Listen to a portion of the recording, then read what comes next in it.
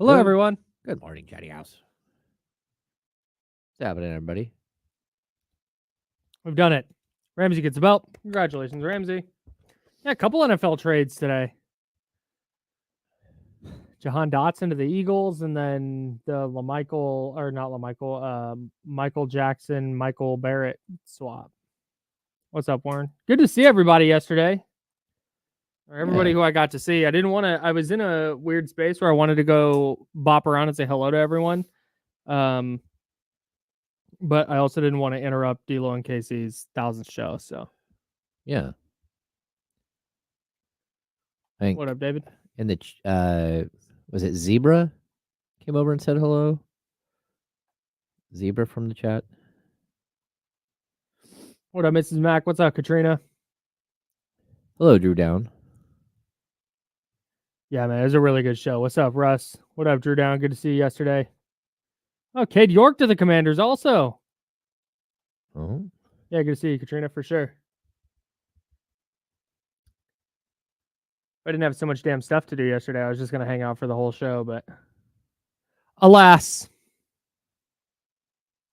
What up, Johnny? What up, Zabo? Oh, hey, here we go. We have a show to do.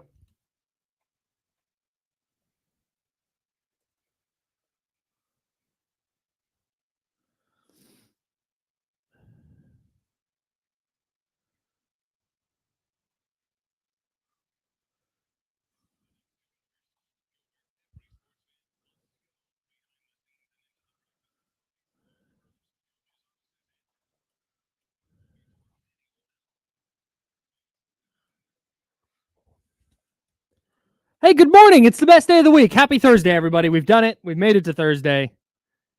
Thursday is the best day of the week because to me, it's the unofficial end of the week.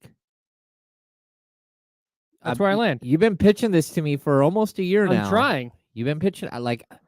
I still like my Sundays, but it's okay, Kyle, for you and me to have different favorite days of the week. Well, Sunday's a weekend. Sunday's a weekend day. It's still a week, though. It's still part of the week. It's the weekend. All right. Thursday's the best day of the work week for me. Because Friday we're chilling. Friday's basically a weekend day. We just cashed it in. Yeah, man. No, seriously. Like, that's what we always go, man, this is such a Friday show. Because, I like so Thursday's the official because once after the show Thursday, I'm cruising. I'm coasting. Okay, so Mondays are my favorite content day because it just goes so fast. The show, like, it starts and then it's over. You're like, wow, what just happened? We talked NFL football for 8 minutes and the show's over. So I get it, but Thursday, that's fine. It's maybe it's because I have trivia night on Wednesday, and so I'm usually dragging a little bit. Yeah, that happens. Yeah, I feel.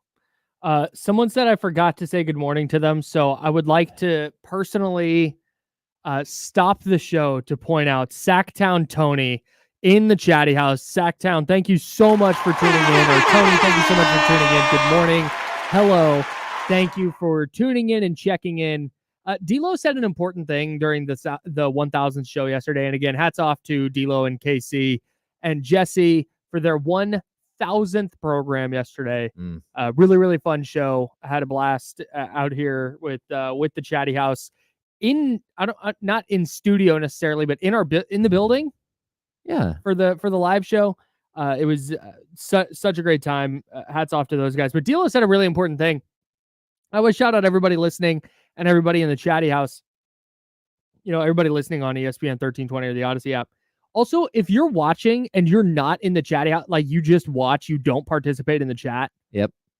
Shout out to you as well. That's a very important aspect of all of this. I think so too. There are a lot of people who watch who don't participate in the chat. If you watch and don't participate in the chat, we salute you too. That was just a thing that needed to be said. Okay. Yeah, I didn't print rundowns. We went out. Yeah, it's okay. We'll just wing it today. We went out into our common area, and the one is missing from the 1000, like the floating balloons. It's possible the one it's fallen somewhere. I actually know. I know where it is. Oh. It is Gavin from the Wake Up Call's birthday today. Happy birthday, Gavin. So did you just take the balloon? 71 years old today. Yeah, somebody, either Kevin or Katie, I'm guessing. as a bit to be like, hey, we got you a birthday balloon. Oh, very nice of them. Took the one. Well, what it did though, Kyle and I went out there, and it looks like we're ready for a game of Quidditch because Yeah, there's it's just 3 giant O's just floating out there. yeah, yep. And it's Seth floating around. He's the Ready keeper. to knock a bludger. No, the quaffle.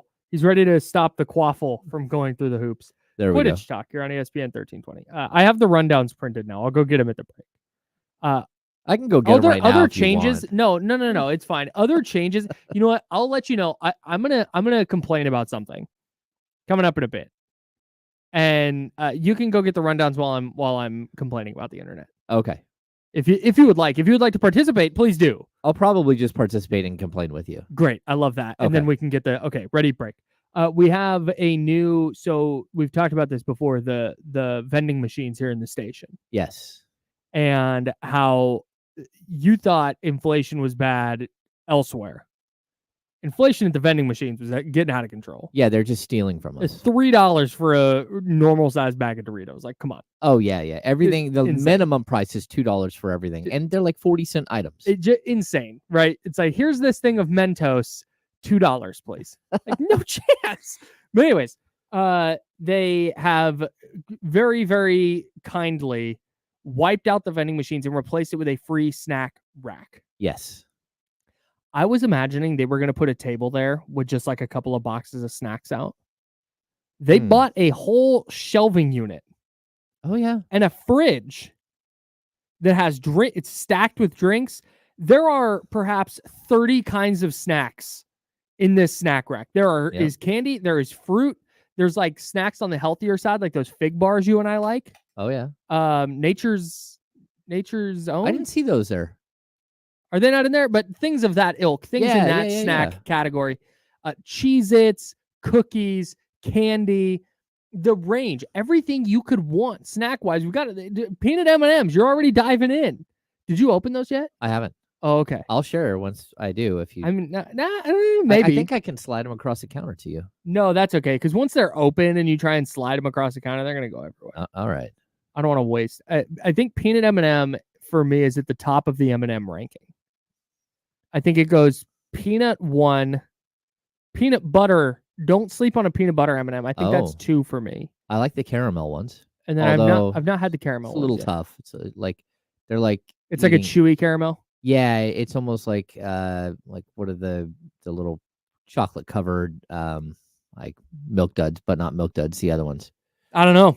The caramel covered. Okay. Like, yeah. So Miss Mac asks, is a Fortress of Snackitude over? No.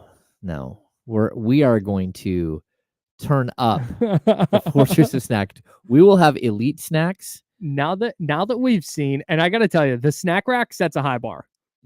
They did well. Like, yeah, I they think did a really nice job. Yeah, they did. Yeah. Oh, there's Skinny Pop in there? Oh, there is Skinny Pop. You know I love Skinny Pop. Everyone in here loves Skinny Pop. I don't particularly care for Skinny Pop, but everyone else does. I love Skinny Pop. But yeah, the Fortress of Snackitude. So now that we've gotten a chance to assess the situation at the snack rack, now we can really ramp up. That's right. Hey, and I think we need to, here's the other thing that needs to happen. So if you're unfamiliar, the Fortress of Snackitude was a James Ham joint, a James Ham invention where he got a locker and filled it with snacks. And it's a very small locker, but you have to like... Tiny locker, you maximize the space, lots of snacks in there. Tetris.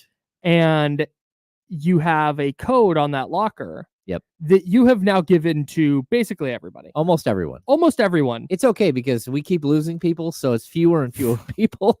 So, but yes, I do. I am generous with the Fortress of Snackitude. I think you need to reset it and be less generous. Okay. Now that there's free snacks out there.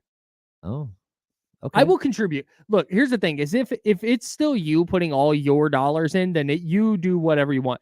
I am willing to pitch dollars into this and making it a much more exclusive club of people who have the new code. Okay, that makes sense to me. Does that play? It does. So, and then we can make it seasonal. So like, oh, I love that. We'll get the pumpkin spice snacks. Yeah, we'll have like the pumpkin muffins. We'll have love that idea during Christmas. The long crispy on the outside. I don't know what they're called. You get them in like a round 10, but they're a cookie. They're like a cylinder cookie. I don't know. Yeah. I know what you're talking about. It's got like the nougat inside. Yeah, maybe. Okay. Wands, chocolate wands, or whatever they're called. Yeah, I don't know. something like that. I know exactly what you're talking about, though. I'm so in. I love all this. I love all this. Yeah, we'll just go over the top on these people. Yeah, 1000%. They're trying to steal our idea. Speaking of fall, real quick, and I promise we'll talk about sports. We got a ton to get into. ESPN did their predictions for the Western Conference. Where do the Kings rank? We'll tell you. We also have a Brandon Aiyuk update. We don't. But Kyle Shanahan and John Lynch still got asked about it. I went to Starbucks today. Okay. And I go in there and I walk in and I mobile order, not because I don't like talking to people. I really enjoy actually ordering at the ready, but it's just the ease. It's quicker. I can order by the time I get there. I order when I leave my house. By the time I get there, coffee's ready. I walk in, I grab it, and I go.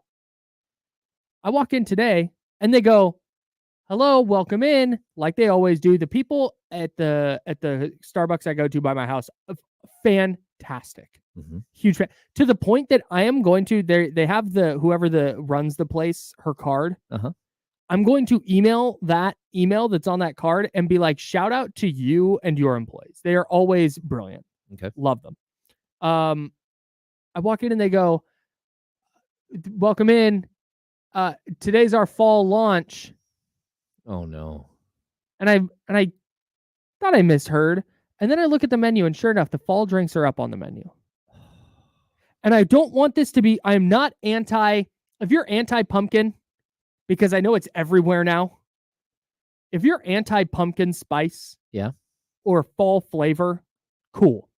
That is your prerogative. That's fine. I'm very pro. I like the fall flavors, the fall smells, the fall season. Okay. I am in on fall. If I'm ranking the seasons, fall is at the top for me. And I'm into all the pumpkin caramel and all the different candles you can get and all that. I'm in. It's August 22nd. It's hot.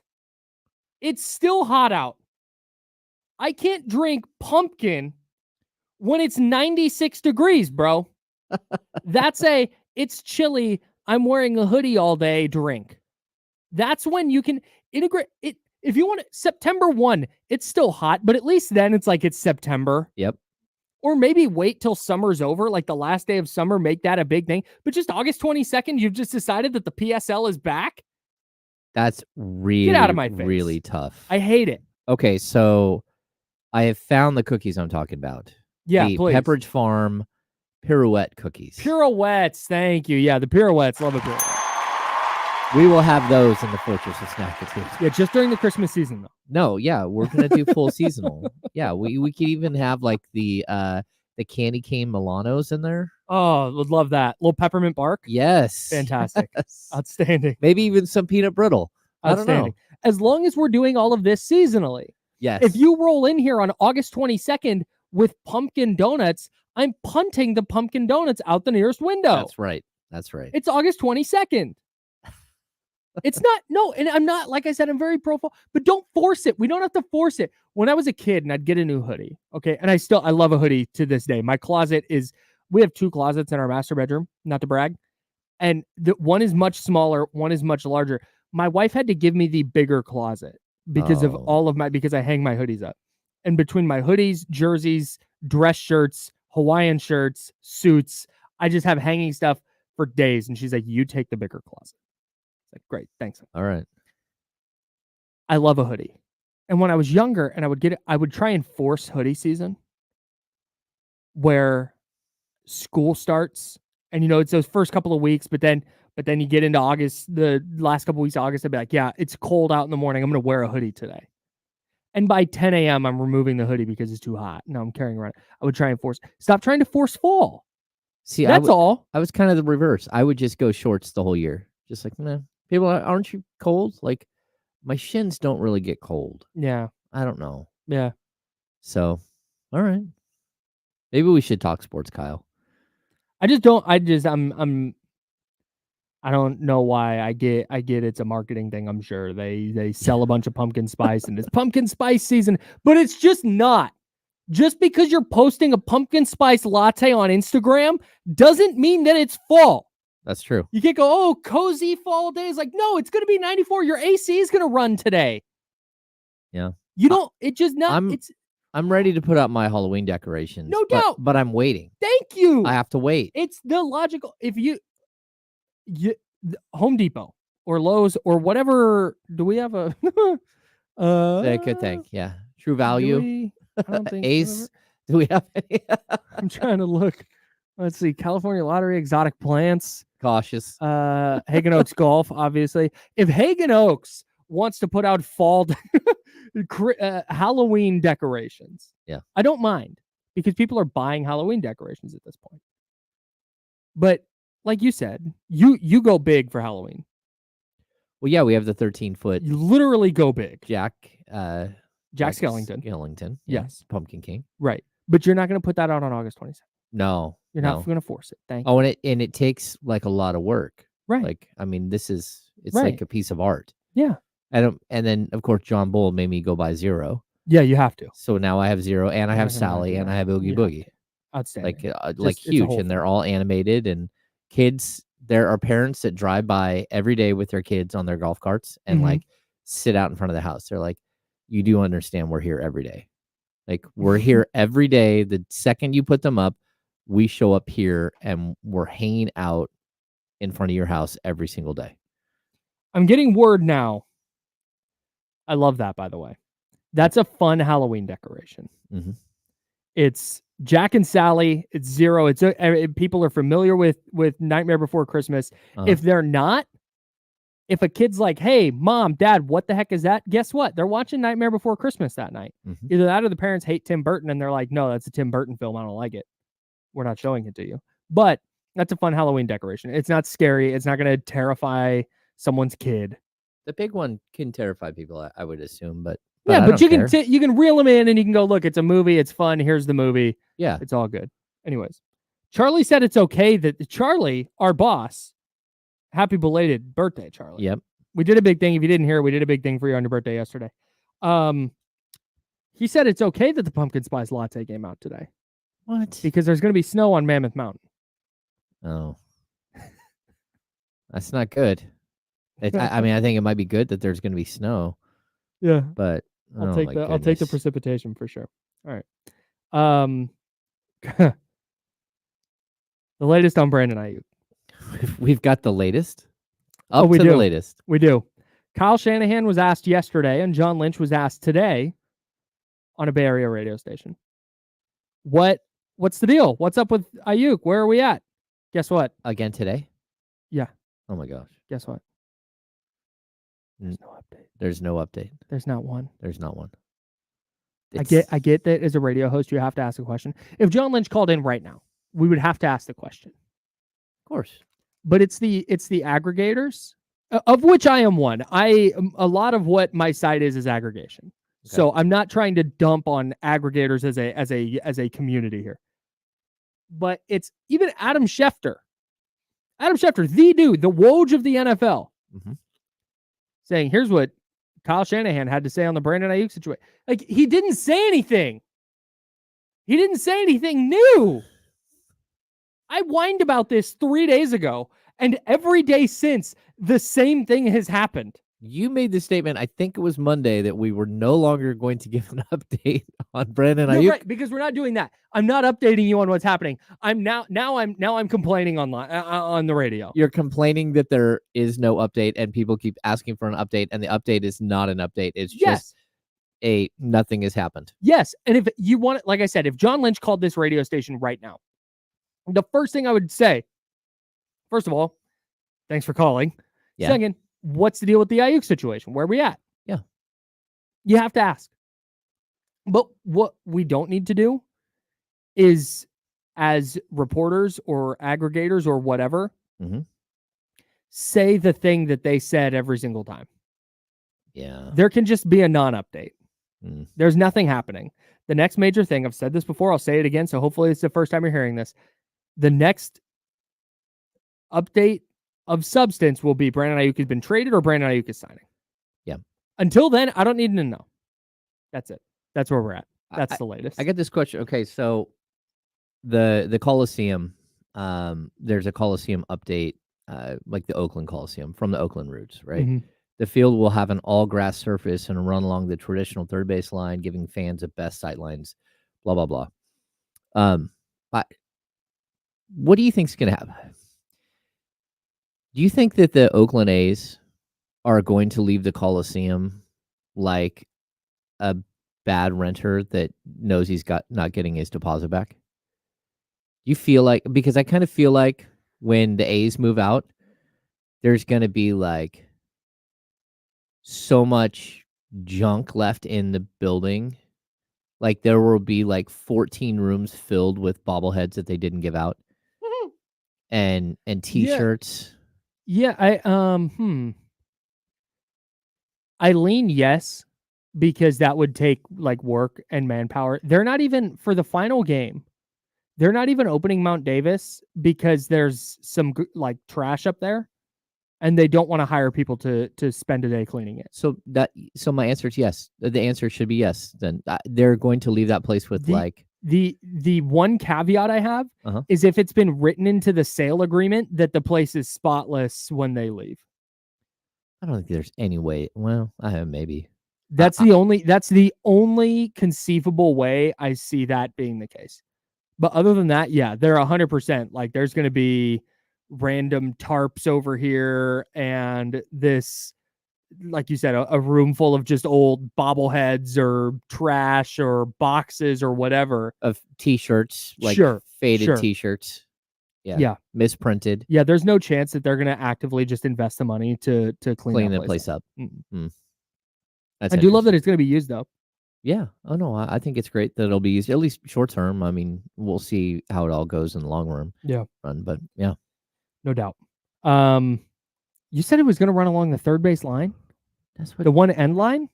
That's what they're saying. The field will have an all grass surface. And right. So they're wiping out the dirt. Oh, they did a picture here. Yeah, it will run along the third base line, giving fans the best sight lines in an intimate electric atmosphere. So is it are the goals like on each foul line, toward each foul line, or is it one goal by the left field fence, one goal down by home plate? That's a good question. Well, it's a video, so I can't just play it. Oh, okay, perfect. Yeah. So I'll play the video and I'll try to give you a more. Oh, there it is. Yeah. No, the soccer pitch will go from the third base line to left center, and then it'll end over behind home plate and down the first base line. So it'll be turned. Okay.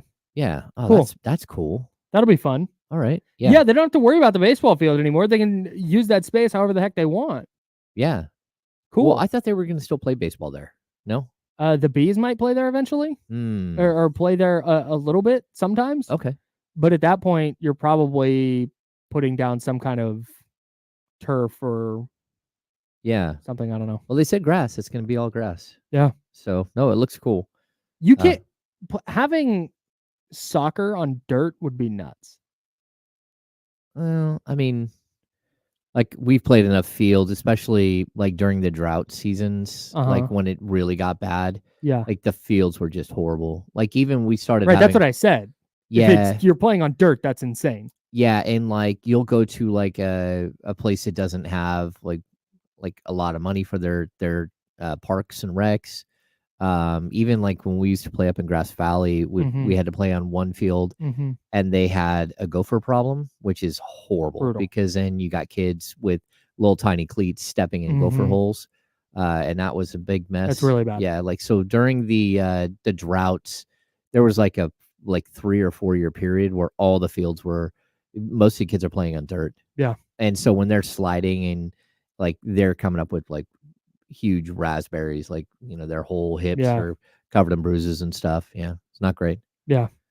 That's why you can't play on dirt, especially in a professional. Yeah. Professional setting. No, they should figure it out. We'll get to the ESPN NBA stuff in a bit. Ben Solak, formerly of The Ringer, now with ESPN, did a ranking of the top of the 32 coaching staffs in the NFL. Yeah. The Las Vegas Raiders land at number 32. It's a tough look. It kind of has to, though, right? I mean, you got to prove it. Yeah. Yeah. That's tough. I have less optimism now about the Raiders now that I've seen that. I know I shouldn't let somebody else's opinion sway me like that. Well, yeah, but they have the Dallas Cowboys at number 16. And we know that their coaching staff sucks. I don't know if their coaching staff sucks. I know Mike McCarthy sucks. Okay, but he's the lead of their coaching staff. Yeah. I don't know. Where's six? I wasn't prepared to. Here we go. Offensive coordinator Brian Schottenheimer. All right. He's not very good. Mike Zimmer's a good defensive coordinator, though. Okay. The 49ers landed at number 4 on this list. And I think it's fascinating because it's head coach, offensive coordinator, defensive coordinator. That's the grouping here that is being ranked. Yeah. The 49ers have head coach Kyle Shanahan. He's also the offensive coordinator. And then the defensive coordinator is Nick Sorensen, who has never been a coordinator before. It's his first foray into being a defensive coordinator. Okay. The gist of what Solak says in his ranking the 49ers 4th is don't know much about Sorensen. Don't love that they don't have an offensive coordinator. But Kyle Shanahan is the man. Yes. And he said, he said Shanahan's issues with game management are well documented. One of the most cautious coaches in the league, talks about how he attempts field goals on 4th and shorts when every other coach is going for it. Manages the game like a coach with the best defense and the worst offense, which is funny because he literally always has the best offense. And that's the rub. He always has the best offense. I don't think I've seen the Kyle Shanahan conundrum more succinctly put than that. Yeah. Yeah, to me, like, look, this is a great offensive-minded coach, and I have definitely had problems with the way his game management, his inability to, be bold, and then, goal line mistakes. Like, I always feel like they leave things on the table way too often. Yeah. But that doesn't mean that they're not phenomenal. Like, they have the best running back in football. They have a quarterback who threw for almost 4,400 yards. Yeah. They have a 1,000-yard tight end. They have a 1,400-yard wide receiver. They've got an all-purpose wide receiver with another 13, 14, 1,500 yards. Like, they are very, very versatile and very good. That doesn't mean that they don't leave something on the table. That's it. That's the thing that jumps out the most to me. Yeah. Is he does coach because I think one of the things we get so caught up in Kyle Shanahan being on the cutting edge of offensive football. He was brought up under during the early and mid 90s and the late 90s and early 2000s. That's where he was around his dad, Mike Shanahan. He's an old school football coach from a game management perspective. Yes. And that is going to be, I don't think it's the reason that they've lost Super Bowls, but I do think that there are multiple games that you can point to or multiple situations you can point to and going, man, he played not to lose more than playing to win. And I'm really interested to see now that you have a full season of Brock Purdy as the starter and they have determined that Brock Purdy is going to be their franchise guy with all of these weapons. I'm interested to see if that changes this year. If we do see him get more aggressive, knowing this is the way the league's going. We're paying all this money to have this awesome offense. Why are we going to leave it to our kicker, who may or may not make it, to kick a 52-yard field goal at the end of the half?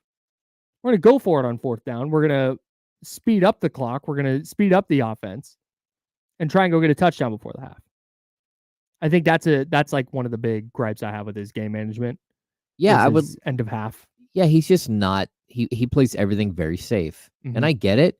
But at the same time, like, look, man, you got a Ferrari. Don't drive 60 in the fast lane. That's it, dude. You got a Ferrari. Just go. Like, turn on the jets. Like, it's crazy. They could be a better version of their offense. Yeah, I think so. Like, even their offense, it's great, but it could still be better because that's the tools you have at your disposal. Right. They need to be operating like they get inside the opponent's 45. Oh, yeah. And any 4th and 2 or shorter, you're going. Just every time. You have Christian McCaffrey, you can get 2 yards. You have George Kittle or Deebo Samuel or Brandon Aiyuk. You can go get 2 yards. Juwan Jennings. You have the ability. But it's the fact that there's that upside and that confidence that they could go do that. that makes Kyle Shanahan a great coach. The reason that people like TC have their reservations about him is because, well, he doesn't always open it up and let that offense cook. All right, we got to hit a break. ESPN did a ranking of the Western Conference teams. Where did the Kings land? We'll tell you next. That's James Hamlin, Kyle Madsen. Jiffy Lube's a sponsor on ESPN 1320 and Sacramento Sports City. Mute us for 1 sec.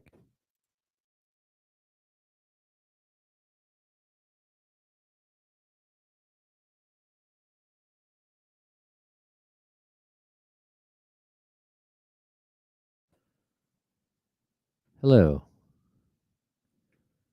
Hello, everybody who came in late. Hi, everybody.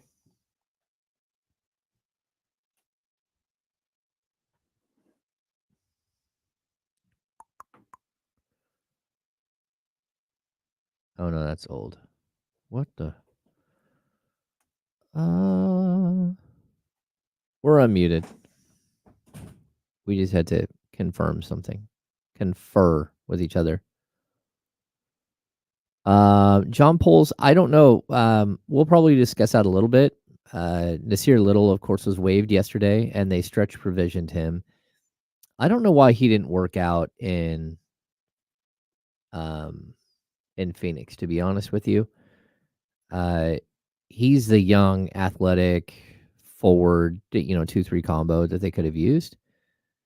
And I definitely would love to see the Kings go give him a league minimum deal.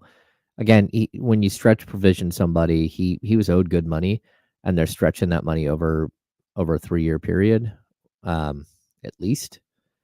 I just think it's a low risk. He's not as big as you think, though. I looked it up. He measured in the combine at 6'4.5", but with like a 7'1 1/4" wingspan. So 6'6". Spencer, I don't think he had a lot of injury problems with Phoenix. He had an injury problem. He messed up his shoulder in Portland, but Portland loved him. Absolutely loved him. So, let's see.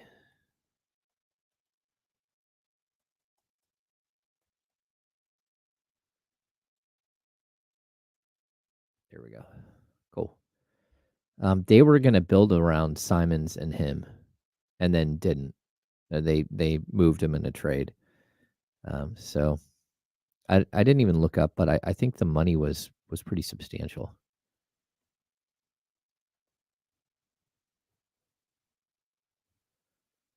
Let me look.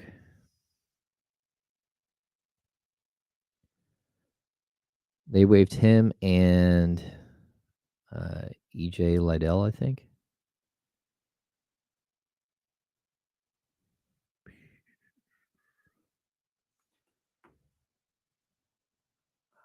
Right over there. Yeah.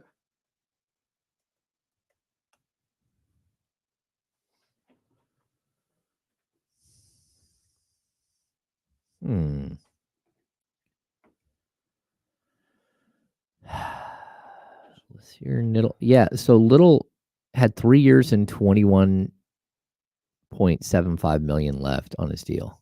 That is a crazy. So they're going to stretch that over 7 years. That's the way that works. So twice as many years plus 1. I haven't seen a player get waived like that in a long time with that many years left. So they're going to roughly pay $3 million a year, which will save them almost 4 this year, 4 next, and 4 the year after that. But they're still going to have to they're still going to have to keep paying. And EJ Liddell had a guaranteed $2.1 million with a team option next year for 2.3. 29 seconds. Yeah, he'll get the money. I think he gets it up front.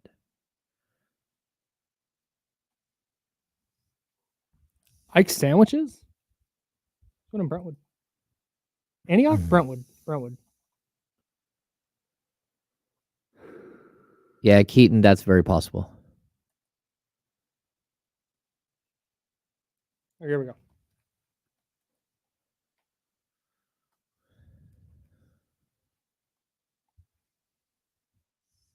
Now, back to the Insiders with James Ham and Kyle Madsen, brought to you by Jiffy Lube on ESPN 1320. That's James. I'm Kyle. A new name has emerged that you think the Sacramento Kings should go get. Yeah, I think they should at least kick the tires. Or kick tires on, yeah. Yeah. Nasir Little was bought out, and it looks like a stretch provision with the Phoenix Suns, and he was owed. He had a 3-year, $21.5 million deal remaining, so they'll stretch that over like 7 years. So the stretch provision, basically, it's twice as many years as a contract plus 1 additional year.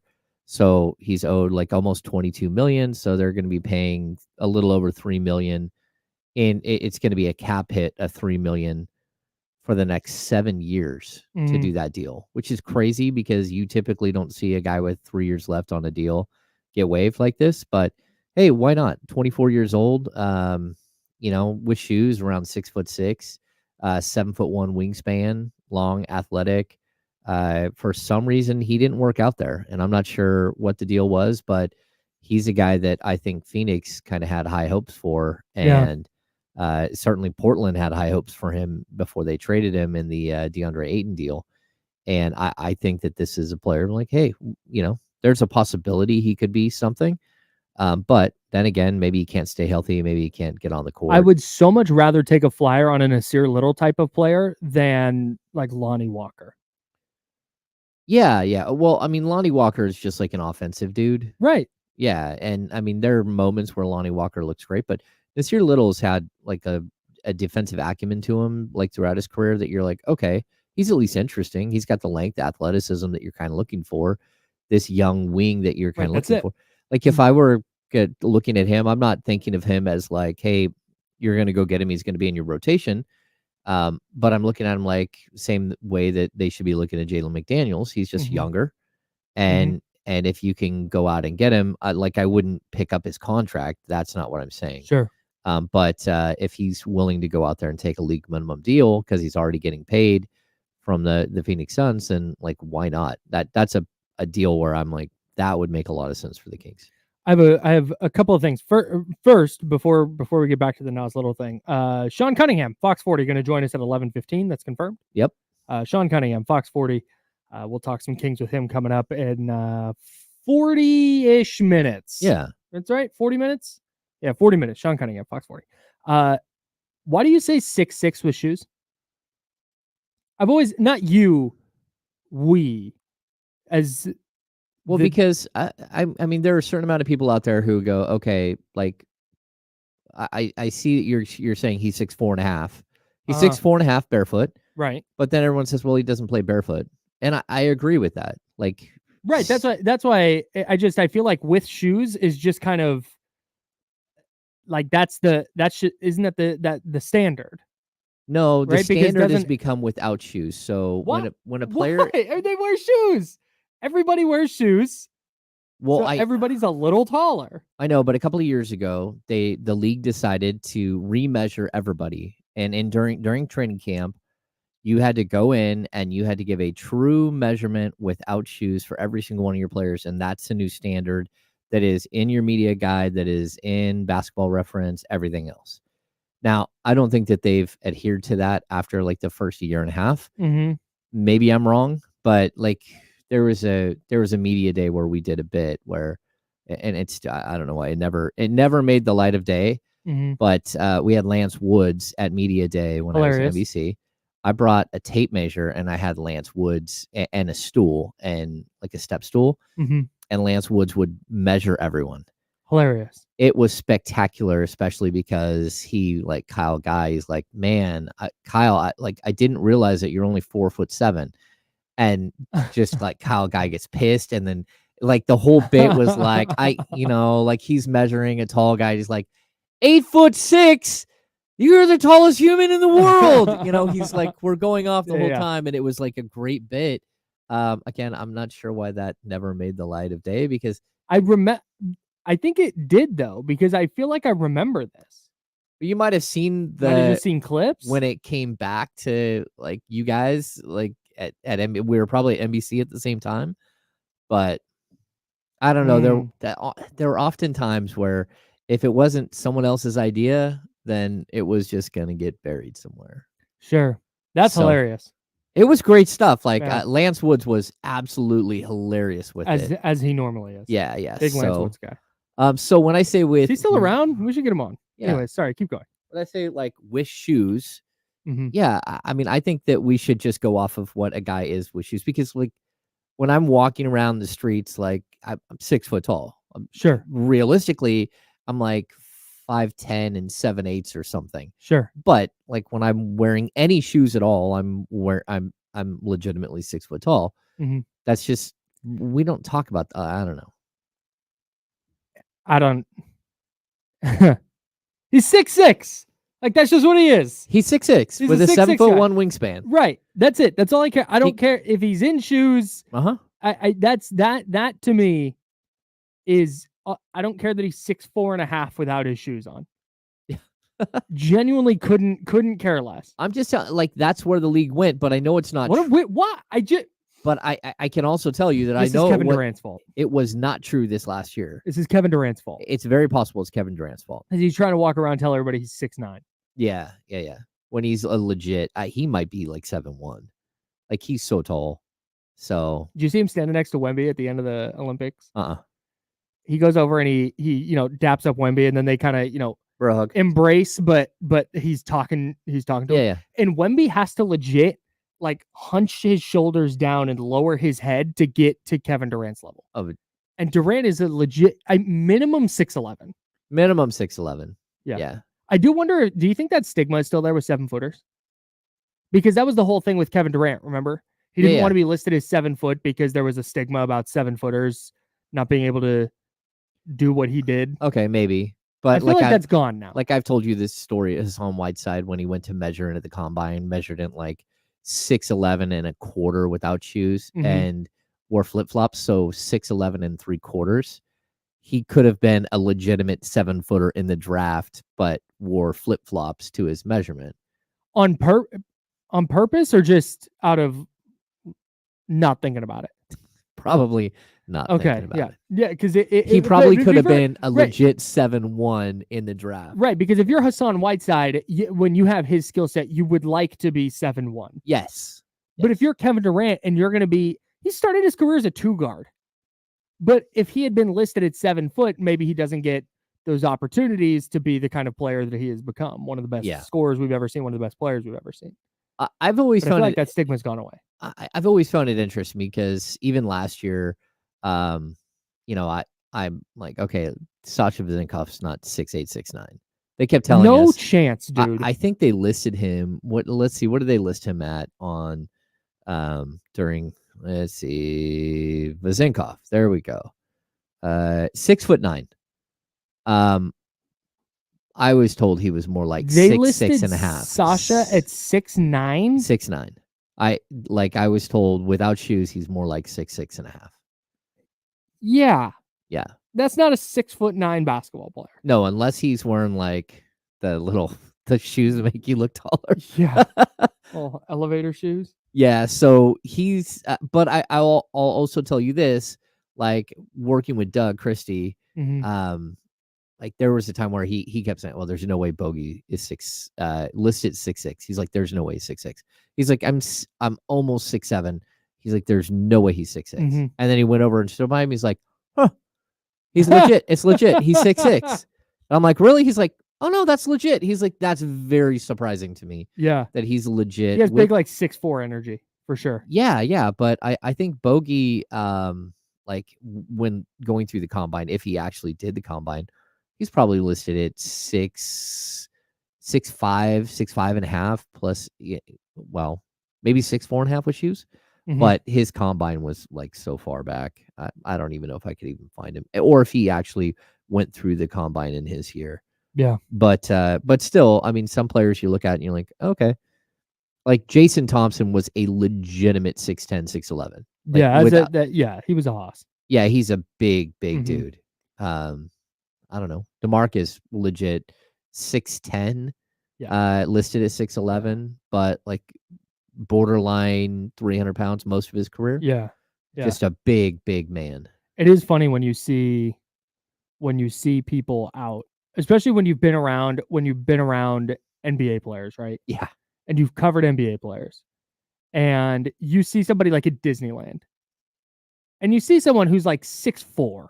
If you're 6'4" walking around Disneyland, you're the tallest dude in most spaces. Yeah, you're a big guy. Yeah. Yeah. And it's so we saw this guy who legit one time, probably about 6'4". And I was like, oh my God, he's got to be like 6'10". And I'm like, no, if he was 6'10", I promise you would notice. Like the difference between 6'4" and 6'10" is just I know it's 6 inches, but it might as well be 3 feet. I told you when we were in Cabo, the guy at Carl's Jr. Bruno Caboclo was a legitimate 6'10", maybe taller. Yes. And so I'm like, I tap my wife. I'm like, do you see? I'm like, there's got to be a box back there that they're standing on. Mm-hmm. But like his coworkers, like came up to his elbow. Yeah. So I'm like, that dude is huge. Yeah. Then we'll go back to Cabo for the second trip. Yeah. There's 2 of them. They're like 2 brothers that are legitimate. One of them looked like 6'8". The other one looked 6'10", 6'11". Golly. Gigantic human beings. I always at the Carl's Jr. I don't want to say I don't want to say feel bad, but I want to ask, when somebody's 6'11" and they don't play a sport. Yeah. I got to find out why. Like, I need to know. It's probably because that guy who's working at CJ's, maybe he got hurt, or maybe he just doesn't care. Maybe he went, I tried out basketball, didn't like it, whatever it was. Or maybe there was no opportunity. I mean, he's in a weird spot, like in Mexico, like literally he's in Cabo. Sure. So sure. Might not be a ton of run down there. No doubt. Yeah. But when I see, I have friends in high school who in high school were like 6'6", zero interest in playing sports. Oh yeah. That's weird. It's like, how did that happen? How did you? That's fine. I don't begrudge you. If you don't want to play sports, it's not your bag, whatever. That's fine.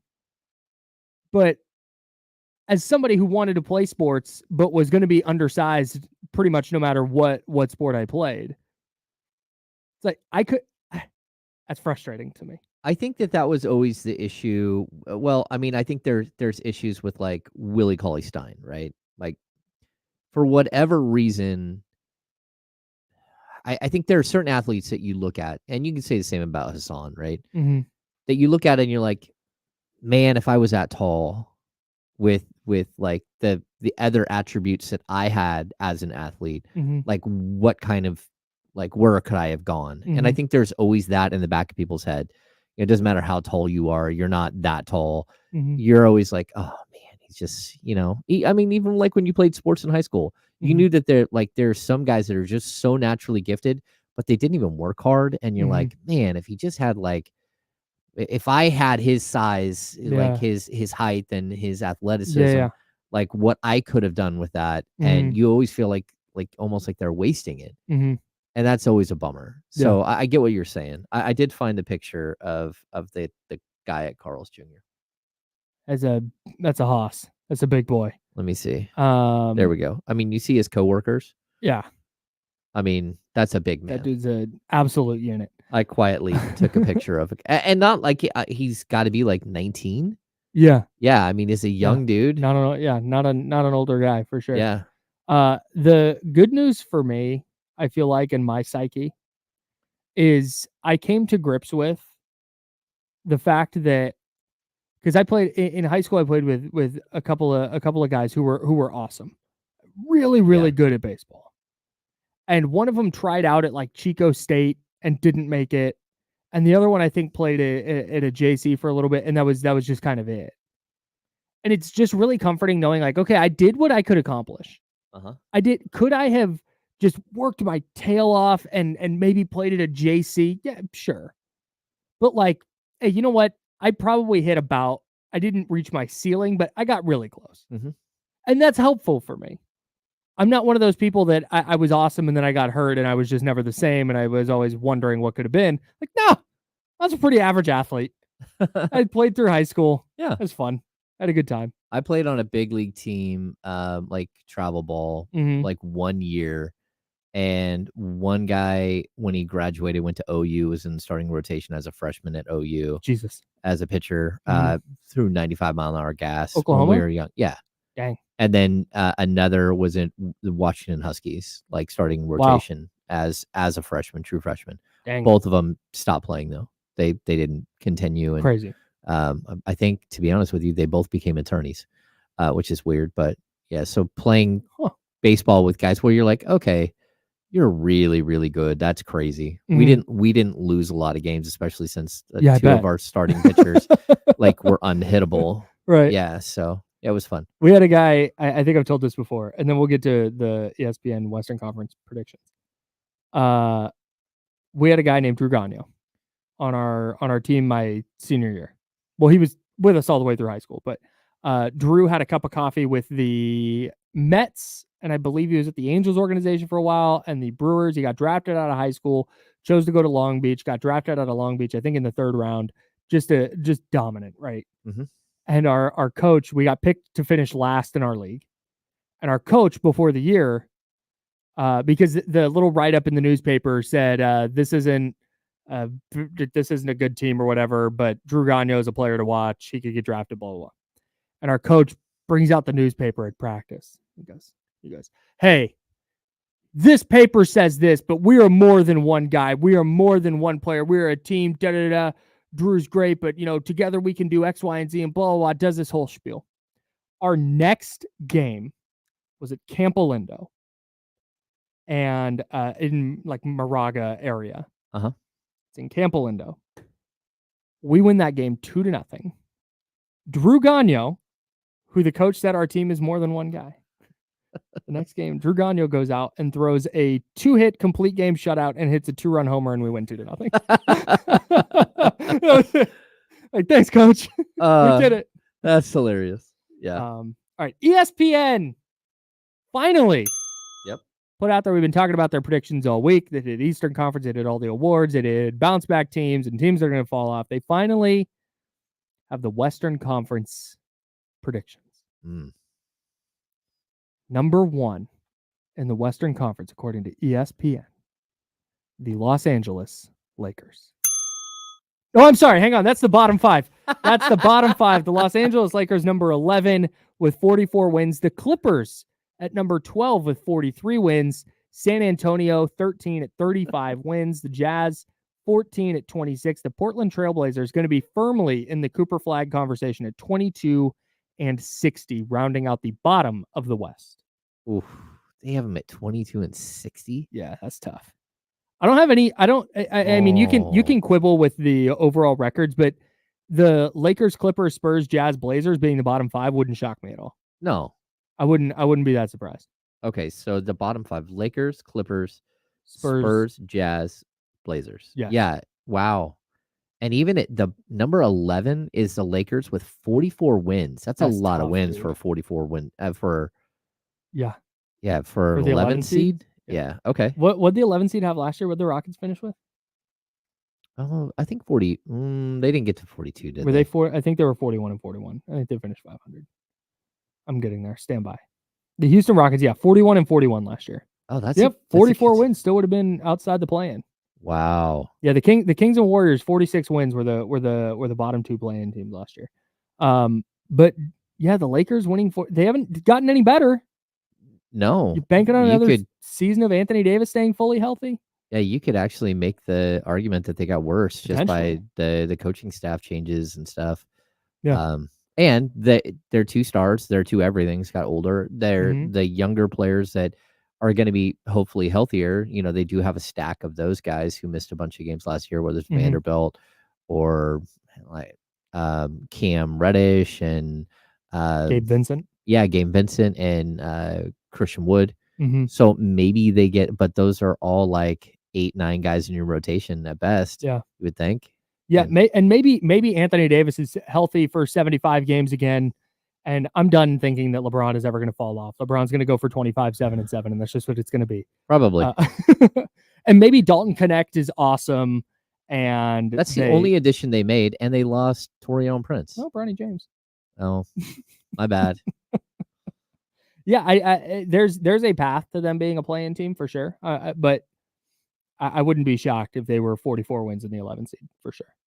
Okay. And then the Clippers falling off big time too. Wouldn't shock me either. No, I don't.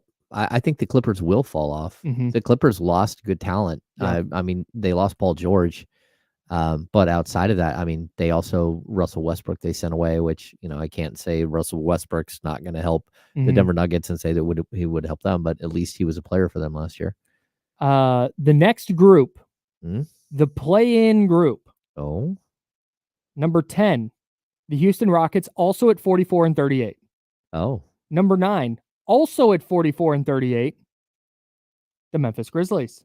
All tied with the Los Angeles Lakers. All tied with the Lakers, and the Lakers on the outside looking in via the tiebreakers. Golden State, the number 8 seed at 45 and 37. The New Orleans Pelicans, number 7 in the play-in at 46 and 36. Again, I don't think I have any major gripes there. No. You have Golden State a game worse than last year. You have Memphis bouncing back, but not into, back to the number 2 seed or anything crazy like that. You have Houston making a little bit of a leap, a 3-game leap for them. And you have the Pelicans, who I think have gotten worse this offseason. I don't know if they've gotten worse. I don't believe fully in the Pelicans. Yeah, I mean, I think that they're going to be solid. Yeah. I think they're going to be a good team. I think it does hurt them that they don't play the Sacramento Kings 5 times this year. Yeah. In the regular season and another time in the play-in. Good point. Yeah, they got. I don't. DeJounte Murray doesn't move me that much. The Brandon Ingram thing is a mess. Yeah. They clearly don't want him there. Well, then mid-season, you're probably going to try to get something for him, but diminishing returns the entire time. Yeah. I don't know what their center position looks like. Like Trey Murphy is obviously awesome. Herb Jones is awesome. Like people in Sacramento don't need to know the good players on the Pelicans. Yeah, even like CJ's a good player still, but but the problem is you're going to get to a point where what are you going to do with Brandon Ingram? How are you going to deal with the situation? Have you like realistically lost all value in him? And not only that, but you're going to have a player in Brandon Ingram who is trying to retain his value and even push his value higher so he can get this max money deal he's looking for, or 35 or 40 million a year, whatever it is. He's going to be fighting to get that. Yeah. And if he's not given an opportunity to be that player, and he's averaging, say, like 15 points a game because you're giving more of his opportunity to Trey Murphy and stuff, that's going to get a little dysfunctional. Like, that's going to get a little weird. Yeah. Because the last thing he wants to do is for people to think he's ambivalent. Yeah.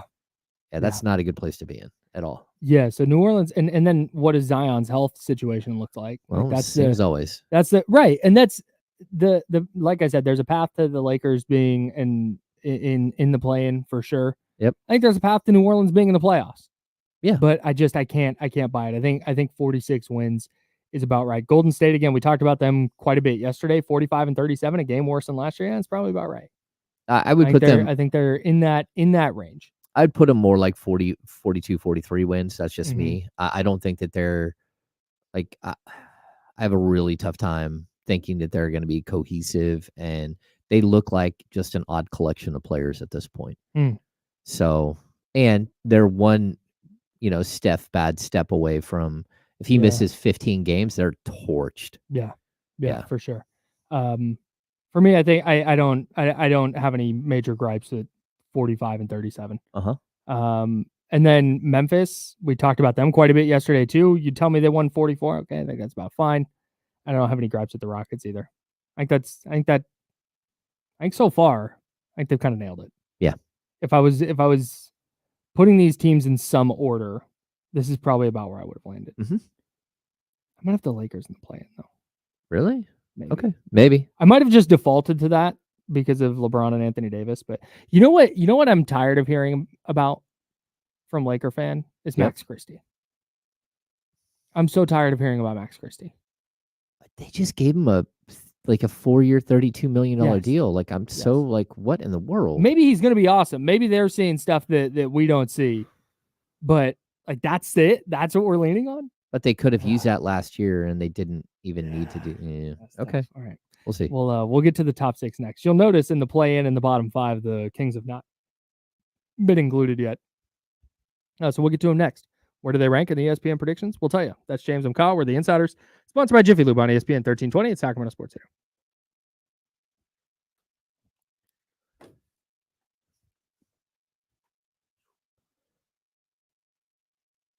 Like, I think this is arguable that the Pelicans got worse. I'm not it is. I mean, they did add DeJounte Murray. He may like it's just about how it all fits together, right? I don't know. Yeah, I think I have more to say. Yeah. Yeah, and like look, I don't really need to see the picture of Zion today. What I need to see the picture is of Zion still in uniform in game 60 of the season. And he's already played 55 games or something. Like, yeah, I don't know.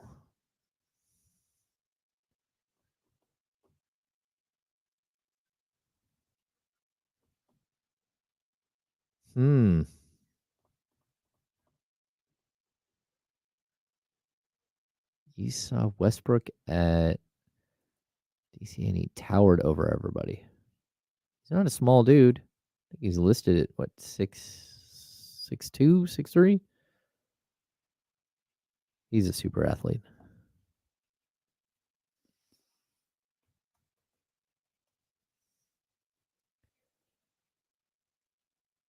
.6'4" he's listed at.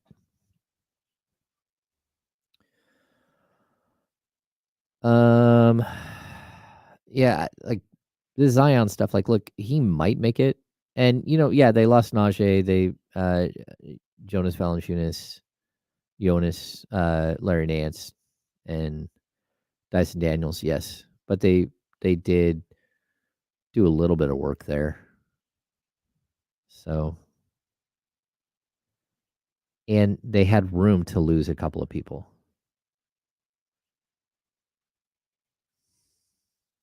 Let's see, what's their roster? Alvarado, if he's healthy, will help. Jordan Hawkins, I think, deserves more minutes.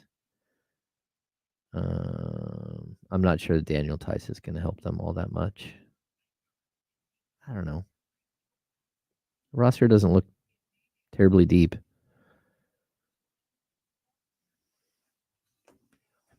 I did like Jordan Hawkins. One of the things I try and do is I try and imagine if this team was the Kings, how would I think about them?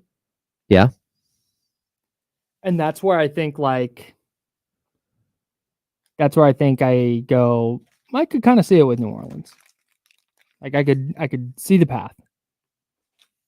No, I'm good. Thanks though. I can see it with Memphis. I can see it with Houston. Mm-hmm.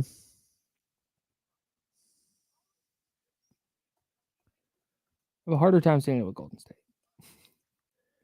He said, as bad as I want to be optimistic. Yeah. I am not. Speaking of which, I found a Steph Curry jersey for sale on the internet, which has been really hard to do. It is not in my size. Oh, that was really tough for me when it it said it was in stock, and it was just not my size. It was a tough break this morning.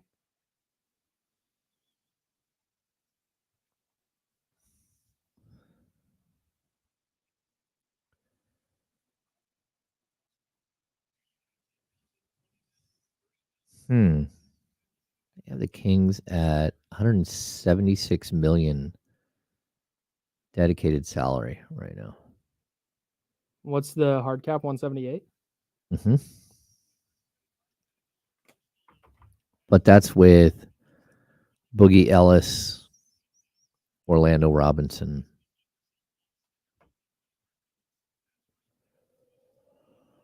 Oh, and Scal. They have Scal on there too. That's not so. You can wipe out at least 3.5 million of that.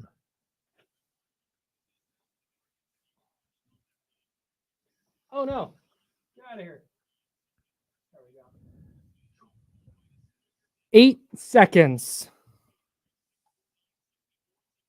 I want to play this video of this kid from the Raider game. Sean, 15? Yep.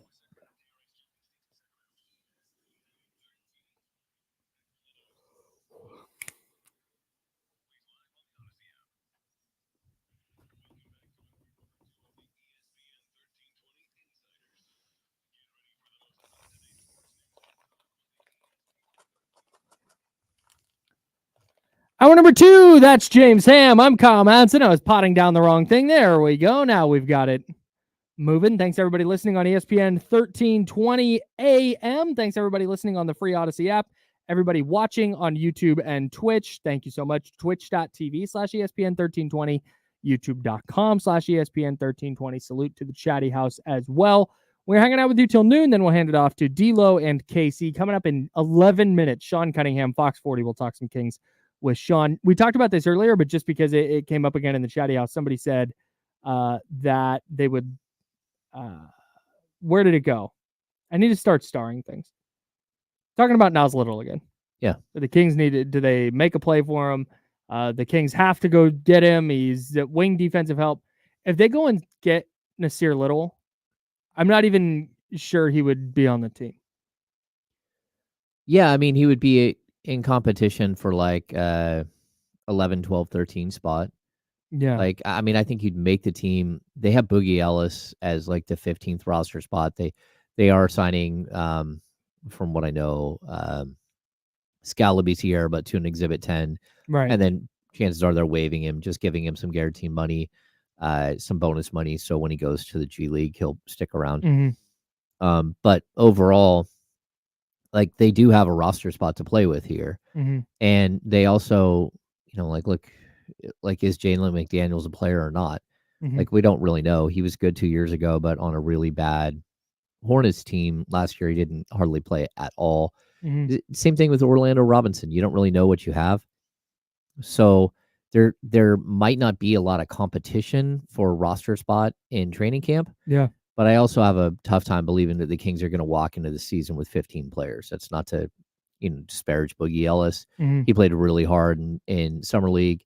It's just really hard to make a team, and for a team like the Kings to walk into a season knowing that you still have 3 two-way players, mm-hmm.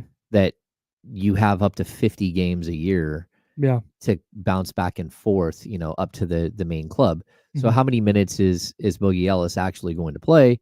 I mean, he's also a player that if you were to, if you do waive him, I believe he has to go into the G League draft. So, like, retaining him is not going to be easy. Yeah. But you also, if one of your other two-way contracts isn't really working out in preseason and like training camp and everything else, mm-hmm. you can waive one of those guys and sign Boogie Ellis to a two-way contract. Sure. And that might make more sense. And then leave that last roster spot open. So yeah, the Kings have a roster spot, and you never know. Like, the reason I bring up Nasir Little, like 24 years old, highly thought of just a couple of years ago, and then mm-hmm. kind of fallen out of favor.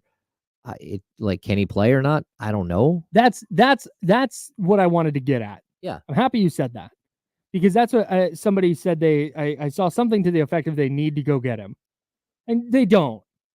It's a good idea. Like, it's a in theory. Yeah. Like, yeah, a potential wing. They need some wing depth.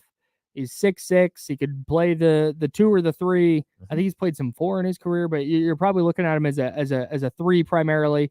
But it's not like he's been this awesome player who needs a change of scenery. Like, no, he's just not quite ever been a regular rotation guy or a really productive rotation guy. He may or may not be a quality NBA player. Yeah, and like, to kind of knock people off kilter here, he kind of looks a lot like Moses Moody, like, at this point in their careers. If you look at where he was 3 years into his career, he averaged 9.8 points for Portland. It looked like he was starting to take off, got a shoulder injury, really set him back. But same dimension, same 6'6" dude, same 7'1" wingspan, 3-point shooter, athlete, all of these things. There's not a lot of difference, like, for me, in like comparing these two players. Yeah. Moody's 22, he's 24. Like, there's a possibility that he works out and becomes a player, but you're not just all in on either one of them, because you don't really, they haven't proven they can do something for 82 games and shown you that they're the next step.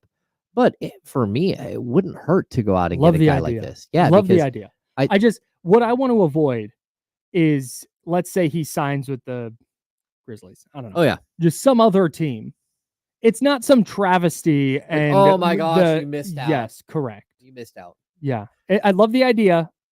If it doesn't happen, I don't want to set some bar or some standard that if they don't get Nasir Little, then they're failing as a front office. No, totally. I would say That's this though. The one interesting thing about Nasir Little is that he's getting waived on a 3-year, like almost $22 million deal, Mhm. which means that somebody believed in him enough to give him a second contract at, Mhm. 3 years or 4 years, whatever it was, that the contract that he's playing out right now. Mhm. And I'm not sure what that deal was, but Yeah. it's at least enough where you're like, hey, somebody believed in him enough to give him money. Yeah. Like, Well, he just fits the modern NBA archetype, right? yeah, the wing. Yeah, the wing 6'6", archetype. lengthy defender, can shoot a three. And No, maybe I he'll think- develop with us. Yeah, exactly. And I just think that last year, whatever happened in Phoenix, I'm not sure. They had a need for that guy, and he wasn't able to get on the court and stay on the court. Yeah. I mean, but again, as a third-year player, as a 21-year-old, he averaged 9.8 points, 5.6 rebounds, which is nice. He averaged 0.9 blocks in 25 and a half minutes, almost 26 minutes, and he only shot 33% from three, 46% from the field. He was like a productive player for Portland on a young team that was trying to develop, and then injuries kind of set him back. And maybe he's a player, maybe he's not. I don't know, but the crux of all this, if you're going to take a flyer on a guy who may or may not be good, you'd rather he be a 6'6" wing than a 6'2" guard. Exactly. That's exactly. It. Yeah. That's it. I would totally agree. And he signed a 4-year, $28 million extension, his rookie scale extension. Like someone believed in him enough to give him some money. Yeah. And I don't know. We'll have to see how it works out. It's not Nasir Little specifically. It's not.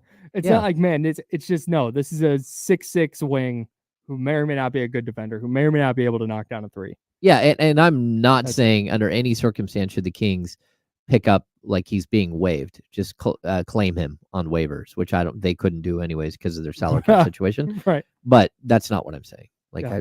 he's a player that you should at least be interested in on a minimum deal, which is again a $2.2 million.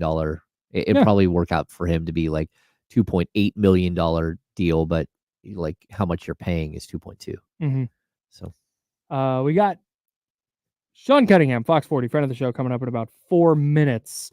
Let's see. What do we want to do? What do you want to do? Do you want to do the West? Yeah. Oh, yeah. Let's get to the last couple. Yeah. Okay. The contenders. They're listed as contenders, Kyle. These are the top 6 teams. If you missed it, 7, New Orleans Pelicans. 8, this is via ESPN's predictions. Their panel of experts. 8, Golden State. 9, Memphis. The Grizzlies. 10, the Houston Rockets. 11 through 15 are the Lakers, Clippers, Spurs, Jazz, and Blazers. So no Kings in the bottom 9. Number 1, the Oklahoma City Thunder are picked to win the West at 57-25. I think that's probably the right move. Yep. Probably the right call. I agree. Number 2, the Minnesota Timberwolves at 54-28. Okay. I like that. I like that think idea. win total on that is a little light. Like I could see them 56, 57. And I could see OKC going 57, 58, 59. Yeah. But go ahead. OKC, there might be a leap for them this year into like a different stratosphere. Yeah. That's if they're going to take a jump, it's the kind of jump that halfway through the season we're looking at we're looking around and going, hey, this is probably a Boston OKC finals crash course here. Yeah. That's the kind of, and maybe they don't take that leap, but I think if collectively they do, with 6th man of the year Alex Caruso.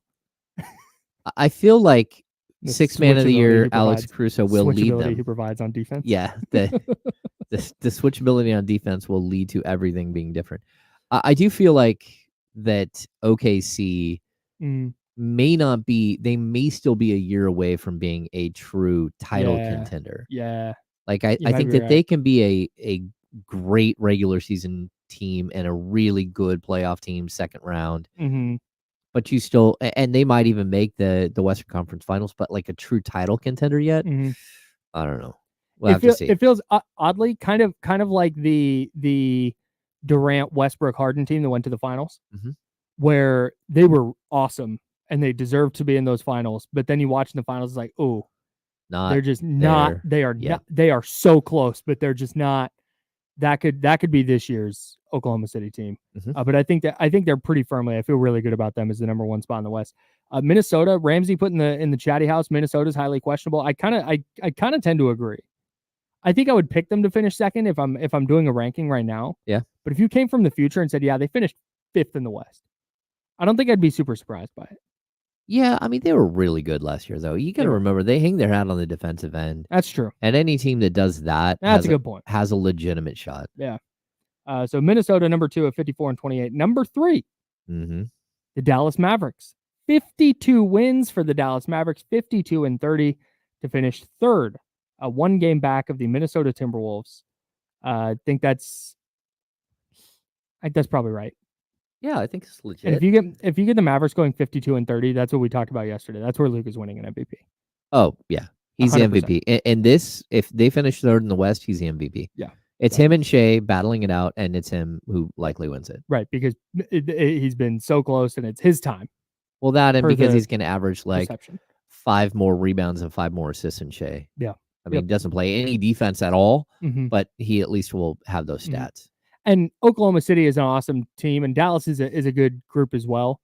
But I think everything about the Dallas Mavericks team building has been, oh, here's how this person supports Luka. Oh, Kyrie learned how to play with Luka, so that's where I think he locks in. Let's bring in friend of the program. Let's push some buttons there. Hey, friend of the program, Fox 40, Sean Cunningham. Sean, what's going on, man? Hi guys, that was quick. How are you? Oh, is that okay? Do you want us to take you off for a minute? No, let me just take a sip of water. Yeah, take a little sip. Look at that t-shirt. That's an incredible t-shirt. Yeah, thank you guys. Appreciate it. Yeah. You didn't go Rihanna. Love Major League. Yeah. No, I couldn't go Rihanna. Most of them are inappropriate. And the White Men Can't Jump t-shirt for the audio listener is just the Woody Harrelson and the Wesley Snipes. The movie cover. The cast of Wildcats. Yeah, I think so. Yeah. Was he in there? Wesley Snipes was? Okay. Yeah, it's Wesley and Woody and Goldie Hawn. Yep. Gotcha. It's good knowledge. Anything else? I got plenty. IMDb rabbit holes before? I've got plenty. Yeah, we do this all the time. By the way, I've been going down a rabbit hole of water spouts and super yachts, so I'm here for all the conversation and conspiracy theories if you're ready for them. Okay, we'll get to that in a minute. We'll put a pin in the conspiracy theories here for a moment. Can you clear something up for me? And from what I understand, you've done this already, but I have not heard it, so I need to hear it from you. The workouts that you reported the Kings had, Isaiah Thomas, Juan Toscano Anderson, Tony Bradley, and Lonnie Walker, were those just workouts so the Kings players could play against NBA guys, or were those legitimate tryouts? Well, I mean, I think both can be true. I think that's anyone confused by it should still recognize a workout as an opportunity, but they're not like a pre-draft workout where you have a singular focus on somebody, or here's our roster slot that we're dangling in front of somebody and say, hey, best man, come get it and earn it. This is very much an opportunity for the roster players in town to get those competitive workouts, and they're not too dissimilar for what you've seen in years past, but there is opportunity to be had, make no mistake. And so putting these people in front of not only NBA talent and evaluators and front offices and coaches, but getting the opportunity to get some burn for these roster players that have a mini camp coming up in San Diego in the near future will be paramount, just to break up some of the monotony of the off season. Yeah, Sean, do you know, did this already take place, or is it taking place, or is it in the future? Like, what are we talking about here? I know the mini camp is in the future, but it's this week. I think they were select days throughout the week, and what is today, Thursday? Yeah, I think there's another one, but I don't have clarity on what days. I just know there were workouts this week. Okay. Sean Cunningham, Fox 40. I want to loop you in on a conversation we've been having today here on The Insider, sponsored by Jiffy Lube. Nasir Little was waived by the Phoenix Suns. Not saying the Kings should claim him off waivers, but to bring in a player like Nasir Little, where do you land on that idea? Yeah. I mean, yeah, I don't know if I've given it too much thought, to be honest. I did see he was waived. I actually didn't piece, him and Sacramento together, necessarily, but yeah. We've been doing it 2 hours now. I mean, certainly I can see someone's attraction to a player like him, but I don't know. I think, I don't know. I think, look, you can go up to 21 roster players, James. I think you know that better than me for training camp. I think this team pretty much already has, an idea of what they want to look like. I mean, it's possible they could even keep an open roster spot heading into the season for flexibility. We've certainly seen teams do that before. So, yeah, sure. I could be talked into it. I don't know that it's somebody that I would circle, like me personally, taking all, any knowledge that I have, which is none, just putting my own opinion out there. I don't know that I would circle him and put him in a situation for Sacramento, but I could certainly be talked into it and certainly understand why somebody would have an attraction to Nas Little.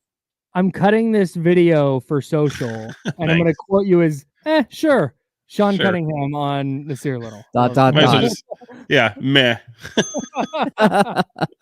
Yeah, like when I look at it, I don't know that like it is a needle mover, but at the same time, I feel the same thing about Jalen McDaniels. And so for me, like if you were to go out and get him, like first of all, it's going to put you up against the luxury tax really close. Will probably put you over the luxury tax, but like further deep into heading towards like the hard cap where the Kings are at. So I could see where there could be some hesitation here, but at the same time, like this team needs to have some quality competition for roster spots, which I don't think that they've had on the back end of their roster for the last couple of years. And so for me, again, you need to go find talent, and you need to find talent at the 3 and at the 4 length, athleticism, what we always talk about. So I wouldn't be, I wouldn't hate it. I don't think it's again something that's going to change the trajectory of your team, but you never know. And if I'm going to take a flyer on somebody, I'd rather take a flyer on Nasir Little than I would on a guy like Kessler Edwards. Like he's just got like a larger body of work. Yeah. I see work in there. I would just say, I would probably argue you should probably do better. And I don't think, to use your vernacular, I don't think they need to be taking flyers on anybody, to be quite honest. I think they're in a position where they need to be damn sure of who they're bringing into their team. I think they've taken some flyers already, and hoping some things pan out the right way, and maybe people have bounce back years and fit in the right way and all that kind of stuff. I think, I'd rather see him be quite aggressive personally, but at the risk of not being able to have a finer example of someone you could bring in, I just think you probably need to do better. So, but on August 22nd, right? that's kind of that's like at this point, the players available are all going to be flyer types, or you're just bringing them in and hoping that they can develop in your system. Perhaps. I'm not asking a player, Nasir Little or anybody else who's added on late August, to come in and be a rotation guy. Yeah. I think there's also a world that exists where, for people who, just for context a little bit, like, you may have kicked the tires on somebody through in terms of gauging interest in the free agency process, and maybe their number is higher than the number that you're willing to give out. So I don't know that with respect to those players, I don't think those are flyer pieces. I think there's people that, may have had an idea of what the market would bear, and now that you're getting in closer to training camp, that market might change a little bit on their end, and possibly the Kings end as well. So I hope you can't hear my air conditioning just kicked on. You can, that's fine. Hopefully it's not too loud. I usually turn that off, but it's okay. It's nice. I love the ambiance. Yeah. So yeah, I mean, I don't know. I think there's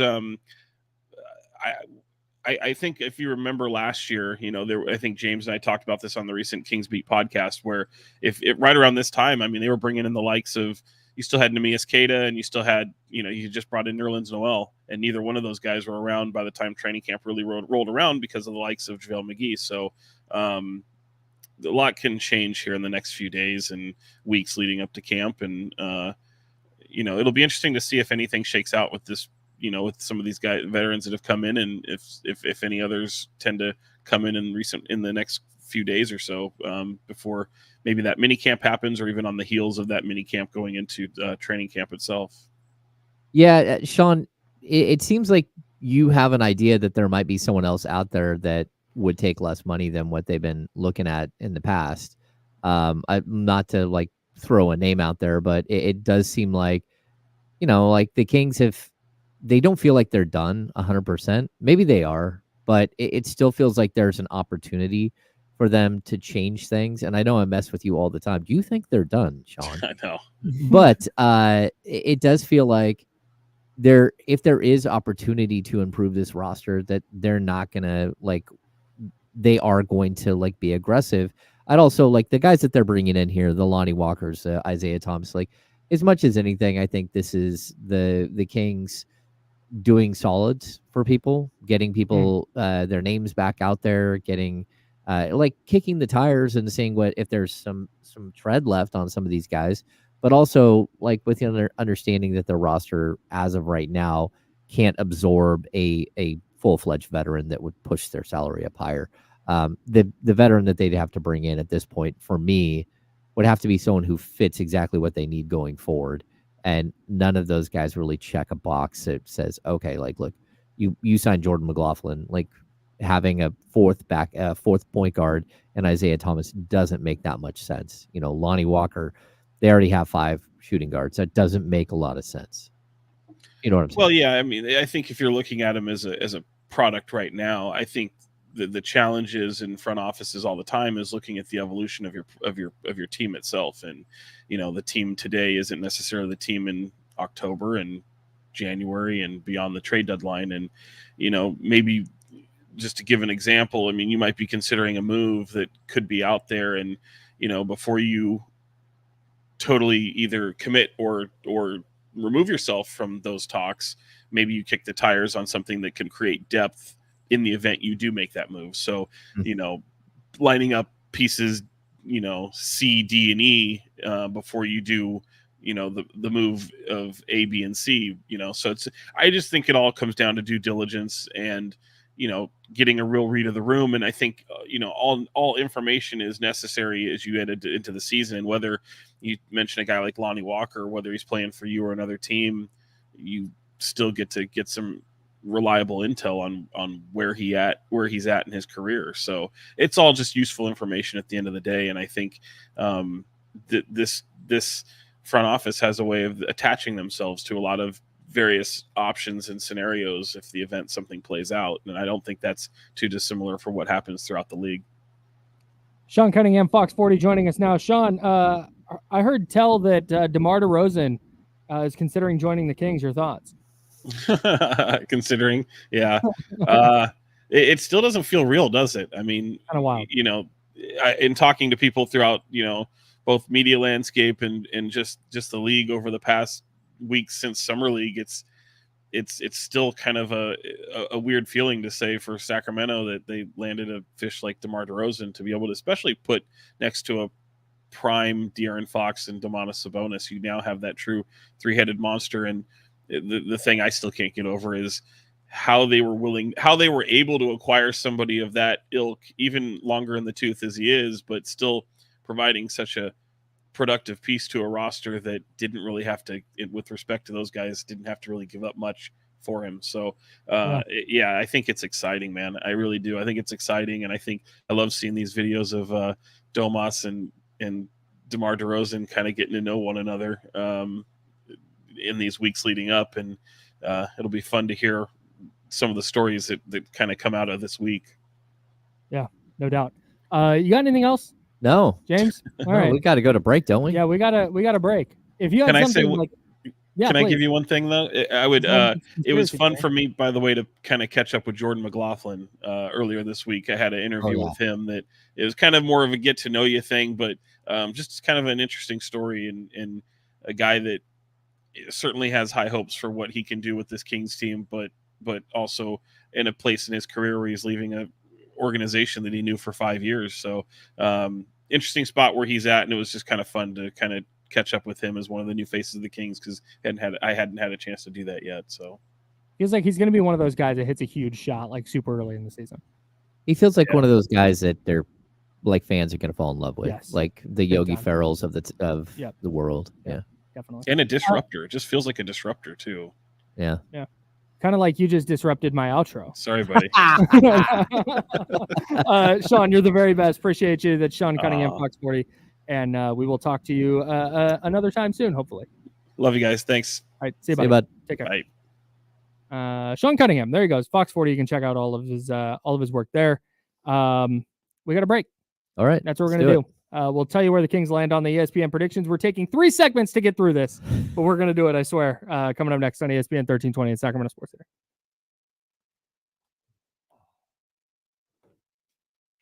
It's Sean Cunningham. Spin move. Joining the show. Talking about Kings and all the places he goes.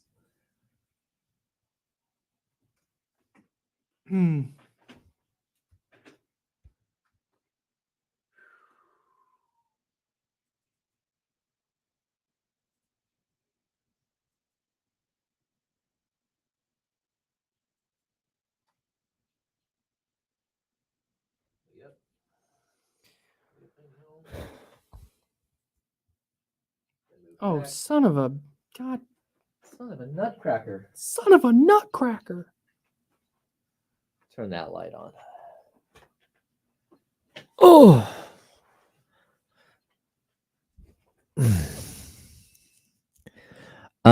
Miss Mac, do I think there will be more coaching additions? Well,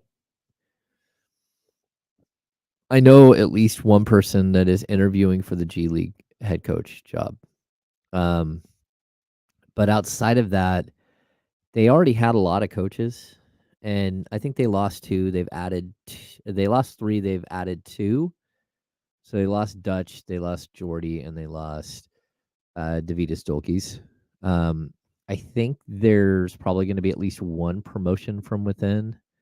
And then they brought in 2 others, which for the life of me, I'm not on top of in my brain. My brain is not functioning at the highest level at this moment.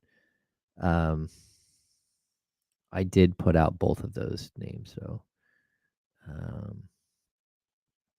yeah, actually I can get one right here.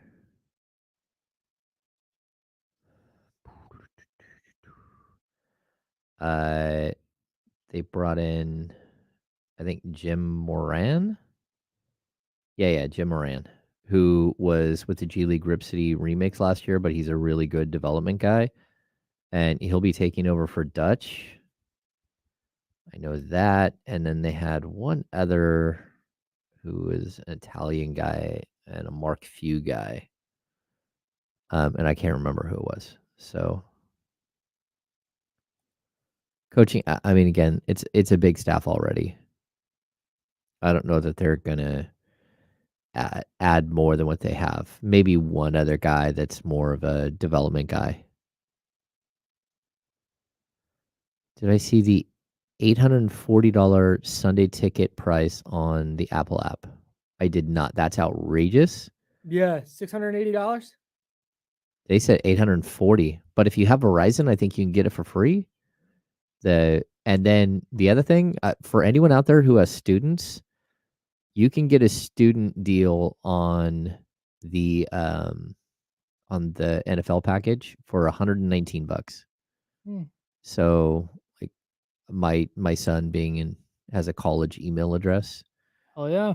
But even I think if you have a less than college email address, you might be able. It'd probably be worth it for you to just sign up for free junior college class and then drop that class and buy your NFL package. Anyway.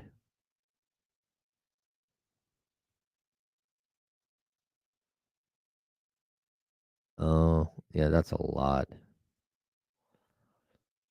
And it's 119 with red zone. I saw it, Eden, on Twitter. Apparently ESPN proposed a package to the NFL that would have allowed people to, for $70, buy like a single team stream. Oh. So if you're a 49er fan and you live in Wichita, Kansas, you can just pay $70 and watch all the Niner games, and the NFL shut it down. I don't blame them, though, because it would have devalued the package as a whole. It's stupid is what it is. I love Red Zone. Yeah, Red Zone's great. Yeah, we do the dual TV with one game and then one Red Zone, and we switch the game on occasion.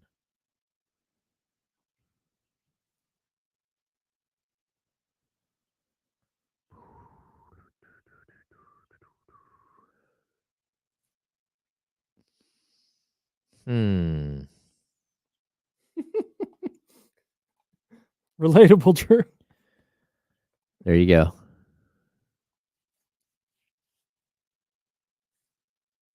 NFL is going to make it cheaper to go to college and get the discounted Sunday ticket than to buy Sunday ticket. Exactly. That's what. Fully advise it. There we go.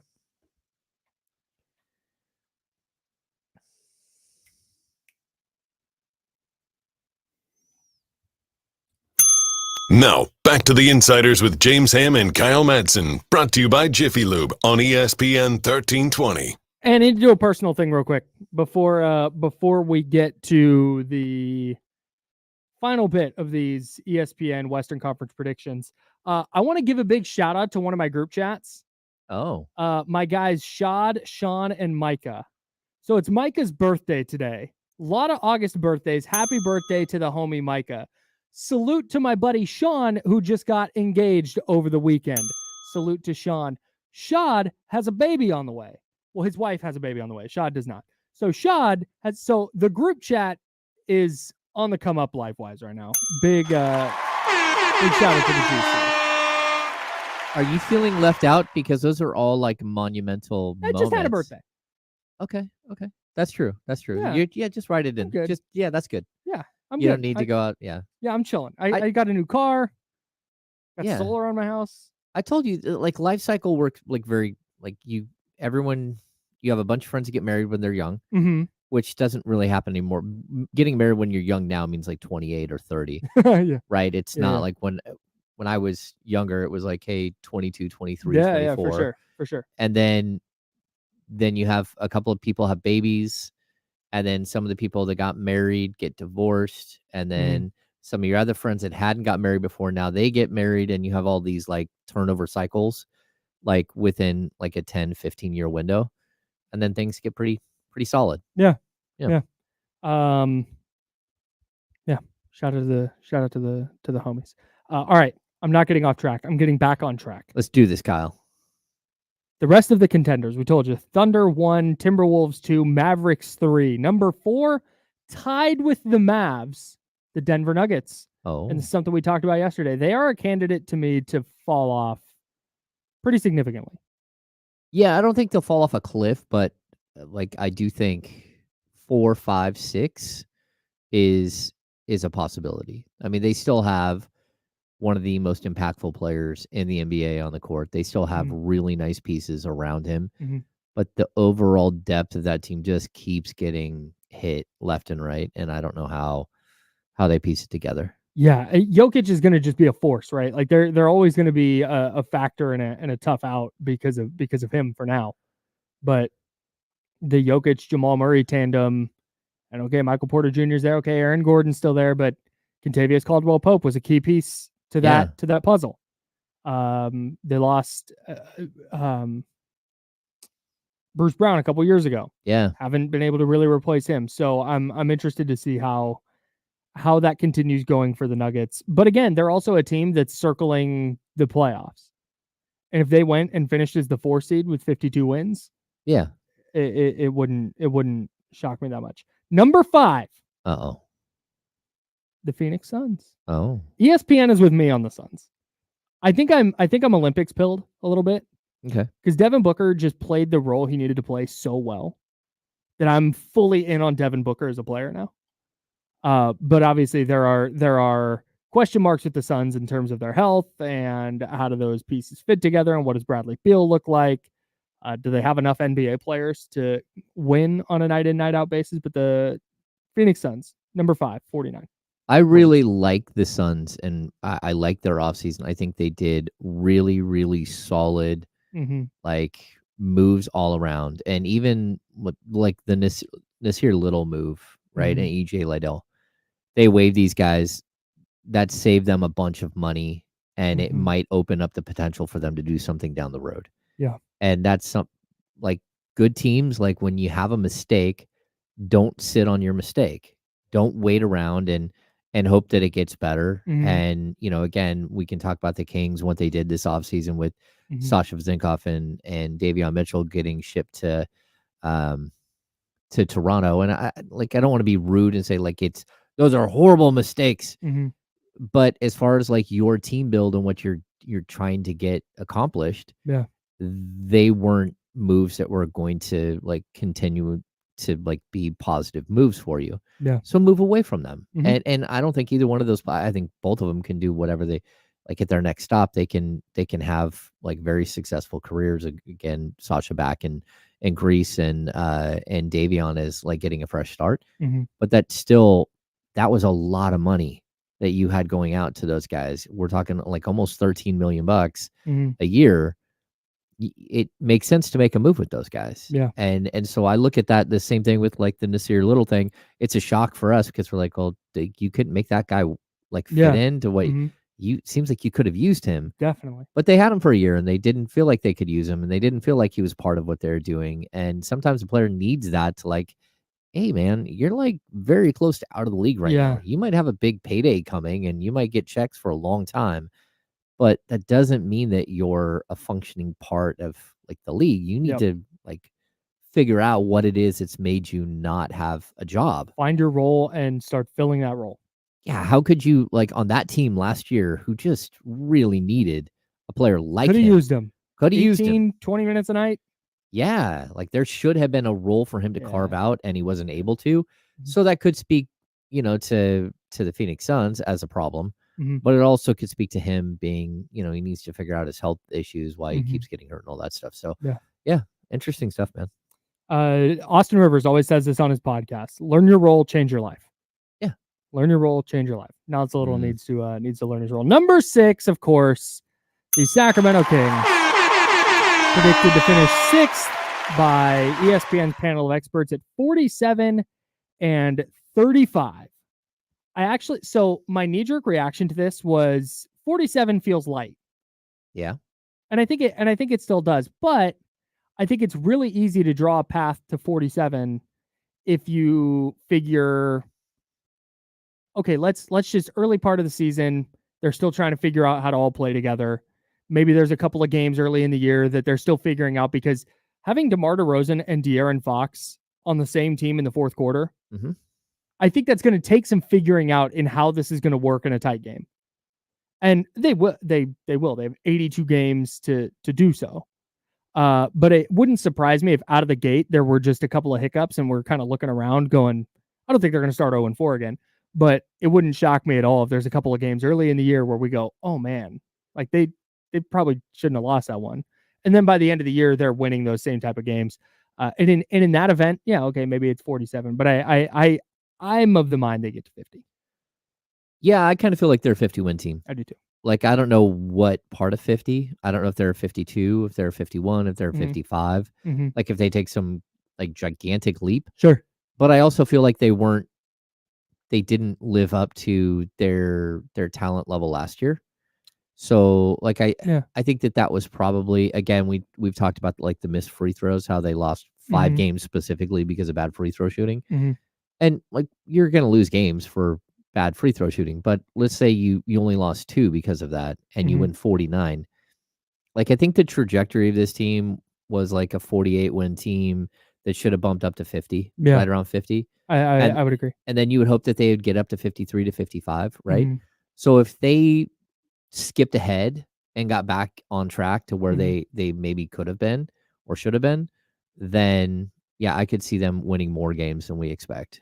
Yeah, if Malik Monk's healthy last year, maybe they get to 50. If De'Aaron Fox is healthy early in the year, maybe they get to 50. Yeah. If they don't trick off a couple of games with missed free throws late, they get to 50. Like, there's so many different ways they could have got. It reminds me a little bit of the 49ers 2018 season. So in 2018, that was the first full year of Jimmy Garoppolo, you'll remember. Mhm. And going into that year, there was a thought like, hey, this might be a team that can win 9 or 10 games and sneak into the playoffs. And then Jimmy Garoppolo got hurt and they won 4 games. Oh, yeah. And it allowed them to draft Nick Bosa. And then the next year they went to the Super Bowl. If you told me that was the Kings' kind of trajectory this year, where they're taking the next, how am I doing this? Last season was supposed to be another step forward, and then this year was supposed to be another step forward. If you told me that this year looked like 2 steps because they took a step backwards last year, yep. Am I articulating this correctly? Yeah, that's what I'm saying. Okay, like, I think that I'm agreeing with you. That's what I'm trying to do. Yeah, I don't think they took so much a step back as they were just kind of the same. Yeah. They just weren't as dynamic as they were the year before. So I could see a way in which they got better by learning how to play defense together. And even if they move from like number 25, number 26, where they were 2 years ago, to, and they're able to keep it somewhere around the 15 to 18 range, which again, they finished this season, I think 13, 14 in defensive rating. You could see where if they can be reasonable defensively and get back to who they were as an offensive team, that like, why not? Why, again, position by position, can they hang with Dallas? Heck yeah, they can hang with Dallas. Yeah. Position by position, can they hang with Phoenix? Yeah, they can. So, and, again, I think we get, at certain times, we get so wrapped up in like a team like Denver loses some good solid players, right? Like those aren't world beaters though. Yeah. And like, I don't think that they're going to take some monstrous step backwards because they still have a ton of talent. We talk about like the top 4 or 5 guys on the Kings. Denver still has a top 4 that's exceptional. Like whether you trust that Murray's going to be healthy the whole season or Michael Porter Jr. is going to stay healthy the whole season, but Aaron Gordon and Jokic, they still have like a star-studded top 4. No doubt. It's where you get to 5, 6, 7, 8, like Christian Brown is there, but what's next, right? And that's where I think their sort of skill level might drop off. I'm so happy Damian Barling is in the building for this. It's time for the handoff. Not only did ESPN pick the Kings to make the playoffs as the number 6 seed, in their little write-up here, I am proud to announce that ESPN did not mention the Kings defense. Congratulations. We've done it. We've really done it. That's big time. Yeah. No mention of the Sacramento Kings' lack of defense. Instead, it says the Kings, meanwhile, added all-star DeMar DeRozan, who joins guard De'Aaron Fox to create one of the most clutch backcourts in the league. It might have been omitted for space. Yeah. It was like the next sentence. It's a little too much room. Let's cut that off. But how about that? Did you tap into the ESPN predictions for the Western Conference? I did. Do you agree? Kings 6 seed, 47 wins? Not agree, but are you? I agree the Kings are a top 6 team. Yeah. The 47, I'm having a little bit of a tough time with. It's 1 game better than last year. It's 1 game worse than the year prior. And if you're going to glow about the DeMar DeRozan signing, what's the reasoning that it doesn't add like actual substantive victories to the total? Well, the lack of defense. Well, apparently, and I guess they just didn't want to throw that in there. Like I'm not really sure. My and James and I are in lockstep here. I think they're 50 wins in that range. 50. That's the number I like. Yeah, I like them. I like them at that number. But if you told me, the Kings were the 60, they won 47 games. To me, I think that probably means that early in the year it was figuring stuff out with DeMar. How does this all fit? Trying to piece the rotation together. Maybe at some point they're trying to fit Devin Carter into the mix. later in the year. Maybe there's a couple of fourth quarters early on where Malik and De'Aaron and DeMar are trying to figure it out. So maybe they drop a couple of games early and they fall short of it. I know I have it in our notes. Do you have it in front of you? Because one thing that I remember, and I hope I'm not wrong with this, like Denver might have been at 52. Was Oklahoma City at 57? Yes. Yeah. So that was the top, right? Yeah. And that's where they were last year. What was Minnesota? 54. So in this ranking or last year? No. In this ranking. Yeah, last 54. year, I think you had 3 teams at 57 wins in Oklahoma City, Minnesota, and Denver. Minnesota 56. 56. My apologies. So that means Denver was 56 also.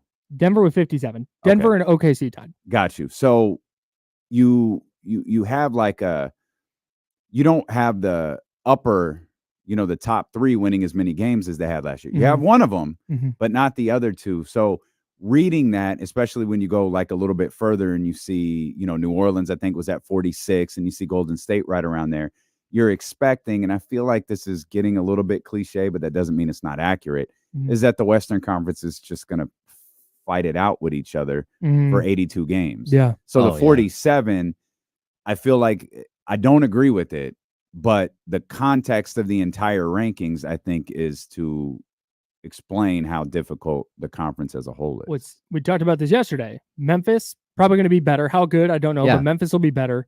Houston, if they take another step, you have San Antonio is going to be better. There's a lot of teams in the West that are just going to be like, hey, they're even a little better than they were last year. Yeah, and not to steer too far off, James, that was one of the most reasonable Memphis Grizzlies predictions I think I've seen. I totally agree. Like the idea that Memphis is the 2nd seed again and they're winning 56 games.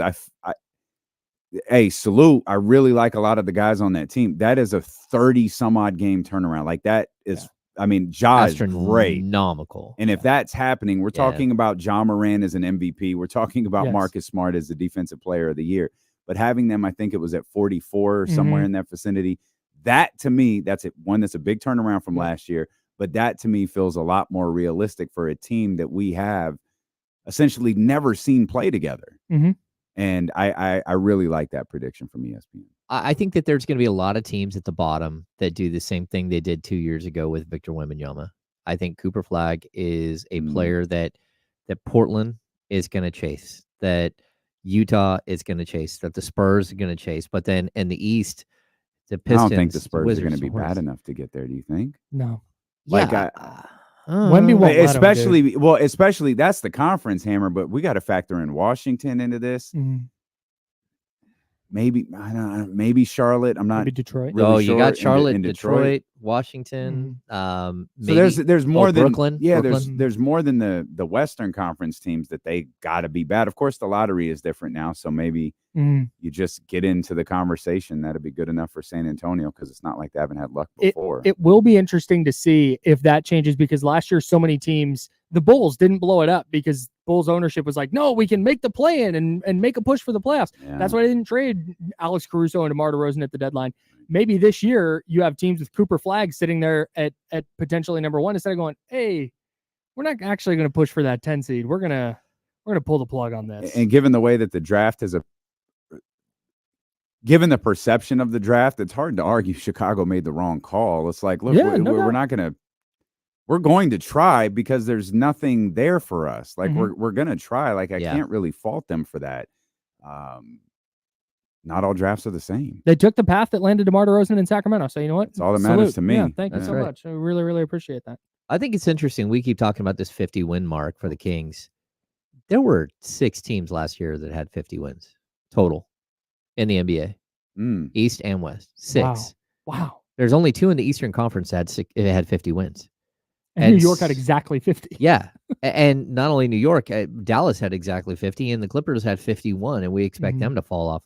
So I think when we talk about the 50 win mark, we might be talking about something that is more difficult than it used to be, like during the heyday where, I mean, what was it? The 48 wins didn't get you in the top 8. But let's look at those teams real quick. New York went on a run where they looked phenomenal, and they closed the season. That took that into the playoffs. That got them to 50 wins.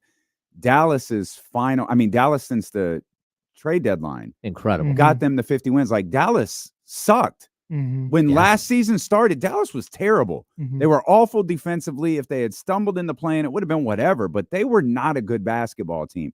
They got significantly better, and I'm not taking anything away from what they did in the playoffs. They got significantly better after the trade deadline. Boston was the best team in basketball all year. Oklahoma City never had a lull. They played really good all season. And then the other two are, Denver did. Minnesota. They were good all year too. Yeah, I feel like they were good all year. I didn't start really buying what I was seeing, I think, until December. It was like, okay, they've shown me enough to know that this is real.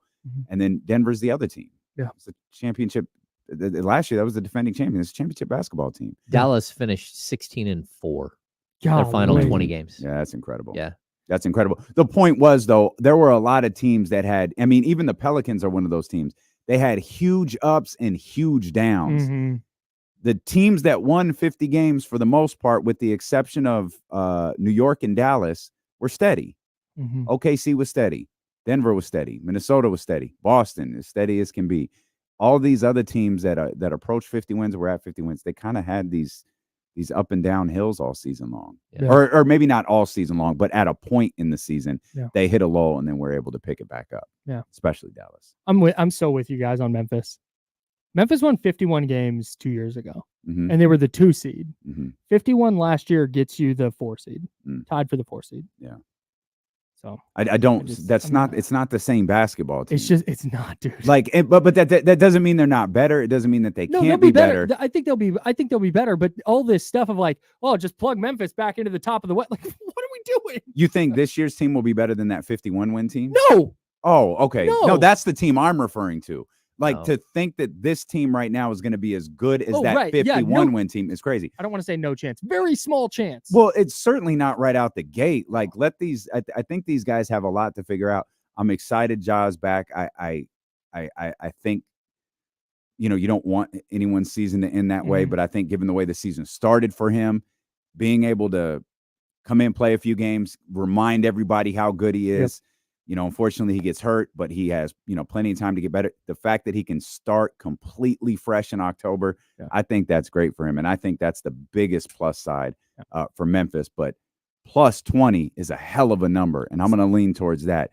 Plus 30, I'll apologize to the Grizzlies. I don't know what else to say. That would be incredible. We can call together the Odyssey station in Memphis and apologize on Memphis radio. Yeah. There it is. They have a 30 game. Aaron Judge already hit another home run this morning. Yeah, he's up to 48. 48. He's going to hit 60 again. That's amazing. We didn't even get to Shohei. We'll put a pin in that till tomorrow. He's at 48 home runs. Yeah. Shohei's at 39, 39. Shohei's on pace for a 50-50 season. No one's ever even done 45-45. Home runs, stolen bases. Wild. We'll talk more about that tomorrow. That's James Ham. I'm Kyle Madsen. We're the Insiders. Jiffy Lube's a sponsor. We'll be back tomorrow at 10 a.m. D-Lo and Casey are next. Until tomorrow at 10, drink water, be nice to people. Boop! Did Canseco do it? What? Canseco did 40-40, yeah. 42-40. There's only 5 guys ever. Canseco, Yeah. A-Rod,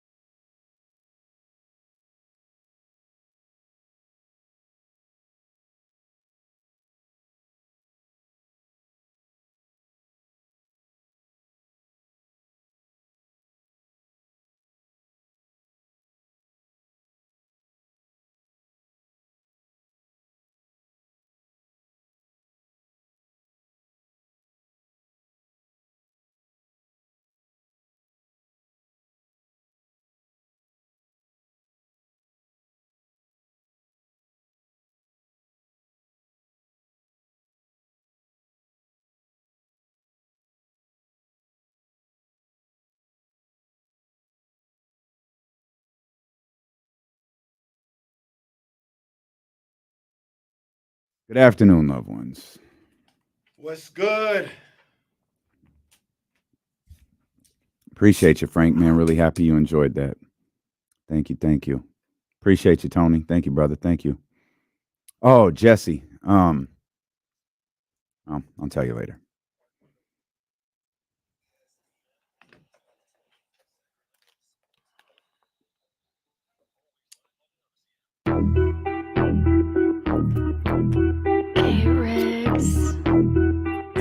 Yeah. We got them screaming D-Lo, KC, D-Lo, KC, D-Lo, KC, D-Lo. We got them screaming D-Lo, KC, D-Lo, KC, D-Lo, D-Lo. We your number one spot. We your number one spot for some sports, huh? Got the city going crazy when we work, huh? We top 2, but we ain't 2, we in first, huh? And when you need the real, we is who you search, huh? D-Lo, KC, D-Lo, KC, D-Lo, KC, D-Lo. We your number one spot. Hey, one more time, just for Hey, one more time, because we're great now. You know, that's just what it is. Well, we're great. I actually never did listen to that thing that played on the radio, but if it was anything like 999, all the goofing off and the pause jokes and the flags, that's coming to an end right now with 1001. You don't get to 1,000 by goofing around. Well, we're gonna talk sports now. Yeah, that's what we're gonna do, and we'll talk golf. Well, and Formula One. The what is it? The Players Championship is right around the corner. Here we go. I don't think so. What's the next major? I don't even know. See, I feel The like U.S. Open, I think, is the next one, or maybe they already had it. You just naming majors. I'm thinking the Masters. So you know what it is? Actually, it's the they're done with the majors. It's the playoffs now. I do know that the FedEx Championships. The U.S. Open's in October now. No, I think it's like July or June. It goes Masters, U.S. Open, British Open, Players Championship. I don't know. I don't. If Tiger's not playing, it's not really. Well, yeah. Well, I don't know when I'm gonna watch golf again. If Man. Tiger's not playing, it's through. just the Waste Management Open to me.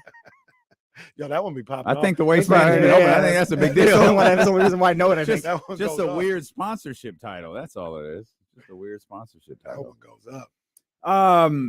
Yeah, that was all a lie. We're gonna goof off again today, and we're gonna talk wrestling, but we're gonna do it with Bianca Belair. Oh, definitely. I didn't mean to step on that. Definitely, we are.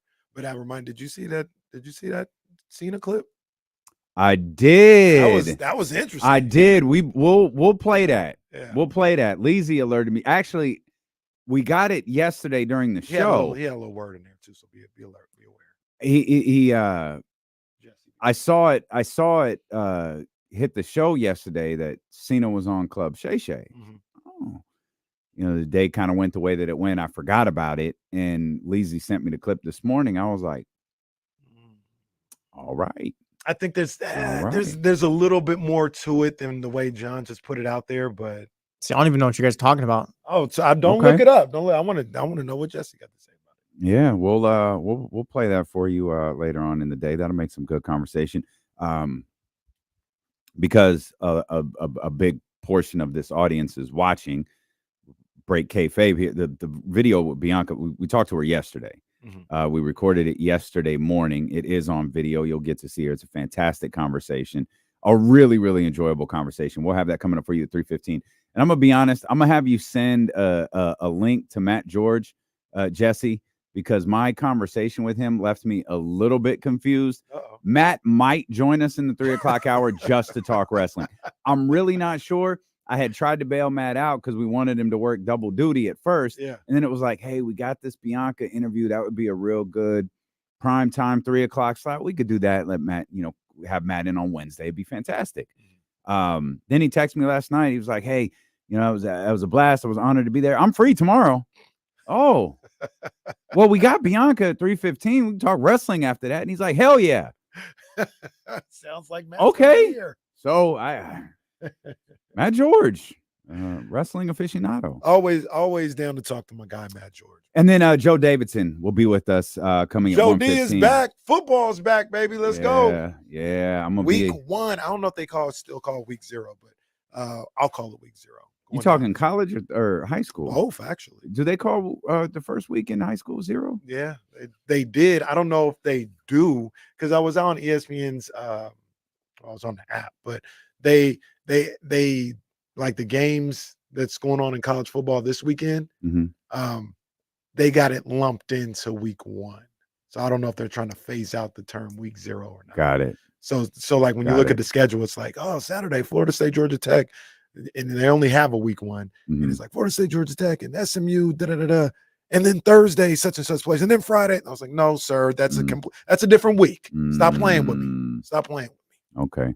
But yeah, week 0, week 1, whatever, going down for high school football. Joe D gonna be in the building. We'll talk to Joe D coming up at 1:15, man. So it's going to be a fun show. Kind of back to your regularly scheduled program. Shout out to everybody who tuned in yesterday. Really a little bit overwhelmed by all of the social media posts. Yeah, man, that was a lot. Sometimes I apologize to anybody because sometimes when there's just so much love on social medias and stuff like that, I just like a short circuit and I just don't do anything. So I try to be like, man, thank you guys. I appreciate it. But at one point it was just a lot. And I was like, I don't know what I'm going to do. I'm just, and then I said, man up, say thank you. Did you say thank you? Yeah. To everyone? Yeah. Okay. Appreciate you guys. But that's what No, we happens do like on my appreciate birthday you. and stuff like that. When people just like, I just appreciate the love. I don't want to miss anybody. That's what really like freaks me out. Cause I don't want to, if 15 people are saying happy birthday, I don't want to say thank you to 10 and then forget to say to 5. So, or short circuit and just not say anything to the other 5. I got you. I got you. But yeah, it was love, man. I appreciate that. Yeah, We appreciate we hope you had fun yesterday. We hope you had as much fun as we did. And again, you missed absolutely nothing, at least in terms of breaking news, because there is nothing going on with Brandon Aiyuk and Kyle Shanahan. And I feel like the same reports are getting regurgitated over and over and over again. Oh, and Jordan Schultz, very, very good reporter, very reliable. Oh, they're close. All right, man. Like they're close for 2 weeks. again. They're close still. Like what? Like close to what? Let me ask you. Do you even think they're talking right now? Like not even on no. What are we doing? I don't mean that as in like they're not okay. Mm-hmm. I mean that as in. What are you talking about for 14 straight days? Yeah, I don't know. I honest to God don't. There was a report. What was it? Was it Friday? Maybe it was over the weekend that they were. No, they're just working out the 4th year language. Yeah, that's been going around for how long? So it's like, what the hell is happening in that 4th year that you guys can't figure it out over 6 days? What are you guys talking about? Where it hasn't gotten to the point where either a deal is done or we're not talking no more. You know what I mean? Like what? How has it stayed there for 6 to 13 days? I think it was Michael Rothel who dropped that 4th year report like last week. That's what it was late last week. We're coming up on a month of the handshake. Oh my God. That goddamn handshake. What do we do if we get a handshake part 2? Oh, please. That would be fantastic. Oh, look at how they're embracing. Oh, Brandon Aiyuk is wearing a long sleeve 49ers shirt today. Well, he's been engaged in meetings since last the day Thursday. Camp started. Yeah. Well, he wore the shirt, and then he's been participating in meetings. He's there. All right. Who's the Niners cap guy that handles all the contracts and stuff? Parag Marate. When Brandon Aiyuk shakes his hand, we got something. Yeah, right. That's a fact. No, when Brandon Aiyuk has pads on and is out there running routes, then we have something. We're not doing this with handshakes anymore. We could just report with no contract. Fix that. He could. Now, could. Kyle and James were talking about this, and I understand it. So sometimes this thing comes up because Kyle Shanahan is doing a press conference or John Lynch is doing a radio hit, and the person has to ask them the question, right? You know what I mean? Like if they're there, like Kyle. Do we have an update? Yeah, Kyle made a great point. Like if John Lynch was on the show right now, as tired as we are of this, as much as we know nothing is going on, like different, we'd have to be like, yo, John, what's going on? So that's what happens. Like he goes on these shows. Yeah, They there's have to nothing wrong with ask. that. They have to ask him. But Kyle's point, which I agree with, was we don't have to report on that interview. That's if he right. said nothing. That's right. Yeah. That's right. And that's what goes on. Like You certainly don't have to send push notifications out that say no update. No, like we know. Like send the push notification out when there is an update. Yeah. Otherwise, leave me alone. Pretty much. I am surprised nothing has happened though. I am too. Like one way or the other. There was so much talk. I predicted it would happen over the weekend when the handshake happened. That was 2 weekends ago. Well, no, the handshake. No. That was, like I said, we going on 4 weeks. That's crazy. Come on, Brandon. You done got enough attention at this point, man. Sign the contract. The 49ers. Sign the contract, big boy. Sign the contract. There's got to be another component to this that the 49ers are really comfortable with the idea of him playing for the San Francisco 49ers one way or another, or getting this contract signed. Because if they thought they wouldn't keep him, would you allow him in meetings? If they thought, I mean, even though Pittsburgh, the teams in question, New England, Cleveland, they're all in a different conference. Like I get that, but still at the same time, if you weren't confident he was going to be, I'll speak for me. If I was like, hey, I don't think he's going to be here. This is going poorly. I don't want him here. I don't want him in my meetings. And more importantly, I don't want him talking to my other receivers. I don't want him talking to my young guys. I think as I understand, as silly as all of this is, all of the signs to me point to him being a San Francisco 49er. That being one of the biggest ones. That's a good point. That's a good point. I mean, I agree with you. Like if I had any inkling, or I shouldn't say any inkling, but I would think at this point, like you just said, the Niners have an idea of how this is going to play out. Yeah. How long it's going to take, maybe they don't know that. But they may be like, well, at the very least, I know we're not trading you. Like I know that's not happening. You may sit out. You may not play at all this year. That's a possibility. But unless we get the team that's offering you their first and second best player or something like that, we're probably not trading. So yeah, you can sit in the meetings all you want. That's a good point. I would, common sense says that's how things should go. And if they go any differently, Niners, where you sleep at the wheel? Like how are you letting them in? Yeah. And all this team stuff, and you were going to trade them for a 4th round pick. Yeah, that's some of the other weird stuff that we're reading. Like, yeah, no wonder they're not doing this. We'll come back. Talked a little bit about it on the handoff with the insiders here a few moments ago. Some interesting Western Conference record predictions came from ESPN. Some actual like not interest in the wait till you hear this. Ones that I felt like, hey, I feel like they actually put some thought into this. These are some reasonable predictions on the Western Conference. We'll talk about that. We're just getting started. We're happy you're here with us.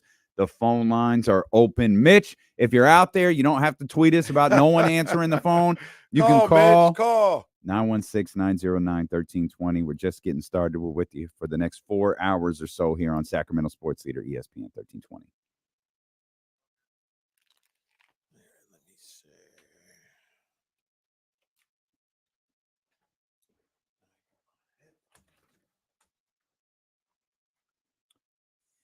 Our man Charlie is very, very excited to be at the A's game today. Very excited.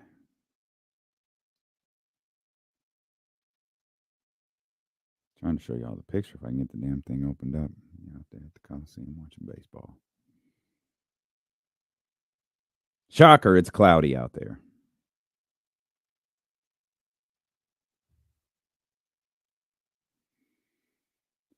Oh, man.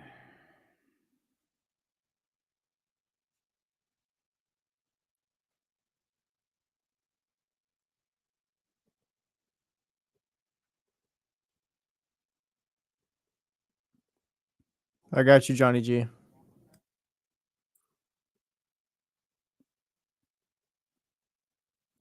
Johnny G, thanks for the record, man. That was really nice of you. Very, very nice.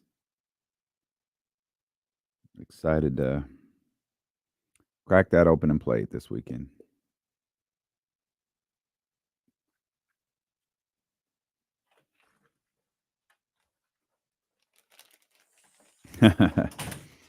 I see you drew down. Yeah, I know it's different when you enjoy a movie or a show or whatever. It's difficult to just sit there for 4 hours. The fuck was that? The power cord. Oh, the camera shook. I was like, what was that? There's another earthquake. Another earthquake. Top 10 moment of 1,000 to 2,000 episode. According to the kitchen, we've put this odometer back, and we're at 0. Oh, You see? oh, that's a shoot. Who took the one? I think Kyle said the wake up call had it because it's No. Gavin's birthday. No. All right, Gavin.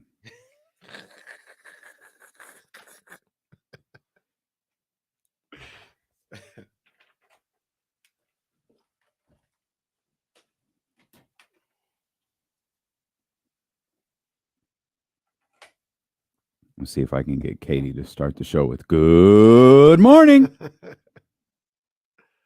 Like, sure, I'll do that. Why am I doing this? Don't worry about it. It's good. It's good. Hey KC, the new snack, whatever we want to call it, that's top.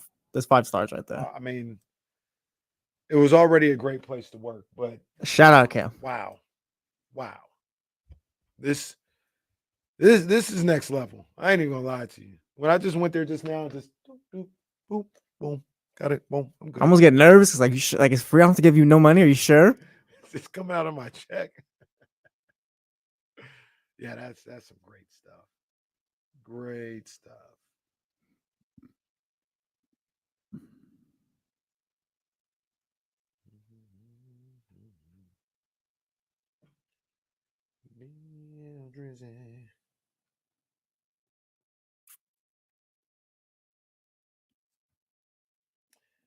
Man, so I saw, man, damn.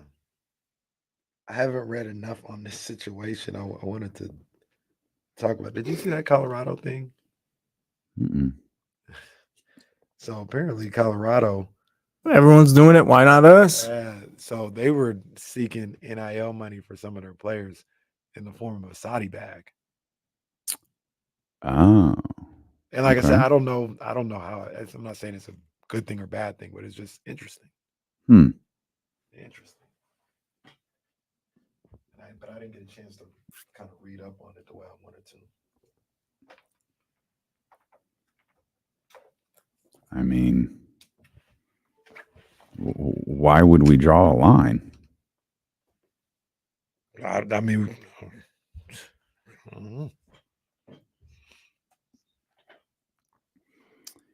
know. Quick shout out to our girl Kimberly, as yesterday following the 1,000th broadcast after everyone left, Kimberly's snack studio was created, and now instead of a vending machine full of tuna and crackers, Moldy. there's I can only imagine. There's just snacks and drinks out there for people to just go take. And I told her, she's setting this up, I was like, this stuff is going to disappear so fast. Because it's different when you got to pay for it. Yeah. When it's for, I'm just going to get something for the road. And if I eat it, great. If I don't eat it, whatever. I'm taking it because it's here and it's free. And like we walked in today, we were the last, well, Seth and Jonathan, obviously our engineers were still here, but there was no one here. Like it was our engineers, me, Kimberly, Casey just left, our girl Gina just left. That's all that was here. You see how much stuff was going? Yeah, I was gonna say, it looks kind of empty in the It's a little picture. naked. It's a little naked compared to what I saw. It's like, who took that stuff? Like, who's even there was? Look, Aaron, the tribal chief has been here. The wake up call has been here. Our guy Paul has been here. Who? What? Kevin from the wake up call? Kevin, the intern, took it all. You're putting snacks in your pockets. You took too much. Yeah, Well, that's that's good. a No, shoot. now that is just going too far. Yeah. That's Eat a all the shoot. snacks while you're here. Sure, but they don't have to go home. I'm telling You don't you. have to I'm go. telling you. A bag of telling Skittles you. from work should not be had at home. Yeah. They It's- ain't gotta I'm go home. telling you, it's going to be had. What's today? Friday. Today's Thursday. There ain't going to be one bag of peanut M&Ms left by tomorrow afternoon, Well, look, then it's and that might be you. then but it's a still. free for all. I'm gonna get mine then and put them in my backpack. If that's what we're doing. What Put them in my locker. The fortress of snackitude has been replenished. Oh, they said they about to. Did you hear? They say they about to turn up.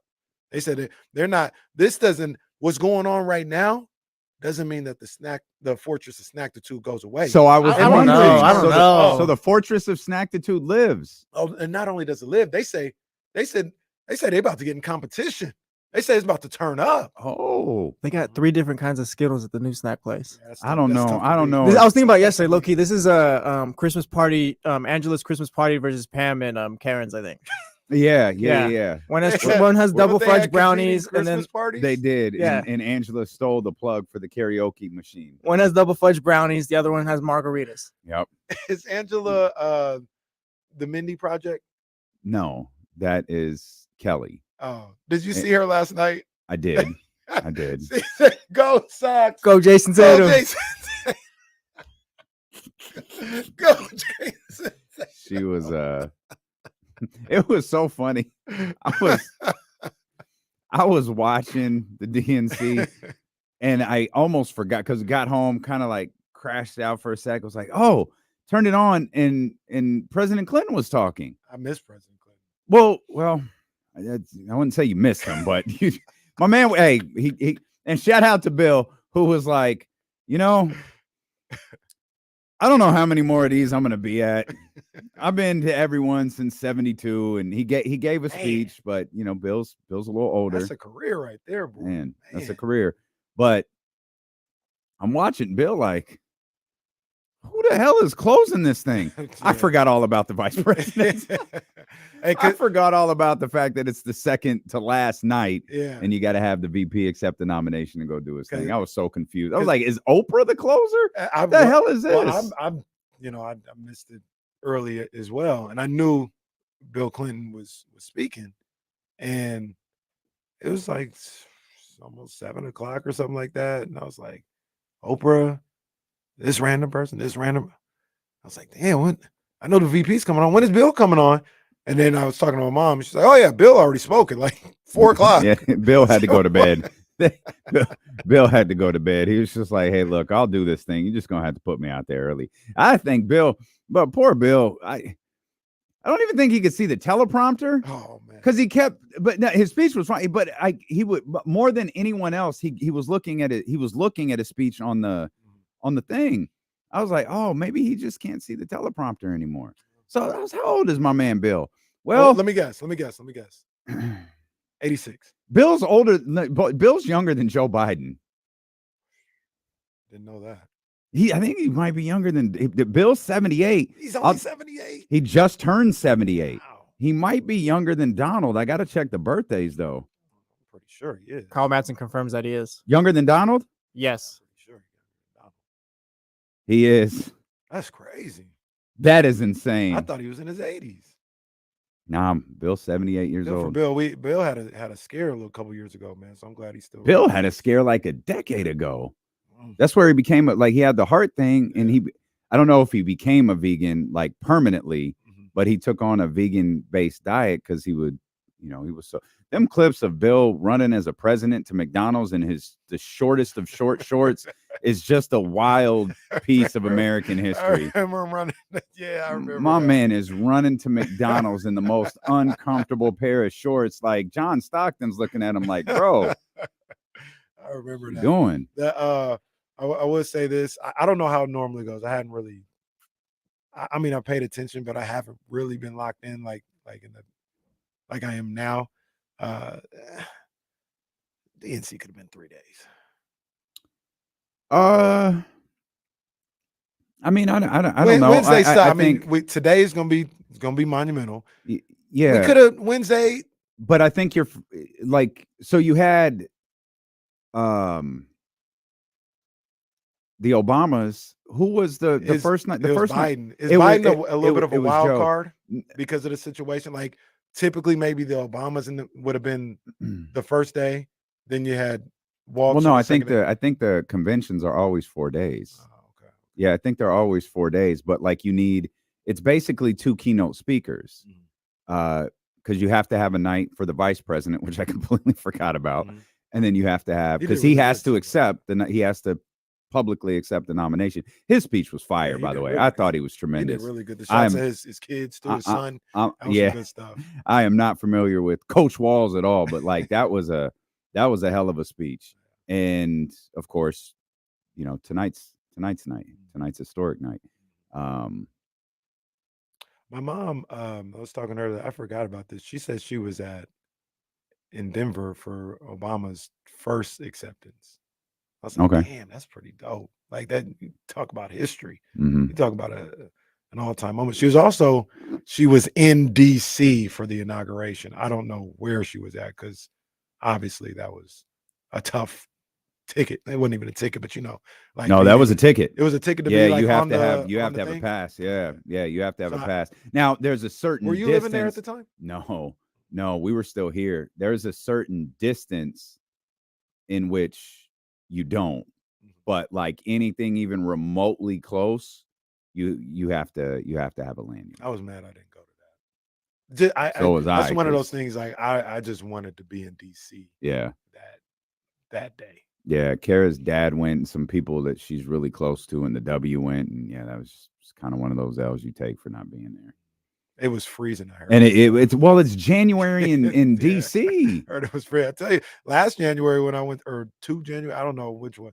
That was the coldest I've ever been in my life. I thought I was gonna pass out because California Kenny didn't have anything on his head. Oh, and it was freezing. I said, I don't know how much further I can go.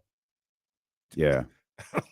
I was walking. I was like, I don't know how much further I can go, bro. Yeah. It's all bad. So yeah, you gotta cover up, man. Gotta cover up. Pause. Well, no. Hey, I said pause when it happened. What are you doing? What are you doing? Put that down. What are you doing? After further review, we've got flags on both teams, offsetting penalties. Nah, both of you were wild. Both of you were wild. I let the first one fly, and then you came in there after, and I got to put flags on both. We play third down. Oh, you always down. Right there. I got an interception on that play. You always catch the second guy. Like, come on, man. Old Hockley over here.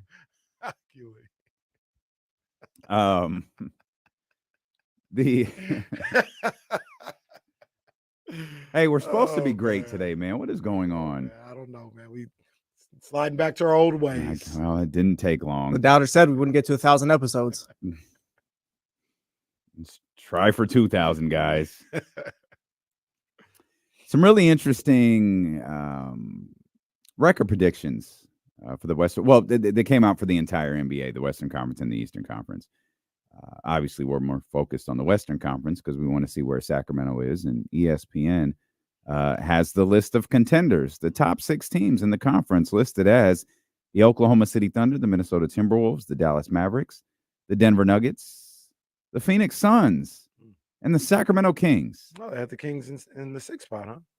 Had them in the. Did they have them? Yeah. Ranked? Okay. Yep. They had them in the 6th spot at 47 and 35. There's a lot of people that got them in that 46, 47 range, which is so weird to me. Yeah, they won 46 last year. They won 46 last year. They won 48 the year before.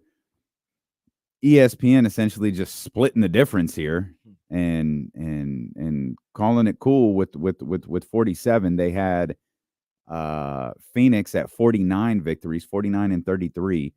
Denver in the 4th spot at 52. Dallas, same, 52 wins. Minnesota at 54 and 28. And then Oklahoma City at 57 and 25. Playing teams, according to ESPN, right after the Sacramento Kings at 6 comes the playing group with the New Orleans Pelicans leading the way with 46 and 36 record. The Golden State Warriors in the final traditional playoff spot at 45 and 37. Then Memphis at 44 wins and Houston at 44 wins. So we're reading everything right. They don't have the Lakers or the Clippers making the postseason. Yeah. That'd be the story of one of the stories of the NBA. They have the Lakers. So Houston at 44 and 38 is the 10th seed. They have the Lakers at 44 and 38. They have the Clippers at 43 and 39. And then San Antonio makes up the bottom below 500 group with 35 and 47 as their record in the 13th spot. We talk all the time about how the NBA media or whatever talks about the Lakers too much or anything else like that. I mean, I'm not gonna lie. That would be a massive story if LeBron James. It's more LeBron James than the Lakers, I guess. But you combine the two, and yeah, that's leading everything for that week leading up to the start of the playoffs. Is LeBron and the Lakers not making any postseason would be crazy. Should LeBron have gone to Golden State? We didn't talk about that, huh? Because more came out about that scenario, huh? We did. You didn't. The day you went to do the fundraiser with the teachers. Right. That's right. Yeah. We talked a little bit about. And what was the deal with that? So Jesse and I don't agree on what the Warriors LeBron thing means. The report from Mark Stein was that it was essentially Rich Paul who shut the whole thing down, fearing there would be backlash on LeBron for going to his fourth team and probably specifically going to the Golden State Warriors to play with Steph Curry. It would be the first time in his career, regardless of how you feel about him switching teams, he's now going to someone else's team. People tried to make the argument, I might even been one of them, that he was going to Dwayne Wade's team. It was very obvious very quickly. That was now LeBron James' team until further notice. When he got to Miami. D Wade, he had to be a good teammate and tell LeBron, like, no, man, I know you're apprehensive, but go ahead. I heard that. I recall that. I recall that. But the idea that Lakeup and Jeannie Buss were talking was more like, look, we'll talk. From Jeannie Buss's perspective, we'll talk, but I'm not interested in trading LeBron James. We can have this conversation, but unless LeBron comes to me and says, I need to go, you have to get me out of here. Because remember, LeBron James was a free agent at the end of the season. Unless LeBron James comes to me and says, I got to get out of here, then I'm not interested in trading him. And it was Rich Paul. I think Rich Paul squashing is LeBron's not leaving, which was said at the time when the reports that the Warriors put out there that they were talking to the Lakers about LeBron James and Draymond Green as general manager Draymond spearheading the whole thing. So I took that as absolutely nothing. I took it as an absolute non-story and I think Mark's a great writer, a great reporter. I think Mark Stein was just trying to fill time and maybe he put a couple of the pieces together. Maybe he talked to a few people. I do not believe there were trade talks, like a serious idea of LeBron James going to play for the Golden State Warriors. I don't know. Like, I wouldn't say like it was like serious either, but I do think there was something there. That was my whole thing. It wasn't like just this like rumors or whatever. Like I think ideas were had. I think you're right. They talked to each other. I just don't think there was ever any real chance that LeBron James was being traded. I'm not doubting that the conversations happened. I just don't think there was any real legitimacy to them. I think everything is true. I think there were conversations. I think, to your point, the Lakers were like, we'll talk to you. We don't really have any interest, but we'll talk to you. I think the Warriors really tried to make the trade happen. I think I agree with that. Spearhead that. I agree with that, but that doesn't matter. No, the Warriors doesn't matter. The Lakers matter. The Warriors don't. But I think it all happened. I think Rich Paul, and this is where it gets, like you're talking about specific wording. I think the deal was already dead to a certain degree because the Lakers didn't want to trade him, and I don't think LeBron demanded a trade. So there was nothing. There was no deal to be dead, right? Like there's nothing there. I do think Rich Paul probably told him, you don't want to do this. Like I think that happened. Yeah, because I would tell LeBron if I was Rich Paul, you don't legacy wise, image wise, you don't want to do it. I know you maybe think the Lakers are a sinking ship or whatever the case may be, and you want to move on. Golden State and Steph Curry's team is not one to move. But on. I don't even think that was the conversation. I think that happened. So you think LeBron was entertaining leaving, and Rich Paul had to talk him out of I it? don't see. That's the whole thing. I don't think he talked him out of it. I think Rich Paul told him, "You don't want to do this." LeBron may have been like, "Man, did you hear what was going on, man? Like, whatever the case may be." He's like, "That's crazy." And Rich is like, "Yeah, that's wild, bro. That's wild." To be honest, like I wouldn't never do that if I were you. Like I think that's what it was. I don't think LeBron was like, "Man, no, I'm out of here. I'm going to Golden State." Whoa, slow down, King. Slow down, King. You don't want to do this. You don't. I don't think that's how Rich Paul talks. Don't hang up, LeBron. I don't think LeBron, please don't. Please don't, LeBron. LeBron. I don't think it ever got that far, but I think absolutely. I think Rich Paul told him, man, no, even if you are considering, that's not the place to go. I think that happened because that any good friend would say that's nah, LeBron, don't do that. Not there. We'll find you another place, but not there. You see that over there? No, I just wanted everybody to see the diamond on the side of your Oh, hat. will That's all you it was. stop it? No, that's what a good friend would do. I'm the Rich Paul to your LeBron James. I just wanted everybody to see the Will giant you diamond stop it? on the side of It's your. not a giant diamond. It's a cross. What are we talking about? It's a giant diamond cross. Can you even see in there, Jesse, with that giant diamond hitting the light in there? Kind of squinting, but That's those fine. things really do shine, though. No, That's just the lighting. I can really see them from here. Like, no, that's. Gosh, I wish I was like Casey. It's literally just the lighting. That's all it is. Whatever you say, pal. Yes, the Lakers missing the postseason would be huge. Both LA teams missing the playoffs would be pretty extraordinary. 43. What were the Clippers last year? I feel like 51, maybe 52. Was it fit? Okay. They were one game better than Dallas. That's a fall off. Yeah. That's a fall off. I see it. I see the Lakers more than the Clippers. Really? The Lakers are honestly like LeBron and Anthony Davis. Like, if you believe in Austin Reeves, that's cool too. But like AD played a lot last year or whatever. LeBron was fine. Like nothing happened. They're just not good enough. Yeah, they're just not good. The other guys aren't good enough. They played a lot last year, and they were able to get to the play-in and eventually the playoffs, though. Yeah, So, but I like, think I think that squad is more. If you're gonna take a step, it's gonna be back rather than forward. I don't think they take a step forward. I do agree with you on that one. I don't know if they take. I think they're around the same. Because this has them losing probably about 4 games less this year.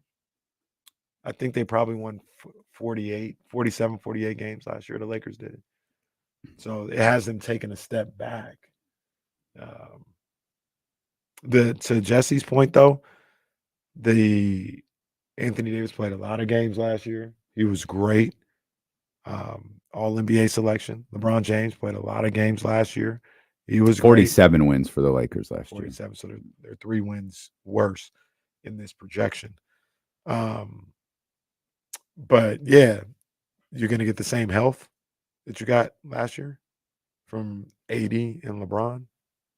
I don't know.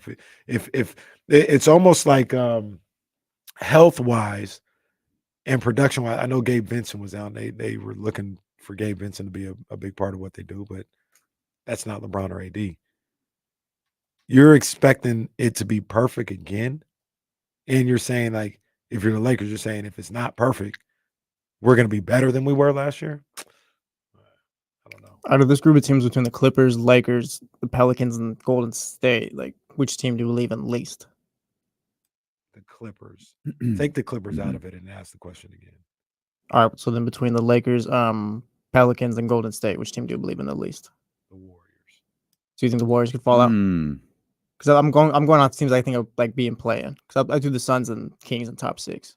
I think the Warriors fall off. I don't know if they fall off to the extent where the Rockets step in. What about the Grizzlies though?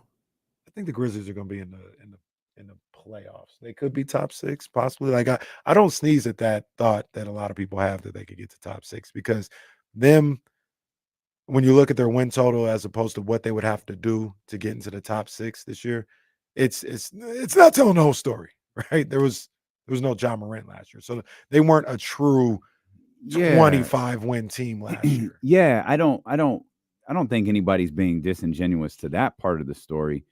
Plus, like if we'll use the ESPN numbers, the predictions from this year versus the actual record from last year's 27 wins. They have the Kings in the 6th spot at 47. So you're talking about plus 21. That's a huge number, whether John Morant is there or not, or whether John Morant was there or not. All right, you factor John. We all saw what it looked like when Ja came back. Now you have this idea of Marcus Smart. You have Desmond Bain, and you still have some pieces there, but it is essentially a group that's never played together. Like this isn't the team from a handful of years ago that won 50 some odd games to get to the 2 spot. It's not the same basketball team, and so plus 20. I actually, I'm not gonna say plus 20 is outrageous, because I was telling the insiders earlier, I actually like this prediction for Memphis. Mhm. I feel like 44 in the play-in territory, that's one of the more reasonable things I've seen. Mhm. Is it impossible for them to get 5 more victories than what this predicts? Like, of course not. Mhm. But asking them to either you get to 44 by just kind of having like an average season where you're trying to figure some things out, or you have some ups and downs like the Pelicans had last year, like the Rockets had last year. You just kick out of it a little quicker than the Rockets did. It's not inconceivable. I think it's certainly possible that they're in the range of 44, but I think that team has a little bit more of an uphill battle than people are really giving it credit for. No, I'm with And you. I think part of that is because of what Ja did when he came back. Yeah. Because he came back and it was very much a, oh my God, like different. is this that dude? It was different. I think this 44 number is probably where I'd have them. I'd have them in the play-in scenario for sure. But the team that I think people are, I got to see a little bit more for before I say they're going to be 6 games over 500, and that's Houston. I like Houston's talent. Mhm. Obviously, Jalen Green, that's my boy. And, Sengun is really good. And Jabari. Well, this is plus 3 on last year, right? Yeah, they were 41 and 41 last year. You don't like you can't see 3 more? And say, Doc, tell the whole story. Tell the whole story. They went on like a 20-0 run or something like that's that. what I'm saying. So this isn't fair to say. And that's part of their But season. their 41 isn't a true 41 because of that to me. It's probably more around 38, 37. It's unfair because it's not fair. Yeah, it's not. But I know what point you're trying to make. They weren't as consistent as a 500 team all year. They were below 500, well below 500. Then they took off, and then they were racing for a play-in spot, and then they really didn't have any margin for error. Right. And then they committed an error. And then they, like, to a certain degree, they hit reality. Yeah, they kind of died. Like 7 in a row. Yeah, they kind of died. We'll come back. We'll talk more about the NBA. Joe Davidson going to join us in about 30 minutes or so. Steelo and KC and the Chatty House, brought to you by Matthews Mattress. Head over to MatthewsMattress.com. Find one of the 10 locations nearest you. We know you've been meaning to get out there. We know your girl or your wife, your significant other, they've been telling you, yo, we need a new mattress. What are we waiting for? You've been waiting for the Matthews Mattress Labor Day sales event. It is going on right now. There are huge savings across every mattress there in the store, whether it's Beauty Rest Black, whether it's something completely different, whether it's a Matthews mattress. They got those, and they got financing for you. 60-month special financing with 0 interest, with no money down, on approved credit, with equal monthly payments required. Casey, now is the time to go get your mattress. Absolutely. Go do it. And don't forget, buy by 5, sleep by 9, and they got the free removal of your old set. Tell them D'Lo and Casey sent you. Again, find the location nearest you, MatthewsMattress.com. We'll come back here on ESPN 1320.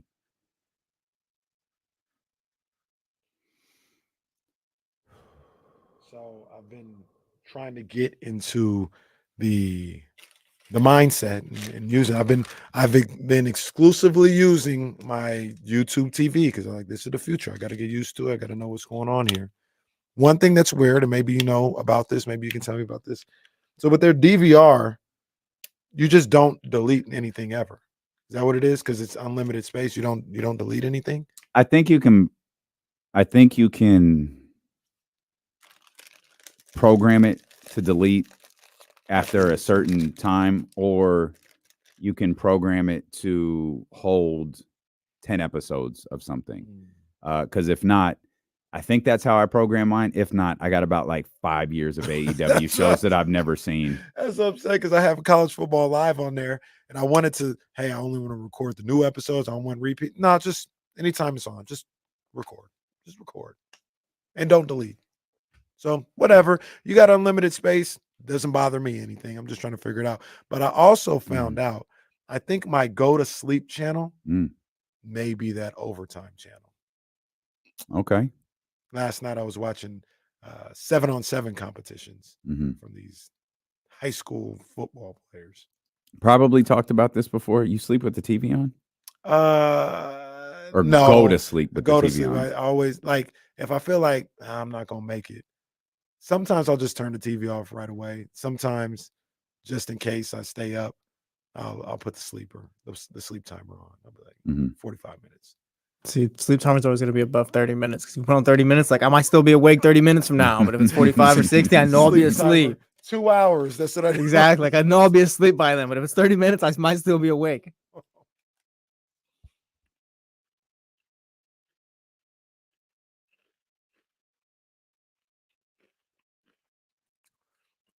He was, until he found out about the overtime channel. Then he's like, "Oh, well, I'm not saying anything, but can you put it on my TV?" Yeah, all right. You ever see the Joey Styles clip going off on Jerry Lawler and all that? The announcer guy. The one on Raw? Yeah. Yeah. How much of that is a shoot and like how much is a work?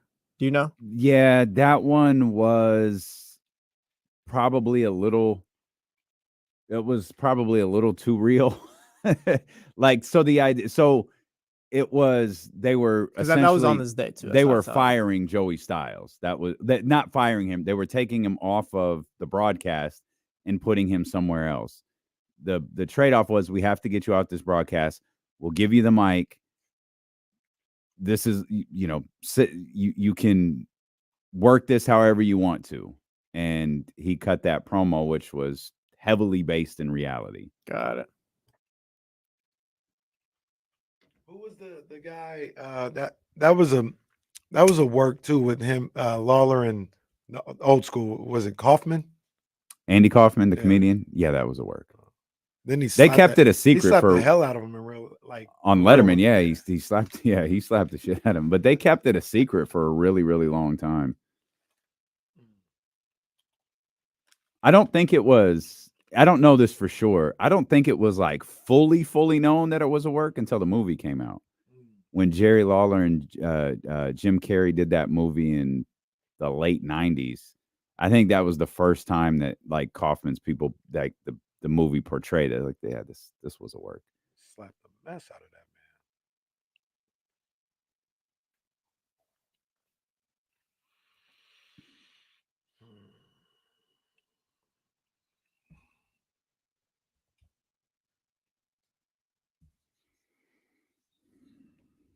Our man Joe Davidson, the legend Joe Davidson from the Sacramento Bee, going to join us coming up in about 30 minutes or so. Hear our conversation with Bianca Belair. Yeah. In the 3 o'clock hour. EST. And Matt George may or may not be joining us. I'm not really sure. Well, I'll find out together, to be honest. Just one of those confusing text exchanges that's like, cool, let's do it. Let's do it. We were talking about ESPN's predictions for the Western Conference playoff standings. By the way, we keep focusing on the Western Conference for obvious reasons. They did the same thing for the Eastern Conference with Boston at 61-21 at the 1 seed. New York at the 2 spot, 53-29.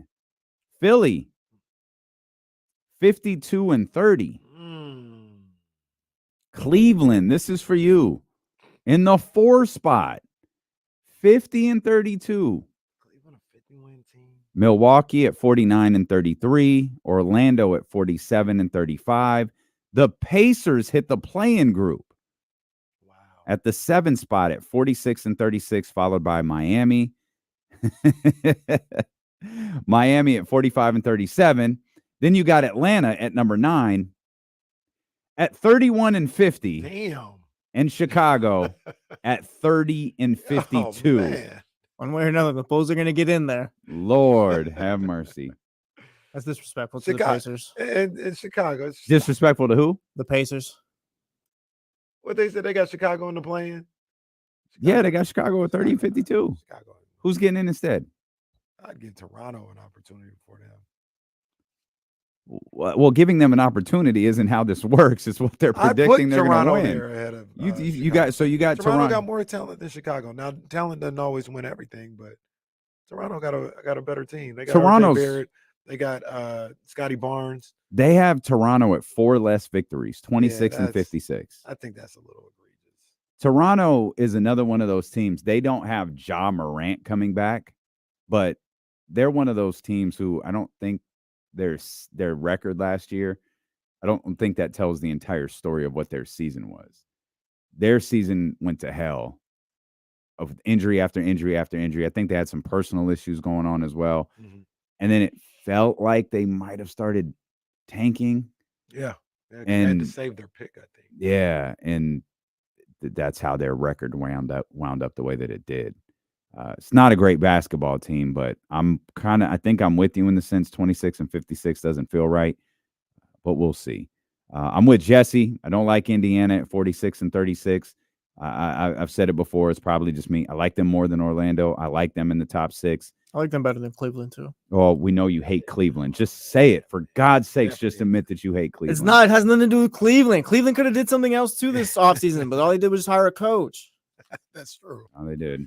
That's true. And then they I always forget. It was Kenny Atkinson, right? Yes. Yeah. You know what? Initially, I'm like, they tripping. Indiana ain't gonna be no playing team.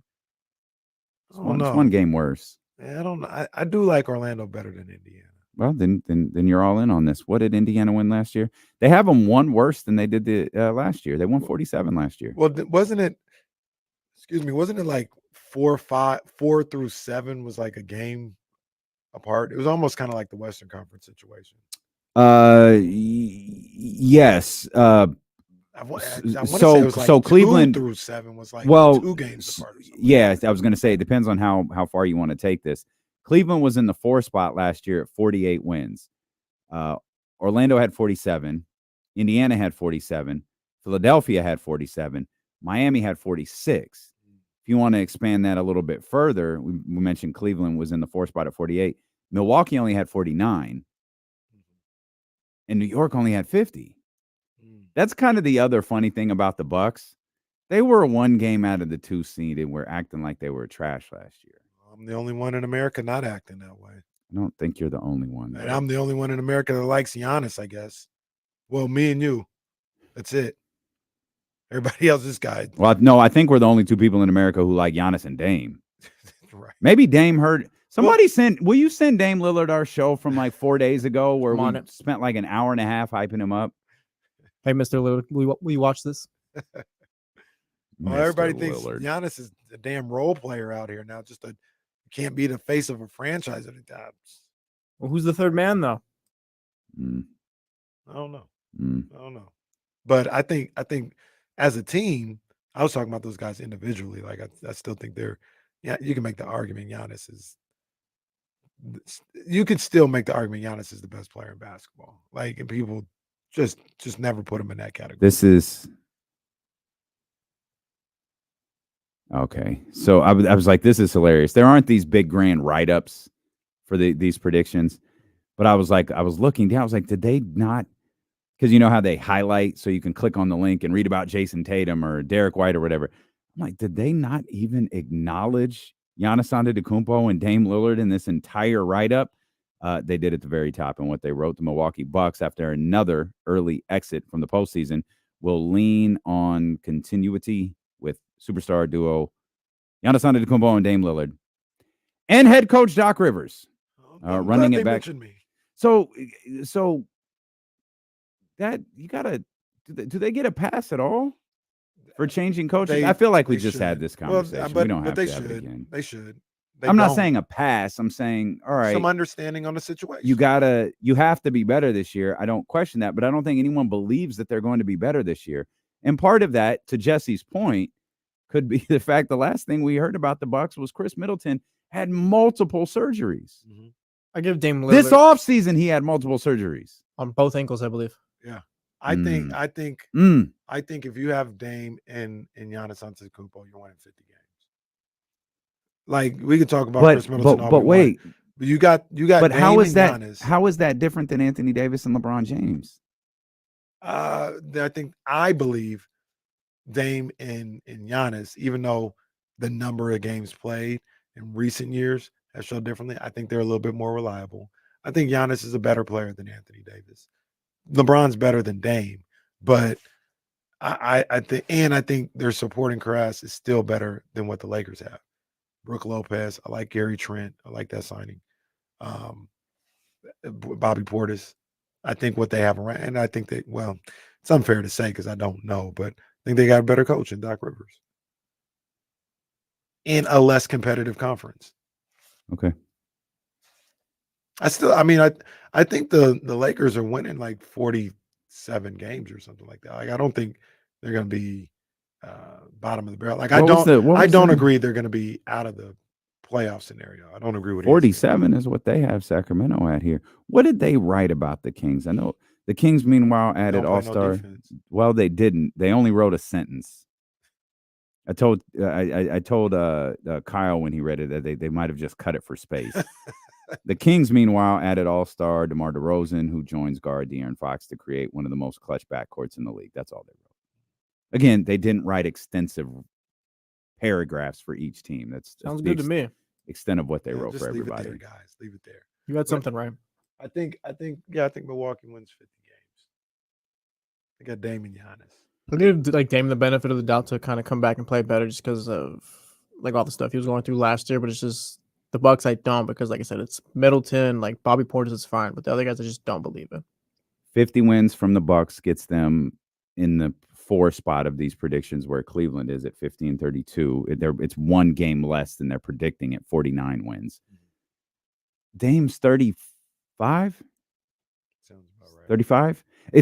Look, different position. That guards like Dame, I feel like can play forever. Steph, we talk about this with Steph all the time. I feel like Steph can play forever. He'll be 34. Well, he's 34 all season.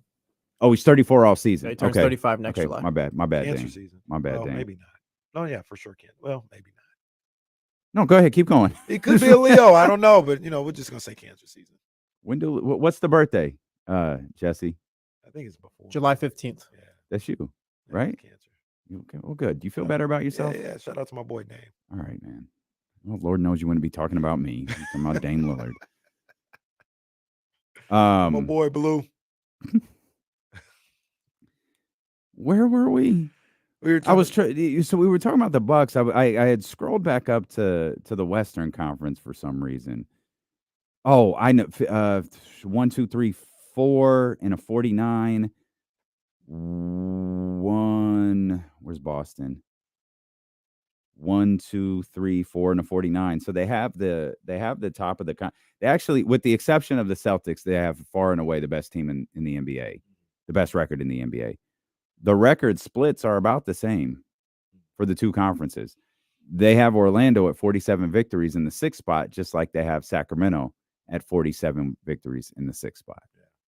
What do these numbers tell you about ESPN's thoughts on the conference? For those that missed it, OKC, Minnesota, Dallas, Denver, Phoenix, Sacramento. That's the top 6 in that order. I'll give you the win totals now. 57, 54, 52, 52, 49, and 47. Does that tell you anything about what ESPN, their group of panelists, think about the Western Conference? And again, for probably more context is needed.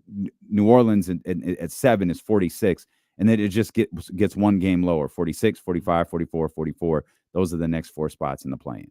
To me, it would say that they obviously think the West is super competitive. And specifically when you talk about the Kings, I think they look at the Kings as I don't want to say certified because I don't know if they're guaranteeing it, but they look at them as, no, this is a top 6 team. They should be in the top 6, much like what we talked about. And that's been a lot of debate. When I said, they're definitely a top 6 team. I don't know. I think they still maybe need to do one more thing to get out of the play-in. I think ESPN looks at them as, no, this is a top 6 team. That's what we expect from them. It's not a situation where, we just so happen to put them there. We think they're better than New Orleans, Golden State, Memphis, and Houston. We think they're a top 6 team, and they're giving them that respect. Now with the Western Conference, it's a thin margin. It's a thin line between love and hate in this situation. So you slip up, you don't play to your capabilities for a little while. It may lead you one game out of the top 6 and in the play-in. But I think they look at them as a team that should be a top 6 team. Okay. That how you take it? I took it as, and I actually said this before, really looking at really looking at the Eastern Conference and seeing how similar the numbers were. That it's they didn't throw the Kings can't play defense line in or however they like the verbiage, right? It definitely was written. It was just deleted for space. I think because there's no, that they had, I think it was Houston at 44 wins at the bottom of the pack. They had a 30-win Chicago team at the bottom of the pack. That doesn't exist in the Western Conference. And my first thought at the 47 wins was, I guess, so they're one game better and one game worse, right? One game better than last year, one game worse than the original Beam Team Kenny Caraway trademark. That's right. Because he was the first one who said it. Absolutely. And then I look like maybe they're just buying into the competitive Western Conference thing. And 10 teams, let me check. No, 11, 12 of the 15 teams above 500. And 2 of them, the Los Angeles ones in this prediction model, missing the playoffs. That is the Western Conference is brutal narrative playing out in a record prediction. What was the number last year? Teams over 500. Was it 10? Well, Houston at 11 was at 500. And that was it. So Utah was next at 31 and 51. So they weren't even close. So I don't think it's inconceivable to have 12. Well, like when you think about the Western Conference. Well, Memphis is the RKO out of nowhere because they had 27 and no one expects that to happen again. Right. And rightfully so. So you're probably looking it's not. You're right. 11. It's not. Like I think whoever's the 11th seed is gonna be like, damn, that's a team in the East. They should have been in they'd be in the playoffs or something like that. That'll happen. The 12, because that's what they're predicting too, right? The 12 being like 43 wins or whatever. That might be a little excessive, but rather than 41. Yeah. So because last year the 11 was 41. Right. And then it dropped off to 30 something with Utah, right? Correct. This year they're saying the 12 would be the Clippers at like 43. Right. That's a little excessive. I don't know if it's going to be that many. So maybe that's a 40-win team, 39-win team or something like that. Whoever the 12th seed is. Not just saying for the Clippers. Kind of with Jesse a little bit. Are we doing a little too much with the Clippers? I don't. Their roster's not good enough, or this is purely our thoughts on Kawhi Leonard's availability? Both. I don't see a scenario. You turning heel on Ty Lue, or I mean, are you going back to your original opinion on Ty Lue? My boy. Boy, Ty if I Lue. could, if I wasn't sending, this would be sending Zay on a wild goose chase. I'd beg you. You know what, Zay? Before you go, it might have been so long ago, we might not even been streaming yet. It's not even there. That's. I think our first show, you were like, Ty Lue sucks. Stop it. Will you stop it? I think you did. Ty Lue's my boy, man. Never said that about Ty Lue. Never said. I got it. Now you talking about Russell Wilson and me being the only one that said he was done. That really happened. Now Ty Lue, I've always said that's my boy. Now, I think both can be true. I don't know if the roster is up to par to be, 47 win team or something like that. And I don't know how you could be. How could you believe in Kawhi Leonard at this point? Not his game, but that he's going to be there now, essentially by himself. I know Harden is there, but essentially by himself to lead this team to anything more than, we'll say, the 43. Like, I can't. Can anybody?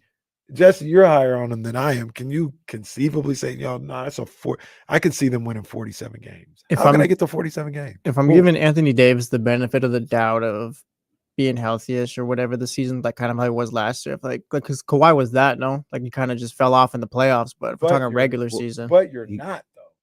But you're not giving Anthony Davis the benefit of the doubt. So if you're not going to give Anthony Davis the benefit of the doubt, how could you give Kawhi Leonard the benefit of the doubt? I think I like the Clippers others, and I like the Lakers others too. The role players. I'd have to look back at it, but like James Harden, we talk about it. Like he's a decent regular season player and all that. He didn't have his 1 year. I can give them both the benefit of the doubt. And isn't this where James Harden would shine the most? If Kawhi's out for 2 weeks and James Harden has to carry the team in the middle of January. He ain't like that no more. And I defend James a little bit more than most when it comes to his game. Well, it's been a while. Well, that's a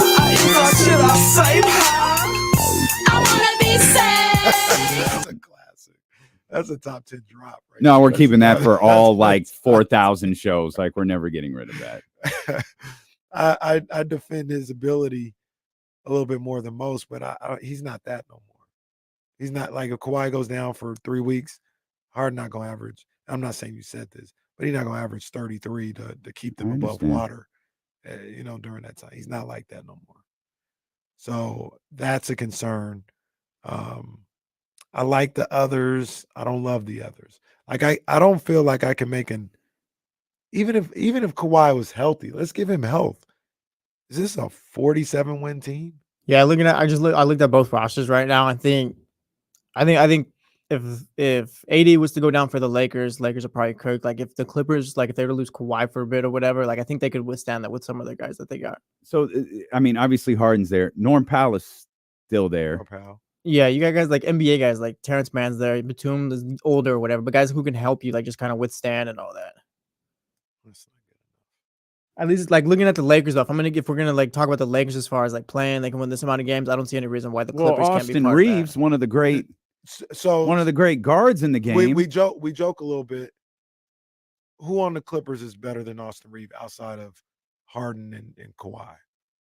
Maybe you say Norman Powell. That's who I was gonna say. Maybe. Yeah, no, I think that's comparable though. Because I don't think like Derrick Jones Jr. What was Austin Reeves? I do, but he ain't better than Austin Reeves. What was Austin Reeves? 8 on that list? It was 8th. He's the 8th best shooting guard in all of the NBA. That's a lot. That's doing the most. 6 spots ahead of Malik Monk, I believe. That's doing the most. That is really doing the most. But I will say this about Austin. Austin was 15, I think. Norman Powell was probably like 13. Now they had different roles, but it's comparable. Is the point? It's not. So is anybody better than D'Angelo Russell? Which version? The good one or the bad one? If the good one, half the roster's probably better. Or if it's the bad one, half the roster's probably better. If it's the good one, well, we could he's a great guard when he's on, but he's not.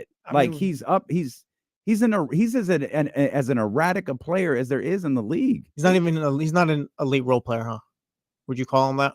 No, he's just not consistent. Like the only knock on D'Angelo Russell is he's not consistent. There's nobody on the Clippers outside of those two that are better than D'Angelo Russell. I understand everything you're saying, but just it is okay. It's like none of them are better. Fine.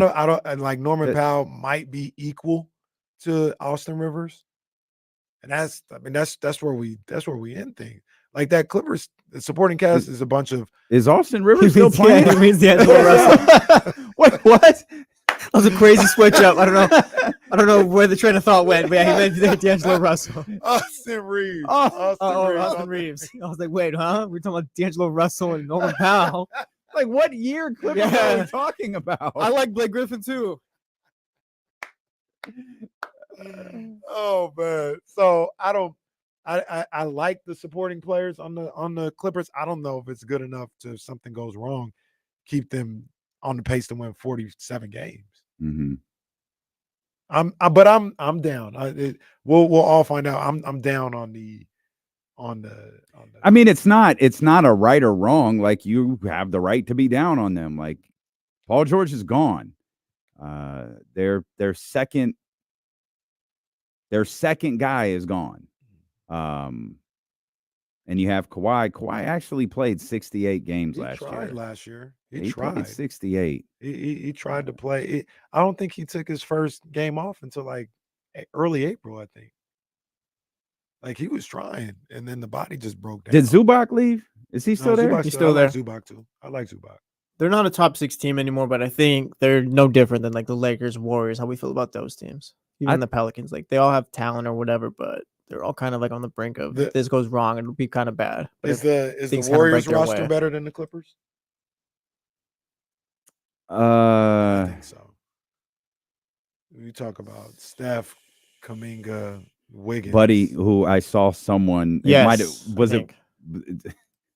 The answer is yes. I think it was ESPN. Someone said Buddy gonna make an all-star team. Whoa. Okay, no. Enough, Sir. This individual has never watched professional basketball. I was just about to say, like, Anthony Bell and those other guys, like, pause. Like, you can convince me on those. You can never convince me on Buddy Hield for the Warriors. I think the answer to your question is the Warriors. I think Memphis? I think Memphis is better. Yeah, that's not fair. Like, I'll say no for Memphis right now. I'm not turning on one of my favorites, but like, I really didn't see a lot of Marcus there. I need to see how is this all going to work with Marcus there? And when I understand, I'm going to assume health and it'll work out good enough. Like, I assume that he'll give you what Dylan Brooks gave you. Of all of these teams we're talking about, well, not the Lakers. Marcus might be the second best player in all, like the best second best player. Like, who's the second best player on the Warriors now? I mean, it might be Kuminga. I think it's Kuminga. Yeah, I don't. Well, Kuminga or Wiggins. Yeah, I might put Kuminga above Marcus for now. But if I get Boston Marcus Smart back, that's a good look for them. So yeah, maybe. I'm not willing to write them off today. I'll say that. I'm not willing to write them off today. That could change come Christmas. I don't think the Clippers make the postseason. I'm gonna lock that in. Ernie, put Sharpie? that on your post-it. Oh, put it on a post-it. Steve Ballmer, if you're listening, do not let Kenny in. Steve Ballmer, I'll be there. I'll be there for that Kings Clippers game at the Intuit Dome, and I'm downloading the app as we speak. Steve Ballmer. It's like, Kenny, you can come in, pal, but you're on the wall. You better the wall. You better put in my Clipper Darryl suit. You better put this Austin Rivers jersey on. We'll come back. Joe Davidson joins us. We'll talk high school football. We'll talk Sac State. We'll talk all things local with the legend here when Dillon and KC return on Sacramento Sports Leader ESPN 1320. Damn, they said Buddy's older than Charlie, they said. Oh, that's hilarious. Joe D. What's up, Joe? How you guys doing? We're terrific, man. Where you in? Mexico? Well, this is my preseason hat. Next week I'll probably have eye black. I was about to say, you look like you're at training camp somewhere. I gotta go grab it. I'm in casual, attire. You guys are always casual and all that good stuff. Look at that Kansas City Royals hat. What's that? It's the calm before the storm, huh? Oh, it is. But it's still a great gig, man. I mean, Sac State and UC Davis are fun, and the local high schools. And I ran into the McClatchy coach. In fact, let me call up his name. Maybe you'll recognize his name. He's an alum. He's a few years older than you. But it takes an alum to help boost up programs sometimes. And so kudos to him. Well, his name is Tracy Mitchell. I don't know Tracy. And I think he is a 1991 graduate. Oh, okay. Yeah, that's a little bit before me. A little bit before you. And honest, like, the crazy thing about it was I didn't know much about any high school sports or people before I got to school. Like, so if it was before my freshman year of '97, like I don't know any of those people. But Yeah, no, that's there's some things I want to ask you. I want to save for the show, so I'm not gonna go sure. too in And depth. let's But let's be hard hitting. Anything you yeah, want, and we think about high school football. Oh, everything's pure and good. Yeah, but there's issues. There's too many oh yeah, transfers. There's concerns of NIL. There's concerns of social media issues. So it's not all. There's football programs with low numbers and eligibility concerns. So there are more of those kind of struggling programs than there are Folsom, which is yeah. just high in the hog. But I do want to say this, non-football related. I got to give a big shout out because I'm happy about this one. As an alum, I'm very happy about this one. Shout out to my boy Tony Vaughn taking over at McClatchy. It's about to be on. My boy Tony and Reggie Vaughn. I think McClatchy gonna be back up. I think they're gonna be back up. Well, Tony did a I real think good job with Cal. it's you and I talk about this all the time. It's always good when the Sac City Unified programs are doing well, and McClatchy's got that great enrollment and got good academic standing. They haven't dipped there, and all the potential's there to climb and all the sports and pride of Machi Lions. That's right, man. That's right. And you know what they need to do for these football games? They need to have me on the sidelines. You know what I mean? Everywhere you go, when you watch something, because I'm saying that's where I need to be. You see Matthew McConaughey when Texas plays. He's in the end zone on the sideline. KC need to be on the sideline of McClatchy football games. Come on now. I agree. We can do that. We could pull that off. Go out there with a Let's stand Sky next to River Joe. Casino endorsed T-shirt or something. Joe always thinking. I'm gonna stand next to Joe on the sideline, man. You know what I'm saying? That's how we're gonna do it. Joe, are you guys did you did I don't think it was a podcast, it was visual. Didn't you do something last year with SACB, like visual, like a almost like a show, like a recap show every week or something like that? Hang on, Joe. Yeah.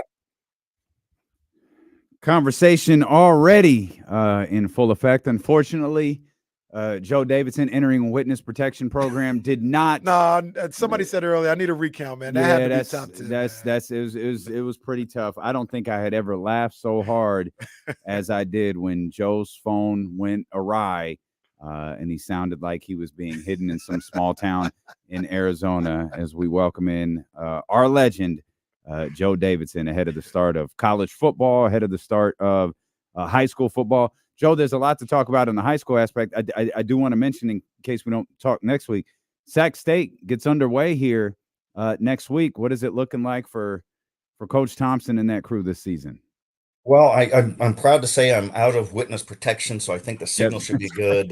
You notice my blank background here, so I might be, getting lined up for another mugshot. But I ran a story today in the Sacramento Bee on the Sacramento State Hornets. They've got two quarterbacks of note. They played a lot last year. They'll play again this year. Caden Bennett, the super speedy talent, breakaway threat, dual threat. Out of Folsom High School, and then Carson Conklin out of Southern California. He's a freshman. Cade Bennett's a senior, and two quarterbacks work. They open their season a week from today, next Thursday night at San Jose State. Remember, it was last September when Sac State went down to Stanford and beat the Cardinal. And then the Hornets follow San Jose State with a game at Fresno State. So two big-time challenges for a team that expects to get in the FCS playoffs. San Jose State and Fresno State are FBS, or a little bit higher classification. And so I'm curious, and Sac State will get, some $300,000 to $500,000 each for those two games, and it'll be a double bonus if they could come away with a victory. I think they got some $600,000 last year to go down to Stanford and be a victim, but they went down there and won, and then took the check home. And Mark Orr, the athletic director, was excited about that. And Andy Thompson's the defensive coordinator as well. He has to replace all of his defense. And we know in college football, you've got to make stops or you're just going to get stretched. So that's going to be real curious. Can they find guys to take over? They had some good players for the transfer portal. And so they're very encouraged. I saw 3 practices so far, very active. They look fit. They look the part. They're excited. Good culture of success. should be a good season for the Hornets. I think they're still right there. So I've seen like some previews of the Big Sky Conference or whatever, and not that people are down on Sac State, but they're not, preseason favorites or anything else like that. I've seen them predicted to finish fourth or something like that. I even saw a couple where Davis, predicted him to be ahead of Sac State. And this is a conference that the last couple of years at least has routinely got 4 or 5 teams in the playoffs. So it seems like people look at them as like possibly a fringe playoff team, but I think they might surprise some people. Caden Bennett, that's my guy, and he's gonna be there under center. You've got a top flight athlete at the quarterback position, and I think at that level, that's always gonna give you an opportunity. Well, and Sac State's preseason top 10 ranked in the FCS polls, even though Montana State, and Idaho are ranked ahead of them. So that just shows how good the Big Sky Conference is. And agreed on Caden Bennett, just a good spirit about him. He scholarshiped initially to Boise State, then he transferred to Nevada to be closer to he's from Nevada, Caden Bennett, and then he came to Sacramento State and had to wait his turn. He's already got one degree. He got a degree in communication. So he's gotten everything he wanted on the academic side. Now he just wants to win more football games. And he had some great moments last year. And then he labored through most of the season with a bad throwing shoulder, which allowed Carson Conklin to come in and show what he can do. And you got to have depth. If you're a running quarterback, you're going to get hit. These defensive guys just zero in and they hit like trucks. So, and UC Davis with the new coach, Tim Plow, going to be a real force too. They got an All-American running back, Lan Larison, and the Causeway Classic in the final week of the regular season should be a dandy. It's amazing to me that Sac State and UC Davis, in the history of those two programs, have only been in the playoffs at the same time once, and that was 1988. And UC Davis almost made it last year, almost made it the year before. Sac State's going for its 5th consecutive playoff. So that's great football for this region. Joe, let's transition from college to high school. And of course, we'll talk about the region as we always do. But can you share with everyone the significance of this monster Friday night opener in Folsom? Yeah, we got the Long Beach Jackrabbits of Los Angeles County, Long Beach Poly, and they're going to be playing at Folsom. Sacramento will be ranked #1 team every preseason since 2012, except for 1 year, and that was the pandemic year. And Long Beach Poly has more than 800 victories, the most in state history. That's pedigree. They've got more guys who've gone to the NFL than any high school in America ever, with more than 60. And we don't know if there's any NFL guys on their roster now, but they're tradition. They're fast. They're explosive. It's a terrific opener. And Folsom returns our Sacramento Bee Player of the Year, Ryder Lyons, a 5-star quarterback recruit. Everybody in America wants him. 6'3", 215 pounds. Only a junior. A stacked Folsom team for Coach Paul Doherty. That's great. I wrote a story earlier this week, guys, that some 20 years ago, nobody played anybody in the early games. It was just the neighborhood games, and it was boring. Now we'd get these monster showdowns. Next week, we've got Grant playing at De La Salle, and there's others in other games like that. So this is great for this area. A loss early this season doesn't prevent a Folsom or Grant from making the playoffs, doesn't prevent them from winning a league championship. It just really raises the brand of area football. And next week, Sarah of San Mateo, which went to the prestigious state open division game as the Northern California's best team, beat Folsom each of the last 2 years in slugfest early games, and they're going to play again next week. And there you go. So I think it's great. And we've talked about this before. Our area is not dominated by private schools. It is in the Bay Area. It is in Orange County. It is in San Diego. It is in Los Angeles, but not in Sacramento. It's Folsom, Grant, Oak Ridge, Intercom, Elk Grove, Granite Bay. Though private schools such as a Jesuit and Christian Brothers are always a factor, but it's not. It used to be, you have to go to a private school to get recognized. Not true. If you're a player, and you'll get recognized if you got good film highlights, and you have good grades, you have a good reputation. Otherwise, they'll just go somewhere else. There's so many players out there. Colleges could get the pick of the litter. Yeah.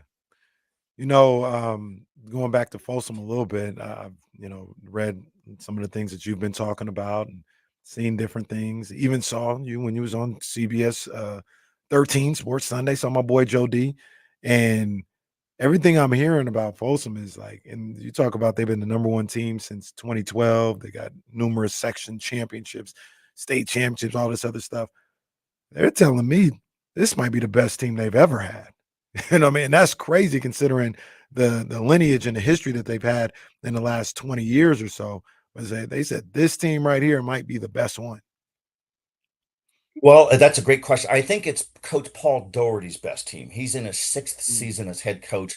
The best area team that I've seen in my 35 years doing it was the Folsom team of 10 years ago, 2014 team. Jake Browning, he's in the NFL, played quarterback. Jonah Williams was an offensive lineman, one of the great players we've ever had around here. First round draft pick of the Cincinnati Bengals, still a starter at tackle. And then Josiah DeGura was with the Green Bay Packers, third round draft pick. That team went 16-0 with 16 running clocks, and they beat a 14-0 Grant team that a lot of people thought was the best Grant team ever in a NorCal final and worked them over. That's still the greatest team. But to be even discussed as one of the great teams is always fun. Folsom is Northern California ranked number one by Cal High Sports, and that's the first time for an area team, a Sac Joaquin section team, since Grant in 2009, when Grant was state ranked number one.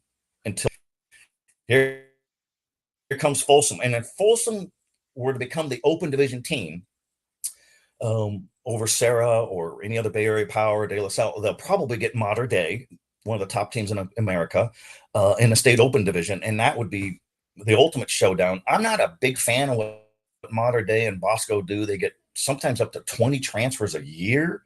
It's not traditional high school football. It just seems different. But that's where we are in high school sports, where they become magnet programs, and Folsom gets a handful of transfers. Those schools down there in Southern California get truckloads of them. And, so that's just a different level of ball when they're ranked on top of the country.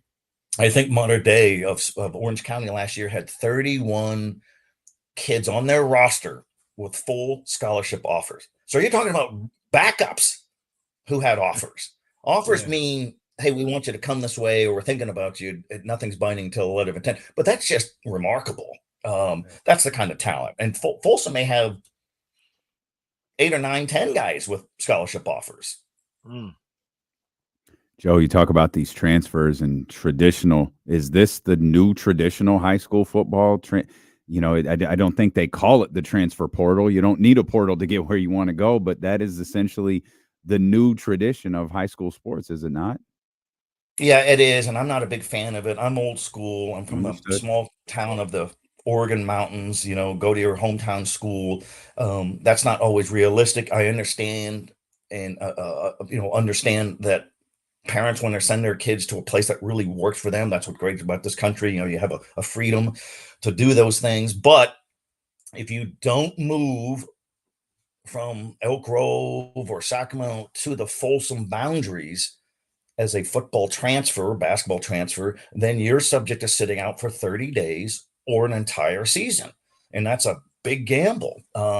If you move in the area and it's proven that you did, and it's on the up and up, then you can be eligible right away. But that's hard to do. How many people could say, hey, we'll sell this house here, or we'll continue to pay rent here, and we'll go up there and do that. I'm not a big fan of kids who go from powerhouse programs to another powerhouse program that beat them in the playoffs. If you're an Oak Ridge kid or a Casuma's Oaks kid or an Inderkum kid, and if it's already green grass there, stay put. And sometimes there are hardships, and sometimes there's examples, and some kids transfer to Grant. Not everybody transfers to Grant, in Del Paso Heights, but it is a new trend. But it's still just a trickle compared to Southern California. But 1 or 2 blue chip guys could really leave the previous school hurting and boost the new school. And, for Folsom, they get accused of, they're recruiting kids. I'm pretty sure that head coach Paul Doherty's not recruiting kids. It's a destination school. Kids for all sports go there. if you're an incoming freshman, you could come from anywhere as long as you get a way to get to school. And they're going to coach who shows up. But Folsom and some of these programs like Vacaville and Oak Grove and Granite Bay, they're still rooted in their youth programs. If you have youth feeder programs that are bursting at the seams, like at Grant, and then they go into the varsity, high school ranks, that's still the root of your success, though a transfer could really boost somebody. An example is Carter Jackson is the best running back maybe in Northern California. He's going to the University of Nevada, 5'11", 185 pounds, terrific talent, breakaway speed. He was a freshman starter on defense at Folsom, transferred to Granite Bay, where he was a standout running back for 2 years, and now is back at Folsom. And he was a youth star at Folsom. So, is he disloyal? What's going on? Did he came back full circle? Those kind of things. You hope it doesn't cause bad blood in games, and somebody says something dumb or somebody says something stupid on social media, or fans heckling, because people get into this stuff. So we'll see. And, a lot of these kids are good kids and good students. And, over time, the word transfers got kind of an ugly connotation, like it's a bad thing. But we see it all the time in college football. And it helps teams reload in a hurry. Yeah, for sure. Two interesting things, because it's a new year and there's a couple things going on. I want to hear your thoughts on both of them. Number one, did I see correctly that Jesuit has lights now, so they'll be playing Friday night games for the first time ever? Is that about right? Yes, pretty much so is a pretty vague answer. Jesuit has played some night games in previous years with portable lights. It's not ideal. And the community in Carmichael, they don't want lights, which is kind of goofy to me. If you live near a school, well, that's part of it. And Kennedy High of Greenhaven of the Sac City Unified took 30 years to get lights. Del Campo High School in Fair Oaks took them 30 years to get lights. It just adds to an atmosphere. So they are getting permanent lights in. I have to double check, but they may still play with portable lights for the first couple of weeks. It's going to add a new atmosphere. Day games at Jesuit on a Saturday afternoon at 1:00. It's hot. It's just lethargic. A lot of the students aren't out there. Nighttime games, people go. It just adds to it. And Jesuit has been in the Delta League for more than 40 years, now is in the Sierra Foothill League. Urge the CIF, hey, can you move us into the Sierra Foothill League? Well, who's in that league? Well, that's Folsom and Oak Ridge and Granite Bay and Rockland and Whitney. And that's the Bruiser League. So they will add to that league. So that's going to be fun. So kudos to Jesuit for getting night games. Well, that's the other part of what I was going to ask you. Obviously, I'm South Sac, Elk Grove, and just the community is buzzing about the new Delta League, where it is for the first time ever, I would say, all Elk Grove, borderline Elk Grove schools with Monterey Trail and Laguna Creek and all these teams getting in there. I mean, is that the biggest conference realignment that's going on? Or you talked about the Sierra Foothill League with Jesuit going there. That's a big one as well, but there's a little realignment going on. And I think that Delta League one is one of the biggest ones. Oh yeah. Every 4 years, the CIF Sac Joaquin section tries to align conferences. It's always an open door policy, and coaches and admins and athletic directors and administrators will suggest changes and moves. You're trying to make it balanced. And so, the Delta League is all Elk Grove Unified. There are 9 high schools in the Elk Grove Unified School District, all because of that growth. When Bill Cartwright was a senior at Elk Grove High 50 years ago, there were 3,500 people in Elk Grove. There are now nearly 200,000. And so it is a booming district. Yes. And so I like it. Years ago, the sections would argue, the CIF section would argue, well, just because you're all in the same neighborhood doesn't mean we're not going to put you in different leagues. Well, now it makes sense. The road trips are short. The rivalries will be fierce. Sheldon, Monterey Trail, Elk Grove, Franklin, Laguna Creek, just Pleasant Grove. It's really cool, and that's good football. It's not as strong as the Sierra Foothill League, but that's the second best area league a lot of Division I high enrollment schools, and kudos. Some of the smaller schools, Valley and Florida, are in different leagues. They're just trying to get their football programs up and going again. Declining enrollment, 25 varsity players. You got to have more than that. They're just trying to hold on. And we've done stories on those. And we applaud coaches who grind away at schools that are just trying to get a full roster and trying to get their kids eligible. We think of the Folsoms and the Oak Groves and Granite Bays and Oak Ridges and all the teams in our top 20. Well, there are more struggling programs than there are powerhouse programs. And football's hard work. It's hot. It's demanding, and it takes a lot of commitment. And the schools that continue. Your alma mater, Kenny Caraway, the McClatchy Lions, are in the same league with the Grant Pacers, and the McClatchy Lions have had great football in the past, still an academic power in the Sac City Unified, really good in girls basketball, up and coming in basketball in the boys' side, but football has not been strong. I haven't had the varsity numbers. And a few months ago, the McClatchy Lions told the Grant Pacers, a team in their Metro League, we're not going to play you. We will accept a forfeit months in advance to give you time to go find another opponent. We aren't ready to take on you guys. And some people say, well, they're quitting. Yeah, but there might be a safety issue here. The Grant Pacers annihilate schools that don't have enough varsity numbers, and it just becomes so imbalanced. So, so the Lions of McClatchy are just trying to get going again. And, so that happens. I did a big story last week on the Cordova Lances. We remember them of yesteryear being a powerhouse. They were the Folsom of the 1970s and 80s, and they're trying to get going. And it takes so many people. You got to have administrative support. You got to have community support. You got to have an on-campus. So it takes a lot. Joe, we want to get you out on this, and it's a bit of a shift here. Yeah. But you and Chris Biederman wrote about it. I love high school football. I love rooting on these young men. Grant, I have a very, very, very close friend who coaches at Rockland, and I have a young man, 14, who is getting involved in football this year. And I've stated on this show several times, I hate that. But I'm not his dad. I don't get a vote, and he wants to do it. He loves doing it. Again, like he's the nephew of the coach at Rockland. This is what he wants to do. And I hate it. And you and Chris Biederman, our good friend Chris Biederman, talked to coaches around the area about this very subject, about young men playing football. What did you find in those discussions, Joe? Football, Damian and Kenny, has never been safer, ever.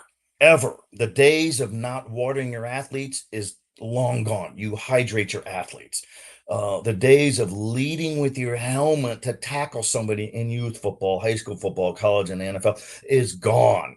You can't tackle that way. The days of two-a-days in training camp for high schools and even the NFL, gone. It's these kids have become too soft. No, it's become safer. And so I understand when people say, I don't want my kid playing tackle football. Football has a lot of wonderful rewards and camaraderie and learning to handle the adversity, winning and losing, getting knocked down. It's kind of real life too. And so football is safer in that regard. And a lot of high school teams don't have full tackle in practice, but maybe one day a week, and maybe only for part of one practice. And the lower levels, youth football, freshman JV. So I think football's better than ever around here, guys, in part because it's safer than it's ever been. We've had lower concussion numbers. There's more awareness on how to take care of your guys. Team captains are telling their teammates, if somebody gets blindsided in a practice or a game, hey, you're a little loopy, sit out, especially the smaller roster guys. So you don't have to try to prove your toughness by trying to muscle through a concussion. It's just not smart, and it's just not safe. And so in that regard, it's better than it's ever been. Thank goodness. Well, Joe, help me get on the sideline of those McClatchy games. You know what I mean? I think that's what they need. They need your boy KC out there on the sidelines. You know what I'm saying? Just giving that aura, giving that energy to my Lions. You know what I mean? We coming back, though. Do you know how Restore many the roar. teams, Joe, Restore the roar. would win championships if KC was just courtside or on the sideline or giving a motivational speech?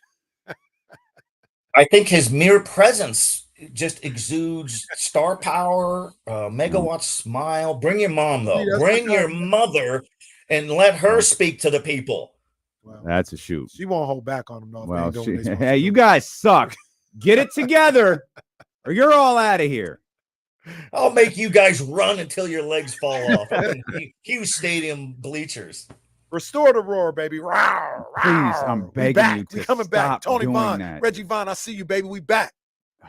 Joe, first of all, I'm sorry about that. Second of all, man, I'm happy it's high school football season and we can ramp up these visits with you. Always love talking to you, man, and look forward to the next conversation. I love you guys. Thank you. And congratulations on 1,000 shows. It's a must listen, a much watch. Always something topical, always something fun, never dull. And much appreciation to both of you guys. And thanks again. It means a lot, My Joe. God, man. Appreciate you, Joe. Thanks, Joe. Joe Davidson, our legend from the Sacramento Bee. There's no question about that. Man, there's a lot to look forward to in high school sports. That is an absolute monster coming up on Friday at Folsom. That's crazy. That is one's an gonna be absolute crazy. monster. And then we didn't even talk to Joe about like that's gonna be a game because that's like a crazy game. Yeah. But recent like top flight teams, top flight programs, Monterey Trail, Intercamp. Yeah. Oh my goodness. Yeah. And that's in Natomas, right? Yeah. That's going crazy. I already said that. I was talking to Matt about it yesterday. I got to figure it out, man. I'm gonna have to be at that Intercom Grant game, man. I'm gonna have to go to the DPH, man, and check out that game. I need to be Matthew McConaughey. I need to be in the end zone for that one or on the sideline for that one. Is Matt going to that one? Because if he is, yeah. I want to see Matt roll up. I want to see Matt roll up. Well, I've got to check the schedule. I have some commitments on Friday and Saturday nights as well coming up. That's in 2 weeks this year. The Intercom at Grant. Okay, that's gonna be a good one. Still gonna be relatively warm outside, so it's not cold. Like they want me to be out on the sidelines in November when it's raining and cold. Well, wait a minute. I went to Rockland's section championship. Ooh. Oh, just beanies, scarves.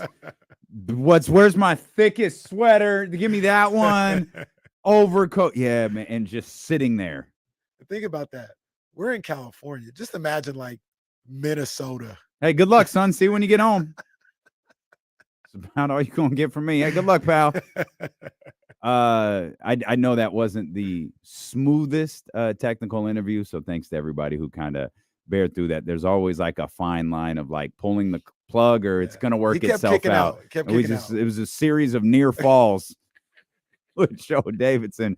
Earl Hepner's hand went down for the three, and Joe would kick out. That's the one where they used to like pin each other back and forth. Like, 1, 2, no. Oh, he got 1, 2, no, he kicked out. They do like a sequence of 4 or 5 near falls or something. And then they'd get up and everybody would clap. That was Joe right there. We'll come back. Let's stick with football for a little bit. We started a lot about it with a lot of basketball, but let's talk football a little bit, including a team that came up yesterday on the 1,000 show. We'll talk about it. Okay. Much more ahead, including our conversation with Bianca Belair, the EST WWE superstar. You don't want to miss that here on Sacramento Sports Leader, ESPN 1320. Oh, what happened? In and out. Shit. Oh, well, I'm out of here, guys. I mean, there's not as much urgency anymore since there's no one here. It's either Seth or Seth. See, no, that's the thing. Those burgers are still going. There's only 2 left. Oh. That's the tribal chief, right? That's his thing. He just goes and gets a box of In-N-Out burgers and comes back. I always got to like take a peek back because there's no notification or anything like that. It's just, there's a box of burgers there. Did you meet with him?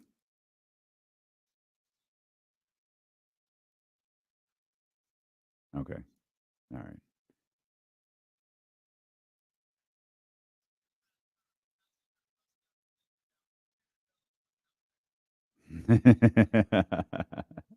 Well, he was late for mine too, but yeah, it was nothing. It was he just wants to talk. That's all it is.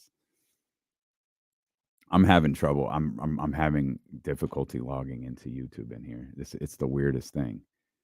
YouTube, sign in, use another account.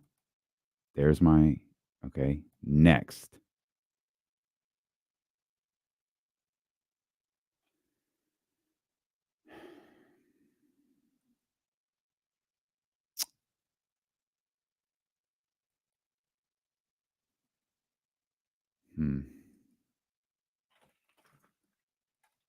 This is not working out how I expected. Love this place, man. Come on, man. This is not working out as I expected. YouTube's right there. Google account. Nope. Sign out.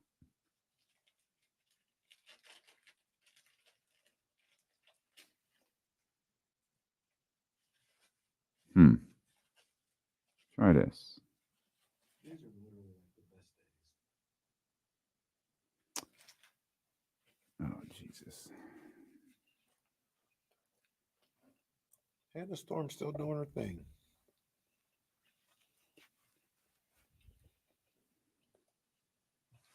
She definitely is. How old is Hannah Storm? God knows how many pay cuts later. I'd say 54. I'm going to go over.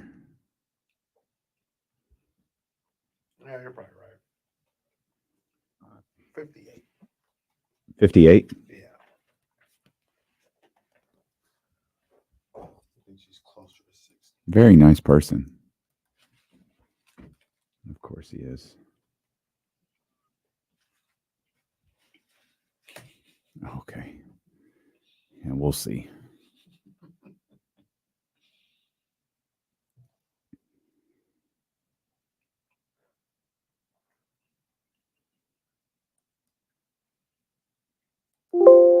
All right, settle down.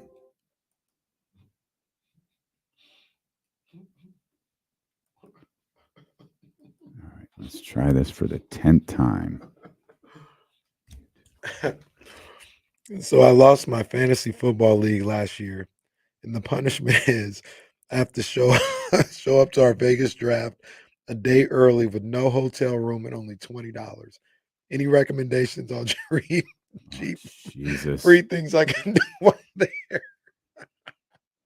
Oh my goodness. Or can I get some free play or free drinks or food or the cheapest tables? Any advice?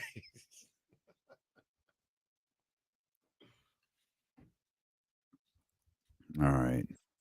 No, don't mind that. Don't mind that. I'm just figuring out life over here. Nothing to see. Let's. Got it, bro. You got it. You grossly overestimating me, my friend. We've been doing this 1,000 times, bro. You got it. Oh, 1,001, and I believe this is the 1,000th. And well, no, he was suspended for a little bit. Let's get Mitch in here. 916-909-1320. Mitch, we were looking all over for you yesterday, man. Where were you? I thought if I just call, I went over to Delta Airlines. There was no ticket. There wasn't a ticket for me. There was no ticket to. Well, it was Casey was supposed to leave it. It was Southwest. It was Southwest, bro. I told you Southwest. Well, congratulations on your 1,000. That Thank was you. August 17th, 2020 or 2021. That's right, 2020. Mitch, you've been listening. Mitch, when did you start listening to us? And were you day one? Well, you said I've called like 877 times, so I guess it must have been in 2021. Oh, okay. I believe it. Shout out to was my working. boy Mitch, though. And I used to call Damon another time, but I'm glad you guys. No, together. it's okay, Mitch. Everyone knows I work there. It's okay. I see you, Mitch. I see you trying, though, Mitch. Okay. I appreciate it. I'm glad he picked up a good partner this time. Good. It's a good marriage. I hope there's another 1,000, 2,000, 10,000. Not get carried away. Look, we what is 10,000? we like 40 years. We like each other. We don't like each other that much, Mitch. Let's settle down. Okay. What's on your mind, man? Oh, what's on my mind? It's a loaded question. Kings, I'm waiting for them to make a trade. Just get another big guy in the front court. They got to make that top six. And I don't really like this 10 teams. and it's 1-on-1. I think we got a lot of scoring. Just want to see another big guy. And I could have sworn I follow a lot of the high school football in South in Los Angeles area. Such a big area. I can't even keep track of all these divisions. It's a lot. It's a lot. And I'm seeing. I know flipping is a big thing too. That's a problem. All these and transferring portals. I thought they kept had like a conference championship between North and South California. I could be mistaken. And go Dodgers. Well, settle down, Jesus. And fade him out. Fade him out. Talking about go Dodgers. What show he think he calling? It's 570 in L.A. No, don't be disrespectful. Certainly knew the station by heart, though. Yes, I did receive I know the ops all the time. I know all the ops.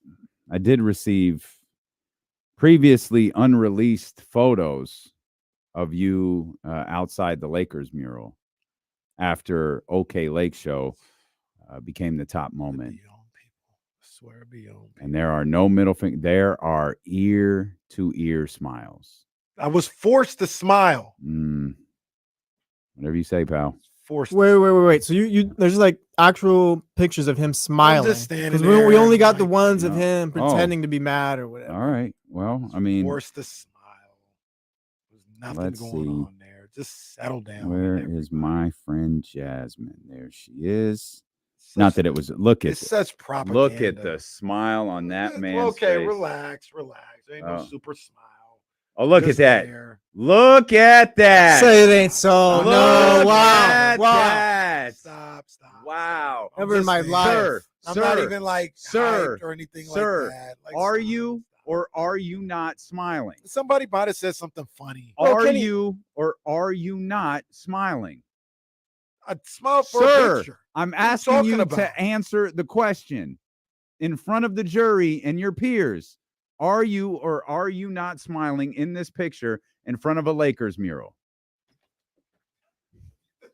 That's not even like a mural in front of like Kobe, Magic, and like Kareem. What are you doing taking pictures with the 2022 Lakers? That's the current Lakers. Bro, there's a spot. It wasn't even a Lakers place. It was just on the wall where we had breakfast. The breakfast was really good.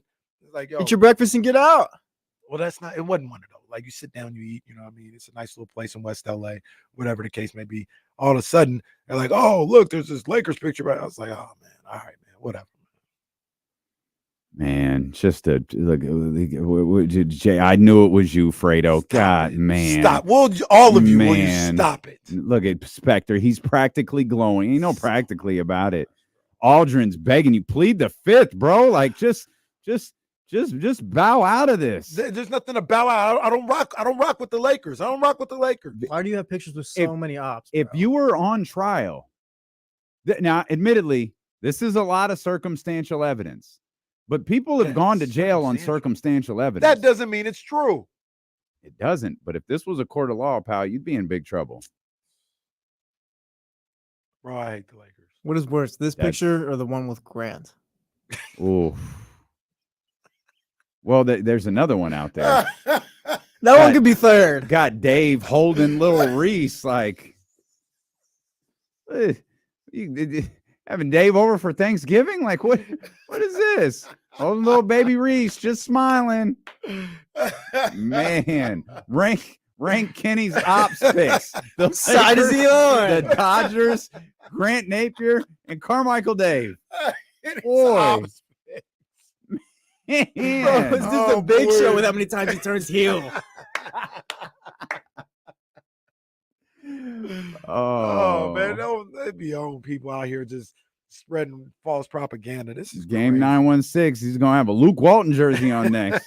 Well, I like Luke Walton. I don't have a problem with him. I don't know if I'd have a jersey on, but unlike my mother and others around here, I don't have any problem with Luke Walton. He's perfect. No, it's not. It's your mother. It's really just your mom. No one else calls him an idiot. Well, at least not out loud. How about the chat? They'd be attaching her name to it. Well. Disrespecting that man, Luke Walton, for no reason. Well, I don't know that it's for no reason. By the way, are we certain he's still in Cleveland? We're not. I hope he was on JB's staff, right? Yes. Well, JB's not there. I'd assume he's probably not. Well, Kenny Atkinson needs to bring him in. He needs help. Oh, Luke's going to help? Yes, he is.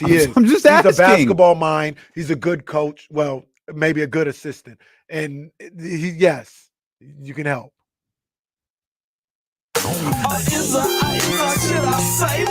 Oh no, it's true. John Bowles says, didn't he get a job in Detroit? Luke Walton. I forgot who's in Detroit. Oh, JB Bickerstaff is in Detroit. Oh, so he went with JB. That's facts. He is the lead assistant. Oh, he's gonna take over when Detroit. JB get fired. And that will happen. Yeah. That will absolutely happen. JB Bickerstaff will be fired. Just make sure the check's clear, brother. Well, good luck, Luke. Ooh. In all seriousness, you think Luke ever gets another job? Yeah, when JB Bickerstaff gets fired. Gets hired. Like he'll replace him as the interim. You think he gets because Detroit's gonna fail. So okay. Say it won't be this. They're treating Luke Walton like he's JB Bickerstaff. Well, look, JB probably gonna be there for a little bit though, because they got a lot of money to pay in coaching. Well, that's a great point. So that is a solid JB point. JB was actually smart going to Detroit. That is a fantastic point, sir. Well done. So, but say JB 2 years from now gets fired in January, and the Pistons play well under Luke. Will they hire him? Yeah.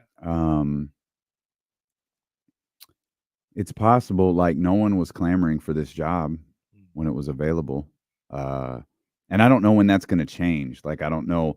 I'm fascinated by like, are these looked at as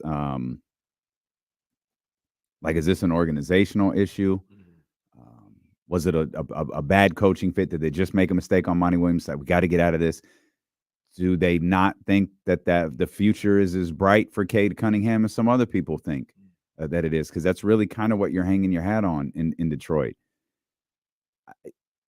I don't know. That's a cop-out answer. I don't know. My gut, like my immediate reaction, just to answer your question, would be, yeah, they'd hire him because I don't know who else would want that job.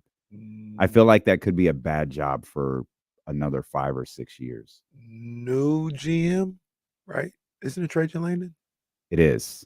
New GM. It is. So maybe that was one of the issues in the past. Absolutely. Yeah, it absolutely could be. So, but to your point, I mean, it's going to take some seasons to change that.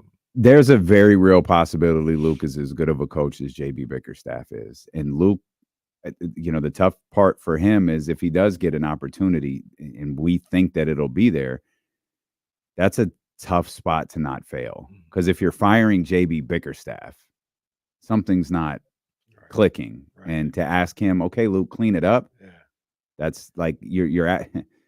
That's tough. And that's a tough ask. If you're firing JB Bickerstaff, you're going on like that's what would brutal. You say, like almost a decade of just being awful. Yeah, I mean, Dwayne Casey couldn't get things going.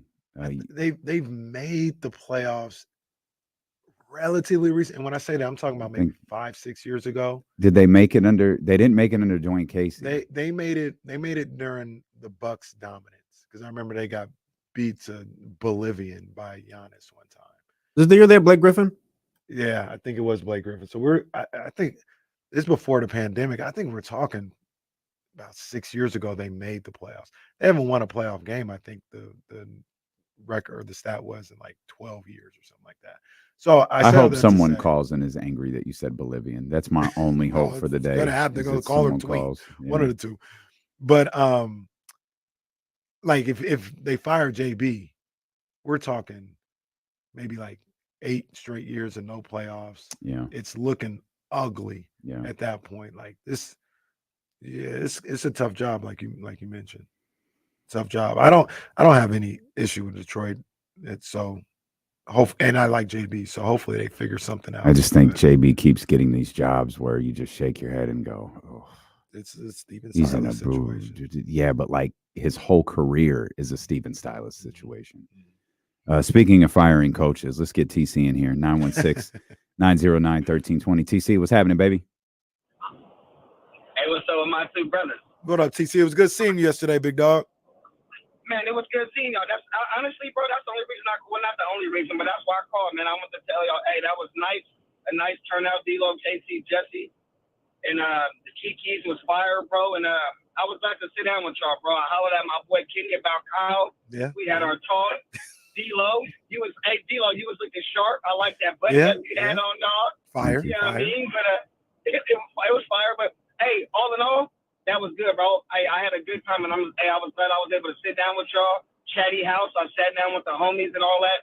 I just had a good time, bro. So I just want to tap in and let y'all know. Thank you. Oh man, we appreciate you, TC. TC, I was big part of that first. Sit down with Ramsey. Well, no, Today. that didn't. I kept my eye on that situation. It's like one-sided heat. Yeah, it's very odd. I kept my look. What? Ramsey wouldn't even sit down with everybody else. Ramsey was kind of off to the side. I hate to. I'm not trying to flame the fires or nothing. But one time when we were shouting everybody out, we was like, "Yo, man, we got to give a shout out to Ramsey." And then Ramsey was in the back, like, "Hey!" And then everybody's like, "Ramsey." TC said. I swear I saw that too. Took a sip of his drink for those on the radio. That's tremendous. And like he said, it's one-sided. The TC ain't got no problem with Ramsey, but Ramsey stay hating. What's on even TC, funny, man. this is the thing I noticed. He wouldn't even sit with Katrina.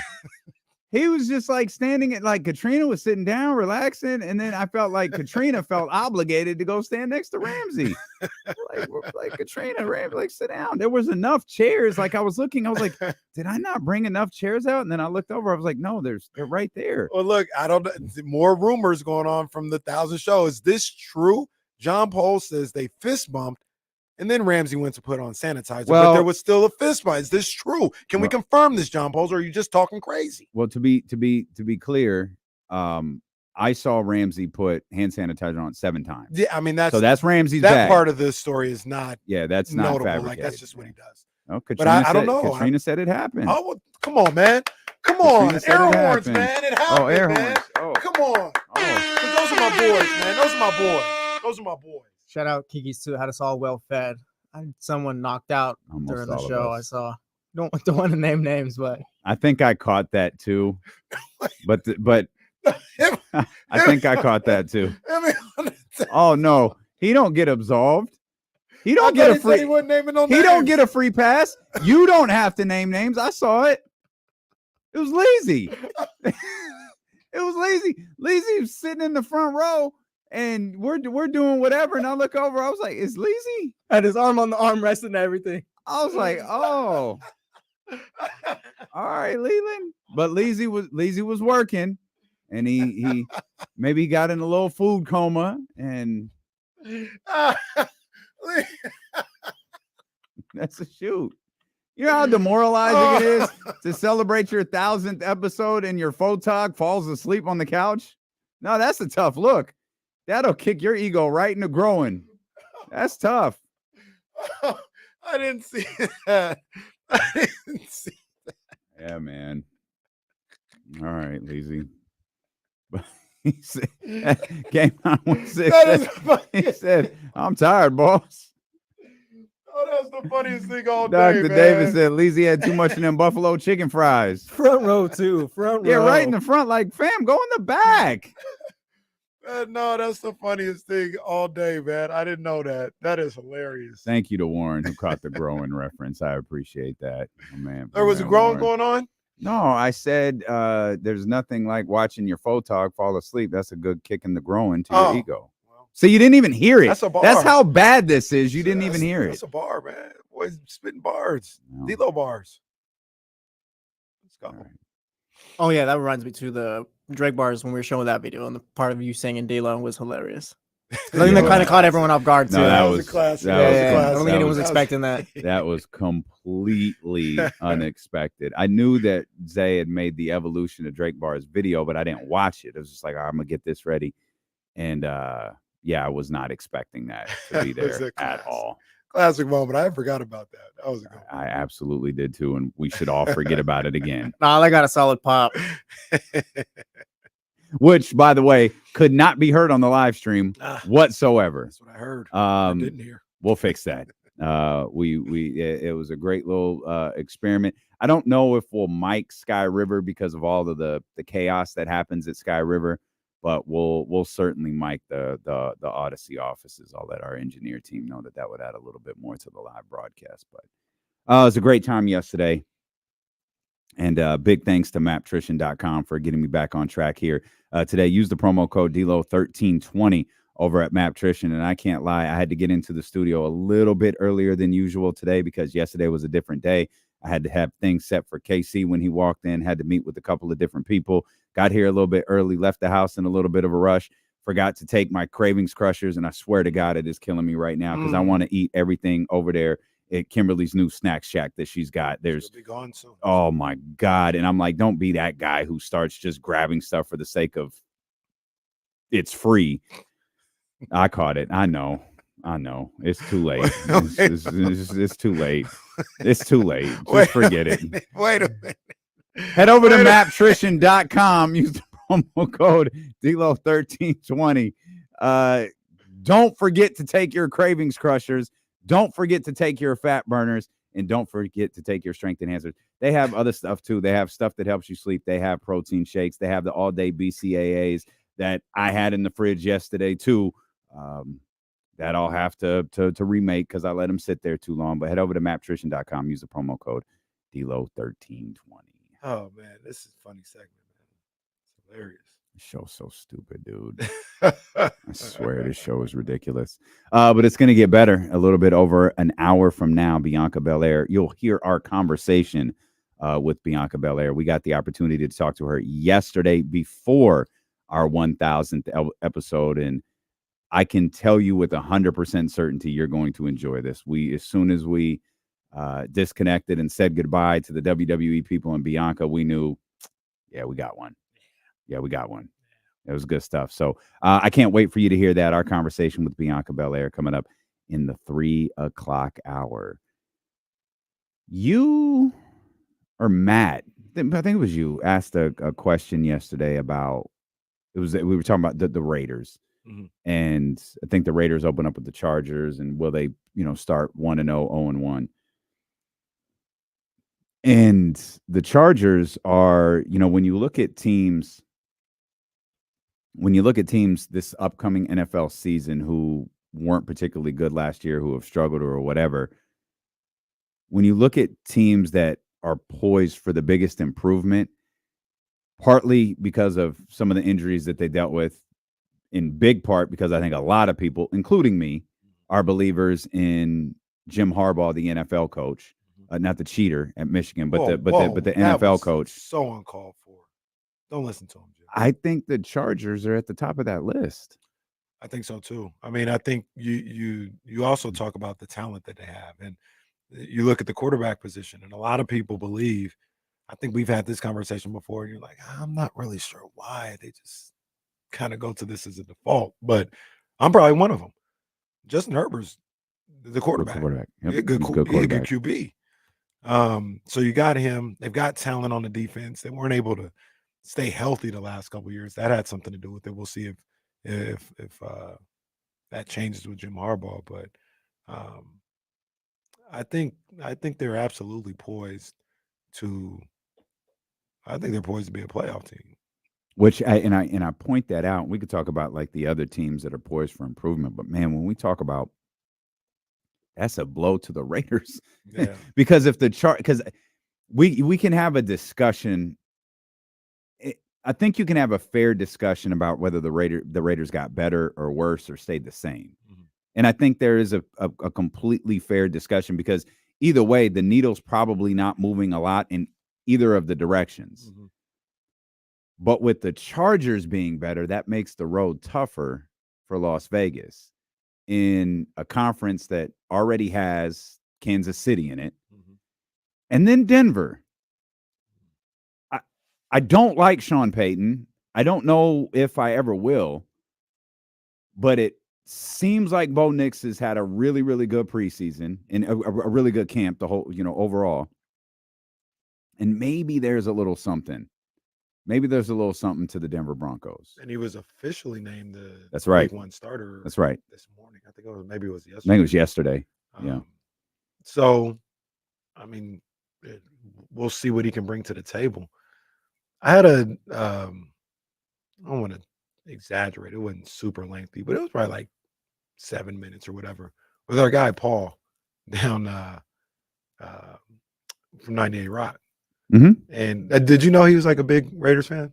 I did not. Yeah. Mm-mm. So he was like, what you think my Raiders are gonna do? Like, are they gonna 4 wins, 5 wins? What you think? I was like, no, don't do that. Like, I think no, his question was, how are they gonna win games? I was like, I think they're gonna be like, anywhere between 7-10 and 9-8. Like I can see that range.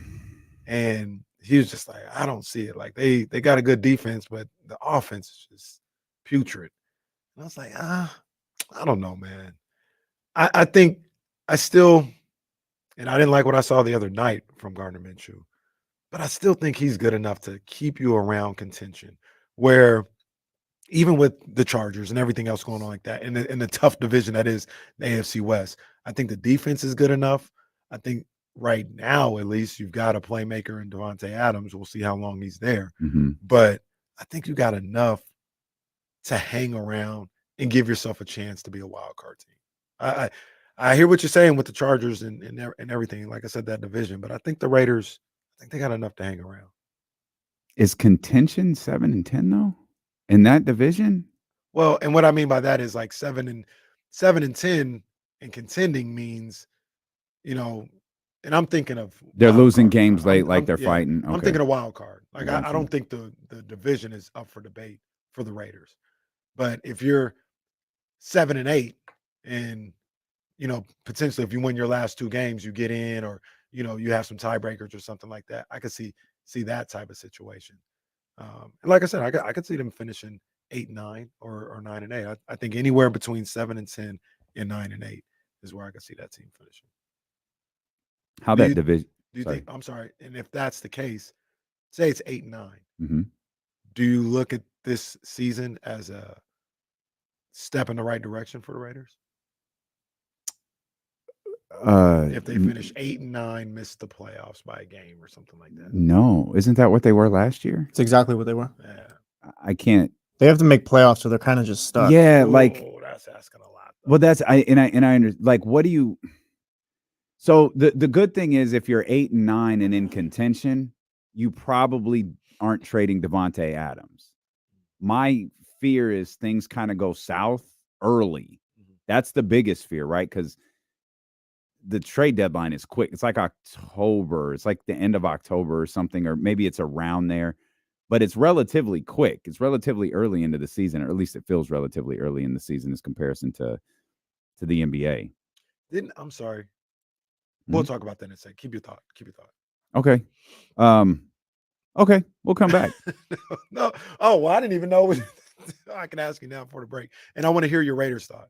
Didn't they move the trade deadline back? Did they? I thought they did, because I heard a conversation where I thought they moved it back, and then they were like, some owners wanted to eliminate the trade deadline in general. I forgot who was saying that. Well, that's interesting. Yeah. It's probably, well, I'm not going to say who it probably was because it doesn't matter. The NBA trade that, let's see, NFL decision amendment pushed the 20th. They did. It's after week 9 games. It's November 5th. Okay, so like a week or two. The 2024 trade deadline is set to be on, November 5th. Yeah, about a week or two. But I want to hear more of the Raiders. Yeah, and we'll stay in the NFL again. You'll hear our conversation with Bianca Belair coming up in about an hour. And because I can't read text messages, Matt George may or may not be with us. I'm not really sure. He has the link. He could join us if he wants to. Steelo and KC here on Sacramento Sports Leader, ESPN 1320. All right, I need to get up, but I got to do something really quick. No 13th round today anyway, guys. It's okay, good, because I have to do this. This might throw some things off here really, really quick. Nope. Throw nothing off. Close that. I'm back. I'm good, right? Everything sounds normal. Everything's sounds good. Normal, yeah. Okay. I think I had to log in and get the thing set for Bianca. So I think I got it.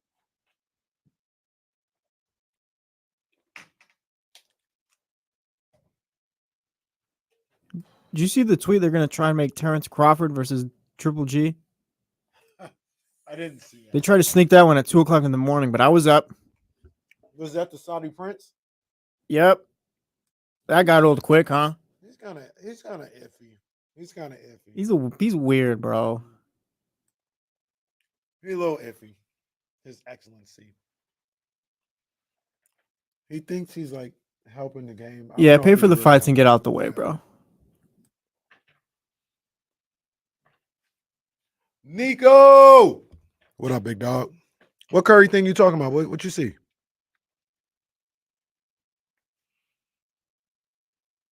Yeah, Saudi Prince be tripping. No, it's Stephen Brown. First of all, your ass should have been here yesterday. Second of all, no, I said the 13th round is happening tomorrow. What are you talking about? Recipes at 13th round.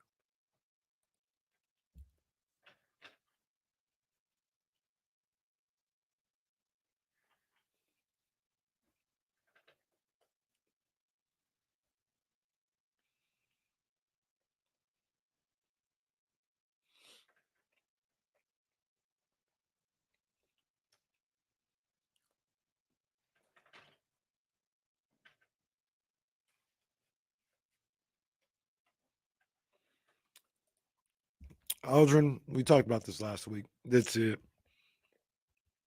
I didn't have a big problem with it. The only thing that I would push back on was they had Playboy Cardi at 12. I thought that was doing a little something.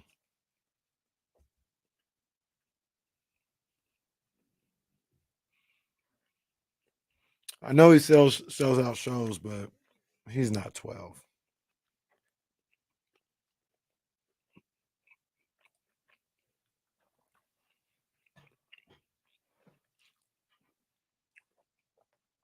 Well, John Paul's in. Stephen Brown, 5'4", 145 out of Alabama.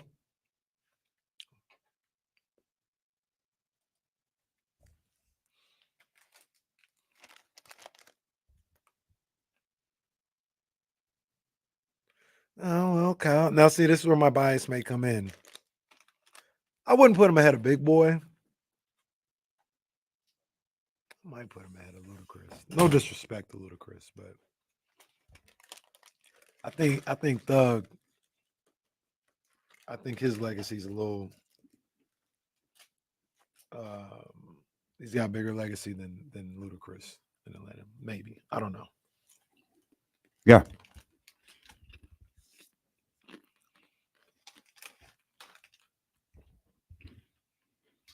Okay. Well, I mean, Lord knows that the old system was so flawed, we had to change it. Nah, Nick, I hadn't. I'm not even gonna look that up. I'm gonna say that is false. I would have been heard about that. Well, he did the first one, but only on Instagram. Well, wait a minute. Curry wants out of San Francisco. Well, wait a minute. I didn't. That's a story. But it's not, because it's still on his Twitter bio. I think it was just for space. He put in gold medalist or gold medal winner or something like that. There's nothing else you can get rid of. Well, you're not going to get rid of husband of Aisha or whatever. Like, you're not going to do that. Let me see what's on his Instagram, man. I don't think I follow stuff. Speaking of rumors, I heard a rumor that I tried to follow up on have become unsuccessful, but the Stockton Kings job is open. I heard some rumblings, and I sincerely apologize. I got this. This exchange was happening on the show, so I'm sorry I did not alert this to you. I heard maybe Derek Fisher is in the conversation for that. Interesting. Derek Fisher currently. I'm Greeny here. I'm Greeny. I'm not reporting. Just I've tried to follow up on this. Tried to but it's just kind of out there floating in different walks of the universe. That job is still open, and maybe D Fish is someone to look at there. Trying to get back into the league. Like I said, now. Well, sir, we could do an interview right now. You could be Derek Fisher. Okay, nice. I can be whoever he's interviewing with. Hi, how you doing? My name is. Hey, no, Derek. No, Fisher. it's fine. It's good. Sit down. I'm sorry. Explain to me again why you benched Candace Parker. Well, Sorry, Derek. Thank you for coming. Your your driverless vehicle is waiting outside the Golden One Center. Thank you for being here. You're also flying coach home. Don't you want to hear about what I did? Don't. Jeez. That's a All joke. right, Gloria. Yes. Oh. Gloria coming in. Derek I gotta comes in. go. I just want to be clear. You guys did fire the other guy, right?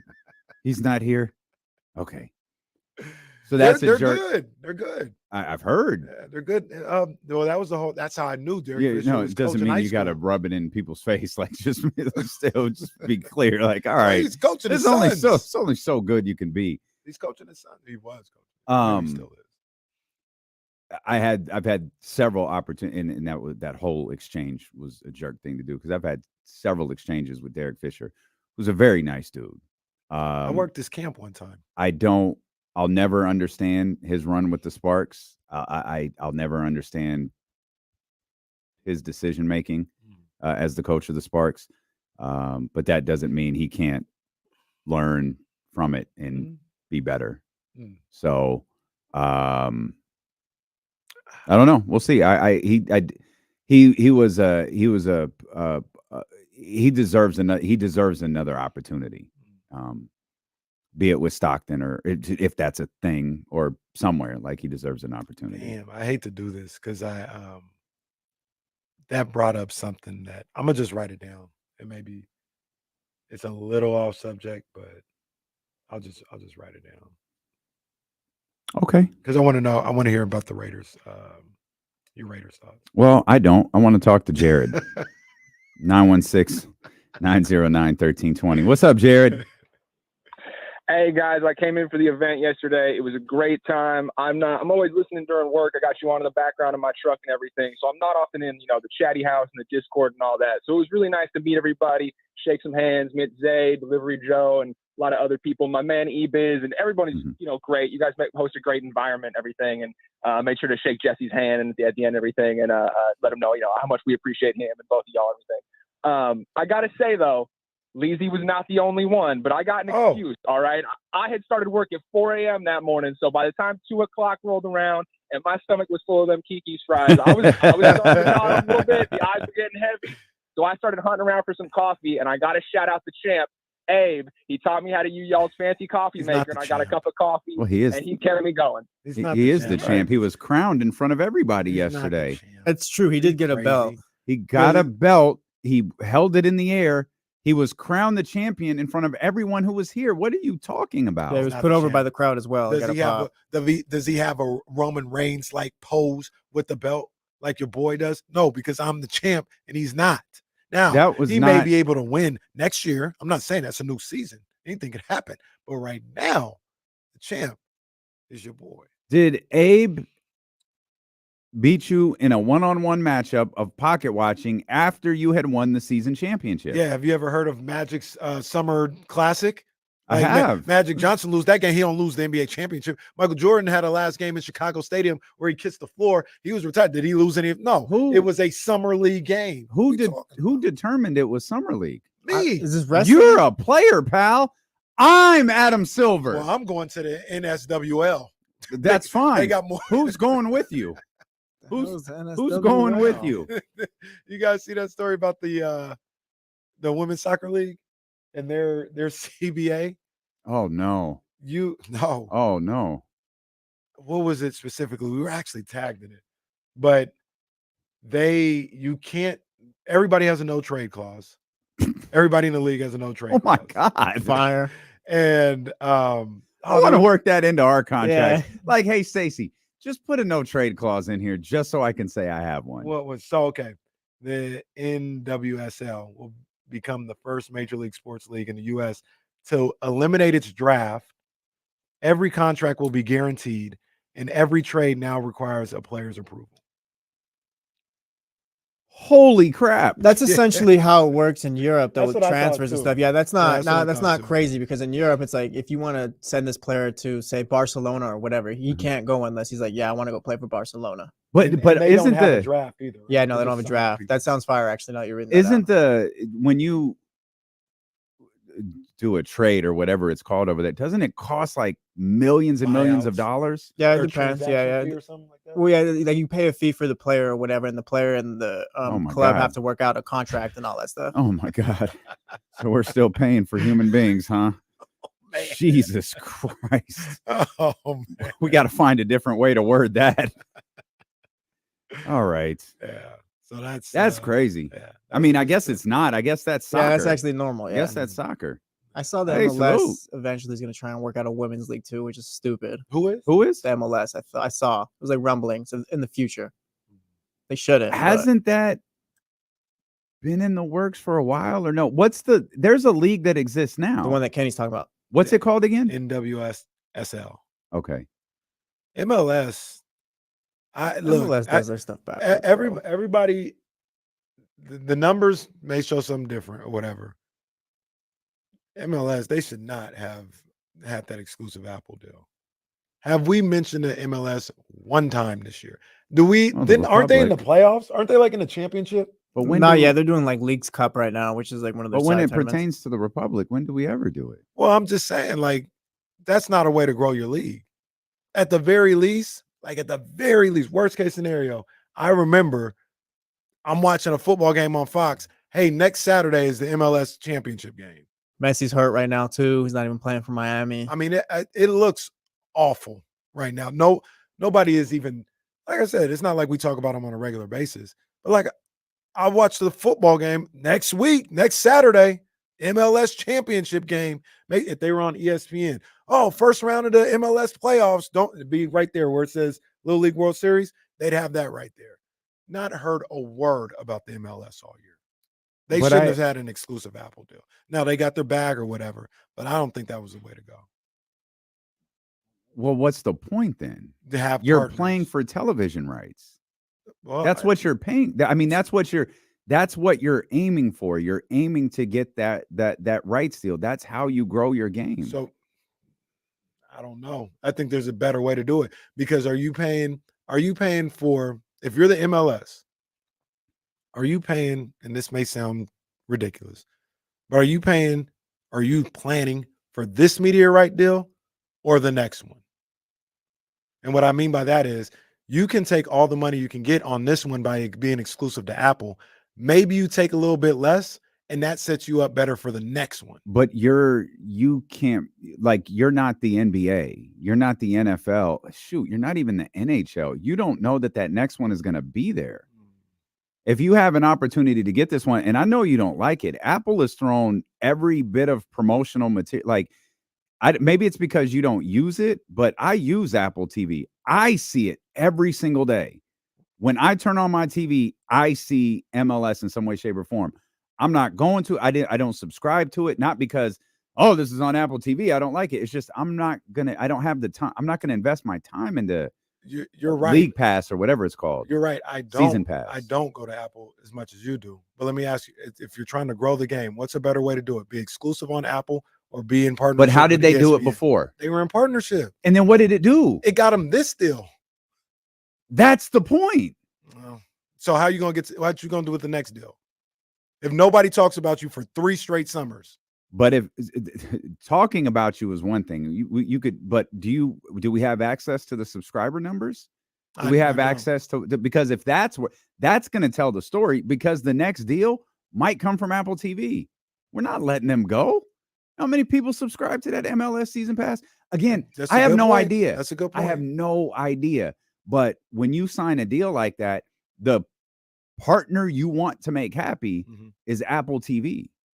Or it's your existing partner. That's who you want to make happy. I understand. I think this was a bad move. It has to get to a point where you have outgrown it so much that it's like ESPN calls during, or whoever calls during an open window and is like, "Hey, what's up with you and Apple? So you up?" The MLS season pass on Apple TV. So they did like 2 million subscriptions in 2023. I would not. Is that really wait? Good? I don't know. Wait, I really don't I'm know sorry. the number. Say that one more time. Not Apple TV total, but like MLS season pass, like whatever that is on Apple TV. They got 2 million subscribers for that. I'm really asking. Is that good? Or That feels incredible to me. That's really good. I could be dumb, Do you have the MLS Apple deal in front of you? No, not in front of me. I'll see if I can find it. I'll see if I can Do find it. Do you think? See, MLS getting some run right now. Where? On Apple. No, I'm talking about with us. That's a good point. Do you so let me ask you guys, just bare basics, and you understand these things, really well. What would be a better, you talking about grow the game? That's what you said initially. Okay. I'm sorry, go ahead. What do you think is a better way to grow the game? Well, so it doesn't matter because it's a 10-year, $2.5 billion deal. 10 years. This is a 10-year deal with them. What do I think is growing the game? What do you think a better way to grow the game?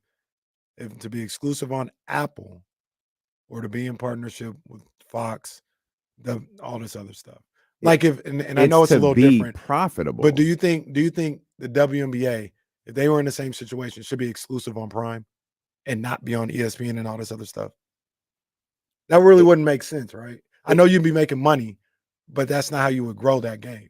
So does it hurt the MLS too that they're not the only game in town? Like you can watch English Premier League out there, and like everyone's gonna watch that. Like the Mexican League does numbers out here too. Like MLS isn't even like really top two out here, really. That's something that they don't have. So maybe because of that, you got to get all you can get. Does growing the game even exist? Meaning, what you're trying to get, they signed a 10-year, $2.5 billion agreement with MLS. That was a game changer for them. Mm-hmm. If the W separate from the NBA, like everyone believes is going to happen in however many years, whether it's 3 to 4 or it's 11, they're going to negotiate their own media rights deal. The idea is to make your league as profitable as possible. True. The model of all of this is changing. A great example, it's different because of it's different because the makeup of their business. But WWE is leaving cable television for the first time since Vince McMahon expanded that company in like 1984. Like Vince, it like in television history, is truly one of the pioneers of cable television. They're going to Netflix, a completely different model. That's not going to grow the WWE. It's going to create it's probably not. It's going to create something different. And maybe in the idea of grabbing the person who wants to watch Your Honor or last season's All-American or whatever is on Netflix. John Cena? Let's see what that is real quick. Because I know when you open up Netflix in January of 2025, that WWE promo was going to run. For sure. And it's probably going to run for the entire first quarter. But I don't know that. I don't even know that there's enough evidence to determine whether this stuff grows the game or not. Because it's also new. And it's a different conversation. And they're going to Netflix, but they're not leaving. They're not leaving TV. Okay. They're not going to put SmackDown on Netflix either. You're right. How about this? A handful of years ago, man, got to be probably approaching 10 years ago, WWE pulled all of their pay-per-views and used an entirely different model. If you pay $9.99 for our app, you can see every single monthly pay-per-view we do, including WrestleMania. So much so we have to change the name from pay-per-view because you're not paying for it anymore, at least in the sense of the singular event, to a premium live event. Did that work for them or did it fail? I think it worked for them, but there's a huge difference. They did not scrub themselves from TV, which is what the MLS did. I understand, but my point is they took a chance on something different and it worked for them while being profitable for them. That's MLS. That's what they had to do. I would have had a game on Fox. I would not have had an exclusive. If Apple said it's all or nothing, they probably wouldn't have got two whatever billion from somebody else. So that's what you got to factor in. Like there's two. If Apple was I think the all thing or nothing, and ESPN Fox, the collaboration of the two was 1.1 billion. Yeah, maybe you just take the 2 billion. I think the thing that you really have to factor in is what if Fox didn't call? That's true too. I mean, I doubt I mean, I don't know. I could do some investigation. You guys won't believe this. This was not planned. I was not prepared for this. How did we even start talking? I have no idea. When Abe became the pocket watching champion, he you got wasn't- defensive. he You wasn't looked a up something champion. about no No. trade clauses. We all know that. And See, by don't the way, start it from a false premise. the pocket watching league, we don't have to, like, you are exclusive to the pocket watching league. You can't go join some other ham and egg league. Life.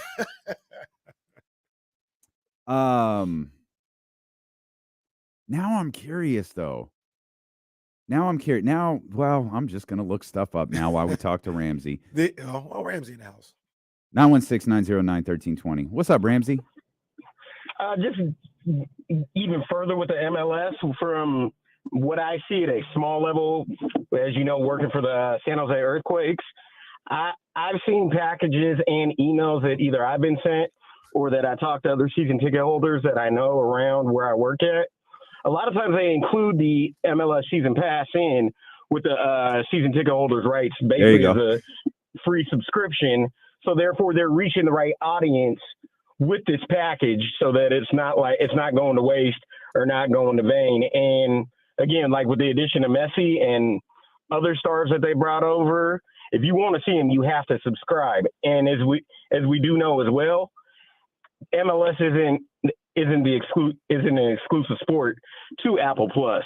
As we know, Major League Baseball has their game of the week either every Friday or sometimes Sunday mornings, Sunday or once in a while Saturday. They have a weekend game all the time on Apple Plus, and leagues may be going this route of taking one of these paid subscription services, as we see with the NBA and Amazon, and other leagues may follow suit to where you're going to have to go potentially streaming only, including the NFL on YouTube with Sunday Ticket as well. But I don't think they're not going to. I would be surprised if they did with MLS. They're all partners. MLS said you can only watch our games on Apple. I don't think anybody's doing that. But I don't know that that's true. I haven't seen them anywhere else. I could be wrong. I'm not checking. So I'm looking at an original. This was written when the deal was done 2 years ago. One of the questions when the Apple. Well, I know. I'm trying to focus here. Does this mean MLS won't be on cable TV? No. While MLS signed a comprehensive agreement with Apple to broadcast all games that remain in negotiations with ESPN, Fox, Univision, and Canada's TSN and TVA. According to The Athletic, the MLS is close to a 4-year agreement with ESPN that will put 23 to 25 regular season games to their family of networks. The deal would also allow ESPN and Apple TV to alternate which network broadcasts the MLS Cup. It's pretty more extensive. The thing that I can't find is if that deal was signed. That's what I can't find. I don't know either way. I know I haven't seen. You know how ESPN always just like be inundated. How many times have I seen the La Liga commercial in the last 3 weeks? I haven't seen anything about that. Fox signed it. Fox is okay. Fox got it. Fox signs a 4-year deal to broadcast Major League Soccer. This was at the same time. That makes more sense. I think they get like 34 games. Fox does. This was a waste of 20 minutes. Jesus Christ! I swear to God. Can you not blurt out everything that comes to your mind? Well, I didn't. There was one thing that I wrote down, and I didn't talk about it. Thank you. God. Now, football season is gonna. I don't even know the MLS. I think they're they're on a break right now because they're doing Leagues Cup, which is when they play like in the States against like the Mexican league teams and all that. So when football gets here on Fox, you'll see your little bug in the corner that you want. Are you happy? Sure. I just knew it was ridiculous to put everything exclusively on Apple. Except they didn't. They didn't. You said they should. You said, well, they got $2 billion, so they got to do what they got to do. You should not do that. You got upset at something that didn't even happen. God, we're never getting to 2,000 at this rate. Did we get we talked to Ramsey? All right, I guess we got one more caller. Who is it? We got Matt on the line. Okay. Hi, Matt. What's good, y'all? What's up, man? I was just like screaming at my radio, like, if you would just take my call, I would tell you what to do. Sorry, Oh, Kenny. Damn it. Like, I'm probably one of the few listeners that does like watch MLS on the regular, and you know, there is two sides of this deal. So obviously it's not exclusive. They do still show games on other networks. But even within Apple TV, you don't have to have the MLS subscription. There is weekly free games that you can watch if you have Apple TV. There was a big argument when all this first came down about whether MLS was potentially stunting its own growth by cutting off of the quote-unquote casual fan that could just sort of channel surf and find that game. But I think the numbers have shown, you know, the subscription base has grown. I think that with the WNBA comparison, that's a really, really good comparison. Also the WWE as well, because the U.S. is so big. We have to remember, compared to other countries, the U.S. is huge. And even though it might seem like our little things that we like wrestling or like MLS is so niche, you still have to remember there's millions and millions of people out there that will subscribe to see their favorite sport.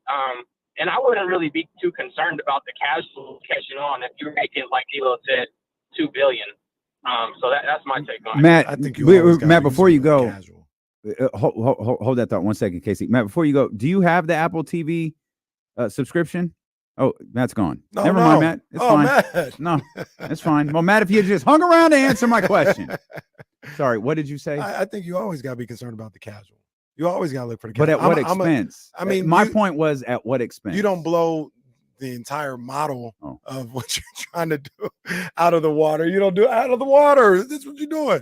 But I'm a fan of a hey. You didn't even say pause. Like you didn't even say pause. I was still you didn't saying say pause. You What don't are blow you it out the doing? water. You don't blow it out the water. That's not what You don't blow the entire model out of the water. Well, you took a long time to get to the Come water part. on. Oh man, these officials are terrible. Officiating's gotten a little. I let you play on, and you didn't clean it up. It's like the fourth flag of the day. But the example that I would use is, number one, I mean, if I like the sport, so it don't matter. But I'm a boxing fan, right? Yeah. It's very niche right now. Like you've got your core audience or whatever. I subscribe to DAZN. I watch the fights on Prime Video. I'm happy. I'm fine. Mm-hmm. But while all that stuff is nice, if you want to grow the sport, if you want more eyes on the sport, you better have Tank Davis versus Ryan Garcia, where these casuals like, I don't really follow boxing, but I know this guy's a star. I'm going to watch. Like, I don't think you should just like always cater to it. But I believe if you're trying to grow the sport and trying to keep it in the main attention of the overall sports, and you got to have some things that get the casuals locked in. I understand. My question was, at what expense? Well, they did what I think they should do, which was what I was saying the whole time. Like we thought they were exclusive to Apple. Yes, you were like, they got $2 billion. It's good. You were talking like with confidence. That's not good. They better have like another partner, and they do. So we wasted 20 minutes of everyone's Matt life. said if we would have just got to him first, and then everything would have been good. Matt, gotta call quicker. Matt says he has the subscription to the MLS season pass. What I was going to ask Matt is, what do you think of the presentation? Do you like it? Is it? I bet it's a phenomenal. good model? Apple does really good with sports. You know what I really hope? Talking about all of this, I agree. I actually watched a baseball game there a couple of weeks ago. They do phenomenal. I think they have better cameras too, somehow, some way. I don't know. It's Apple. I'm sure that some camera that doesn't even. Maybe they're the one company that actually broadcasts in 4K. I really hope Netflix gets the network, the WWE network. The network is such trash. And if they can get that off of Peacock and onto Netflix, that'd be such a win. Yeah. Because they'll fix it. I know that they'll fix it. Just have a WWE tab and like, here's the WWE network right here. Doesn't Peacock have that too, though? They do, but it's a mess, it's just kind though. of a jumbled. Peacock is trash when it comes to WWE. It's Network. awful. Like they create these playlists, but this is the thing that drives me crazy. It's The Rock versus Austin from beginning to end. Start it. And instead of showing you the Rock versus Austin segments, it'll show you the entire Raw. No, where you can't do that. like the Rock, got want- the Intercontinental belt from Austin. I don't care about. Then it'll show you the entire pay-per-view. It's like, dude, this isn't a playlist. This is an investment in my life. Like, I don't care about Bart Gunn's match. Like, just show me the match I want to see. poor Bart Gunn. Butterbean ended him. We'll Damn. come back. Speaking of wrestling, you're here. Our conversation with the EST, Bianca Belair, coming up in about 30 minutes here on SAC. Oh, talk a minute, just a minute about the Minnesota Lynx. Wow. Steeler and Are Casey. they the story? Huh? Are they the story? Well, that was my point. They should be, Mm. but I understand why they're not. We'll explain. It's Steeler and Casey on ESPN 1320. You don't want to watch SummerSlam season. Bro, I swear to God, man, it is so frustrating.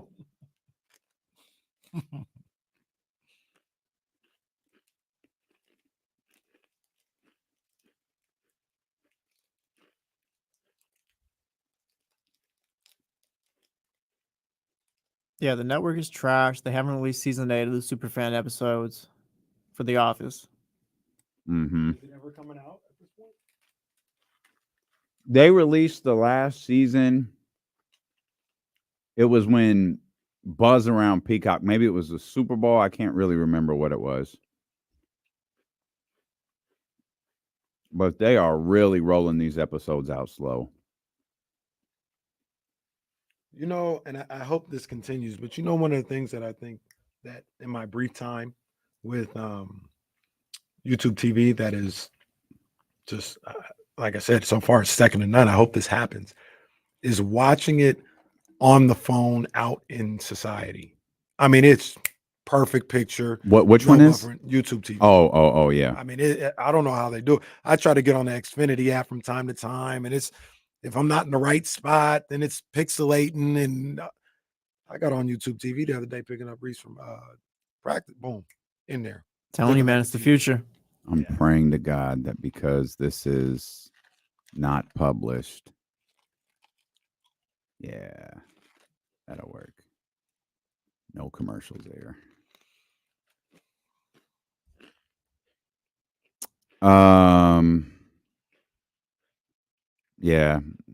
Yeah. I'll think of something.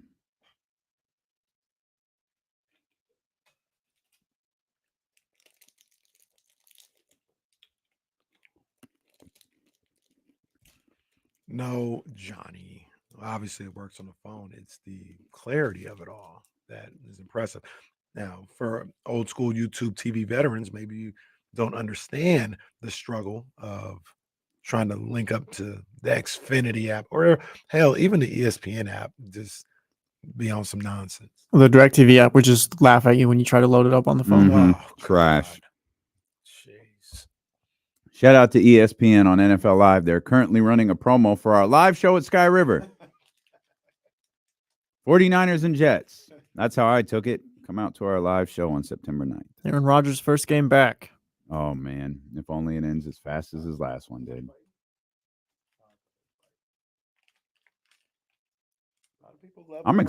I love the Texans. I guess that's not really a hot take, though. I love Daniil Hunter. That boy's a monster. Oh, he's Wasn't good, Daniil man. Hunter the one that got his glove stuck on Josina Anderson's wig after that game? Oh, did he? Yeah. Oh, You ever I don't seen remember clip? that. No. Daniil Hunter? I can't remember if it was Daniil Hunter or somebody. It was somebody with the Vikings, though. It was after that Saints playoff game. And he was like, I'm just so happy. And he put his hands in the air and them stuck on. And Josina was like, whoa, wait, whoa. They're a classic clip.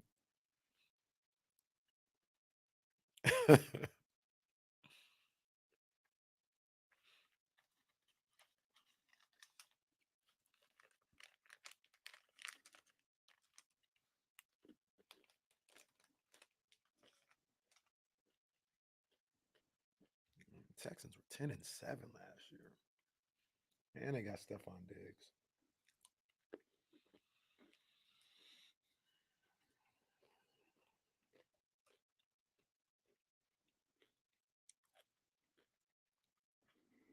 I don't think that's Danielle Hunter. I found the clip.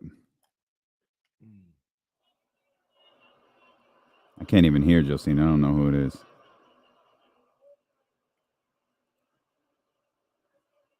Can't hear none of this. Nah, you just gonna have to wait till I watch the rest of this clip. I got to see what is going. The clip was when a Vikings player, their glove or something got caught on Josina Anderson's wig. Oh, yep, I see it. I see it. Oh, so there's two. So someone comes over and hugs her or hugs whoever she's talking to. Was that Danielle? Maybe that came over and hugged her. No, you can't even see who it is. But she protected her hair. She kept her hair in place and got through the interview and apologized profusely. I love my girl Josina Anderson. She's a good one, man. Yeah, I love. She is. I the first time I saw her, she was doing Sunday Countdown or whatever. I was like, oh, look at my girl with the nails. She got her nails on. She had the nails were all the way did, and I was like, I like her. She was talking her talk, and look at her now. She's her own boss at this point. Don't she have like her own? She does like her reporting is her own site or something like that. Yes, yeah. I have to find it because it'll sound weird if I don't. I have to still have it. Maybe Twitter's gonna make me pay for it. I have. Is there a way to search? There isn't. Unbelievable. Okay, let me try something else. Oh, there it is. Josina. I once got a DM from Josina Anderson. Oh. Because see, that's why. that's why. No, man. Josina, too late. I'm already throwing on the show title. I remember after that. I remember. I don't even know what I wrote, but it was something about Josina Anderson defending someone, and I don't even know who it was. But I was like, Josina Anderson defending so-and-so was not what I expected to see tonight. And she DM'd me and wrote, not defending, I'm saying he can rebound. After all, you are laughing at him. I have no clue. I have no clue what we're talking about. Man, I feel like this might have happened on the show because I vaguely feel like I remember this was 2018. Oh, no. Okay. It was May 31st, 2018. I was about to say Marvin Bagley. Was it J.R. Smith? Who are we talking about? But I just thought it was so funny that she DM'd me. May 31st, 2018. All right, let's see who was playing that day. Not defending. I'm saying he can rebound. After 31st. all, That's you are all conference laughing finals. at him. That's conference finals for sure. 2018, you said. Was it Kevin Love? Yeah, the Cavs lost to the Warriors in overtime that night. Is that the? It might be. Is that that game? We might be talking about J.R. Smith. Game 1. That's pretty early for the finals, though. May 31st. Well, it was a different time. Yeah, it was a different time. Now they start like June 9th or something like that. About to start on the 4th of July. They are. I always thought that was funny, but I am a fan of Josina Anderson. I love her. Love her reporting.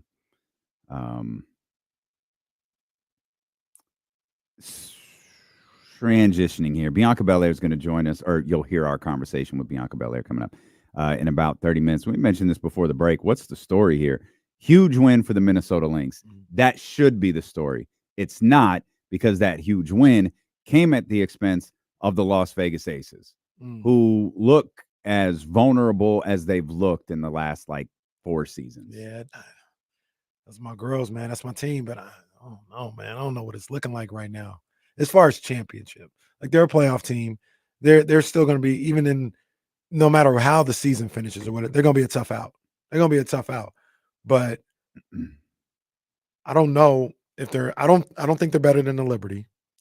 And if they're in a series with a team like Minnesota, hell, if they're in a series with a team like Seattle, yeah, I don't know if they can get through a series. I don't know if they can get through multiple series before you even get to the Liberty. That's one of the really dope things. I know expansion is coming. We got the Valkyries making their debut next year. That's not a lot of fun. We've got Toronto making their debut the year after, right? Yeah. I didn't say that with a lot of confidence. Yeah, Toronto the year after. But one of the really dope things about the league being compacted the way that it is bad teams can become good really, really quick. The Fever should turn around. Like the Fever, obviously, they're already playing better. There's a good chance they're going to be a much better basketball team in a year or two. There's a chance they're going to be a single-digit loss team at this point in the season 2 years from now. Things can happen quick. It happened with Seattle. Bird retires, and Breanna Stewart heads to New York, and all of a sudden it's like, oh my God, this team is a disaster. Jewel Lloyd's going to have to carry this whole thing, and now Jewel Lloyd she's carrying this whole thing with some a really strong supporting cast and some great coaching. Connecticut being as good as they are after trading the MVP and just, we're good. We're going to keep it moving. Like they're a legitimate, I mean, it feels like New York or bust. They're a legitimate championship contender. They are, straight up. And then with the best perimeter defender in the game, I think, in Dijonay. We have Minnesota. Mm-hmm. And, the Aces aren't out until they're out. Like they're a championship team that has, at least for my money, the league's MVP on it. Mm-hmm. They're still in it until they're eliminated. For anybody's money. That's the MVP. It's just facts. Yeah. I'm with you 100%. Like yes, they still have an opportunity. But I guess maybe the difference now is they're not I don't know if they're the favorites. Where in the last 2 years, you could probably say even the year before when they didn't win, they were still probably the favorites going into things. I don't know if they're the favorites this year. No, I don't think they are. They shouldn't be. There's no reason for them to be there's one reason for them to be the favorites, and we just said her name. It's Asia. But it felt like out the gate, all right, New York, I'm not going to say New York's better, but New York is on a mission. Then, at this point, okay, New York's still on a mission. They're better, and we're bordering on, it feels like they're clearly better. But the playoffs are different, and the only thing, it's not like New York hasn't been to the playoffs. Like, it's not like Stewie and them weren't there last year. Right. So it's not like they're going to, they're not Oklahoma City is the point. Yeah. They're essentially the Boston Celtics. There was just one team last year, unlike the Celtics. There was one team last year that might have been a little bit better than they were. And that's not the case this year. No. That is not the case. I always ask you this, what do we say, 10 games left in this regular season? Yeah, something 11 like or that. something like that. that. I don't have the exact. I'm ready for the playoffs. They're going to be here quick. Yeah, let's go. I'm ready for the playoffs. Going to be speed rounds to try to get out of here before the NFL season starts. They're as close to it as they can. They're at 20. I have New York at 24-4, so probably about 12 games left. I think the number's 40. I don't think it went above 40. Man, New York has won 7 in a row. And given the fact that extends through the break, feels like they haven't lost in months. Yeah, they are on a mission. Atlanta, I would have them as the favorite. Poor Atlanta. No one wants to see them in the playoffs. And I don't mean no one wants to see them in the playoffs. No one wants to see you. They want Chicago and Indiana in there. They want Phoenix there for Diana, who is there.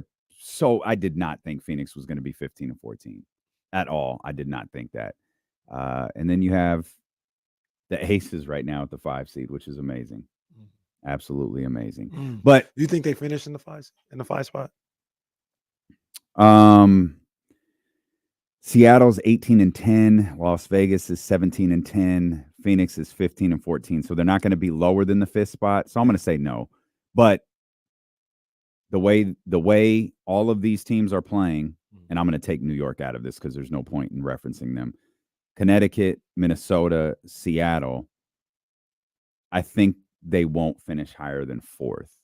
because they'd have to catch a couple of games on Minnesota, and I don't feel like that'll happen. Now let me defend my girls. You know what I mean? Of course.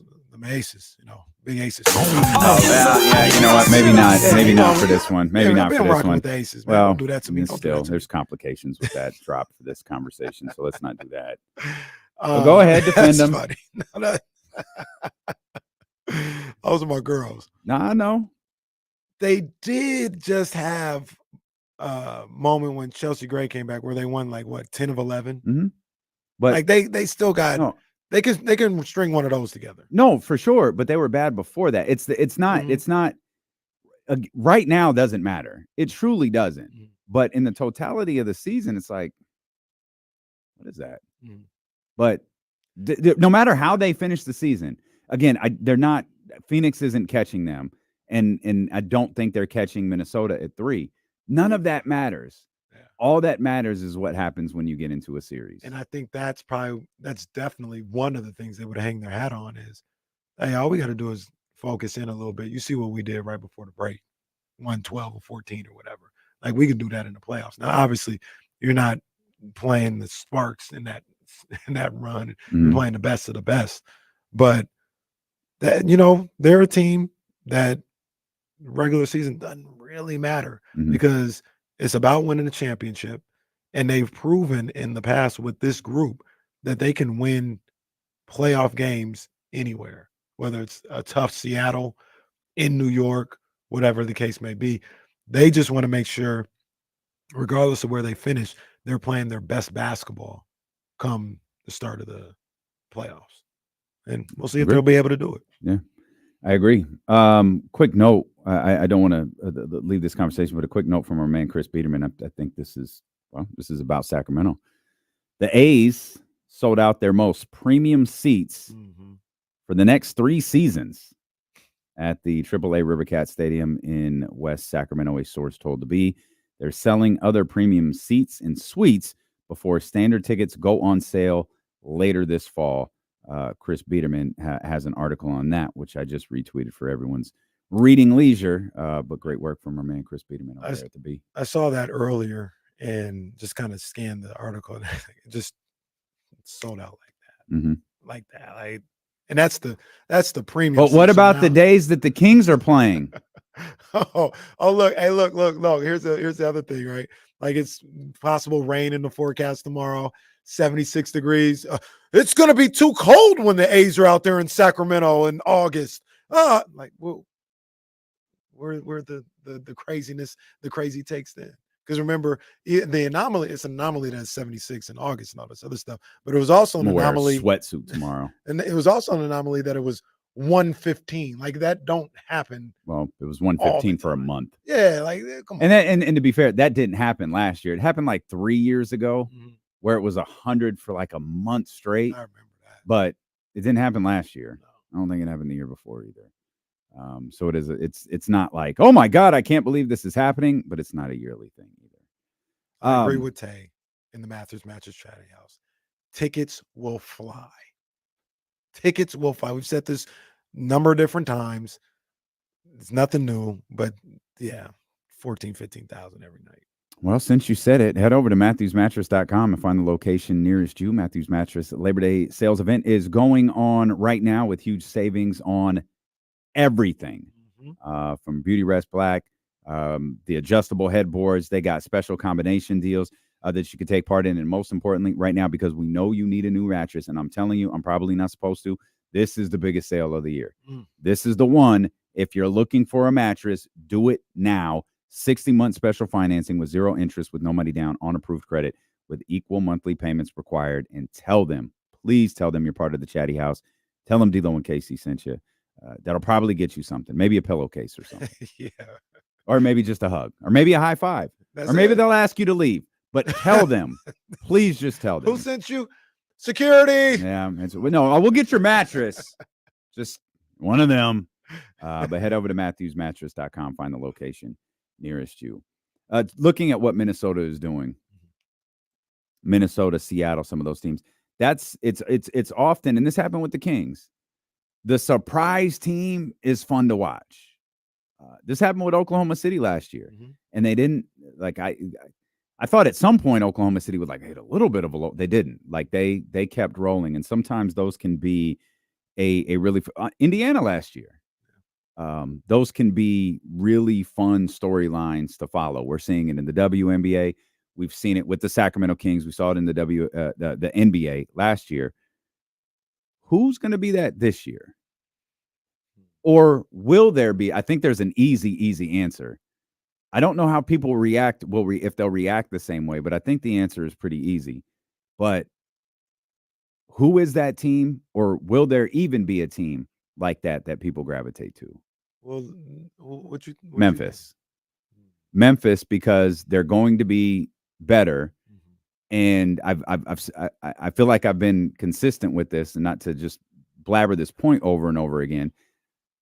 Ja, I feel like Ja getting Ja is back, getting that part over with. He's back from the suspension, getting that over with, getting a few games under his belt before the season comes to an end. He can have a fresh start. I'm not in Memphis, but Bilo and JC, they may feel differently. The James Hams of Memphis may feel differently, but in my opinion, there's no reason to talk to Ja Morant about a suspension anymore. You've already done that. He's already come back from suspension. You already had the opportunity to do that. You wrote your columns. You did all this.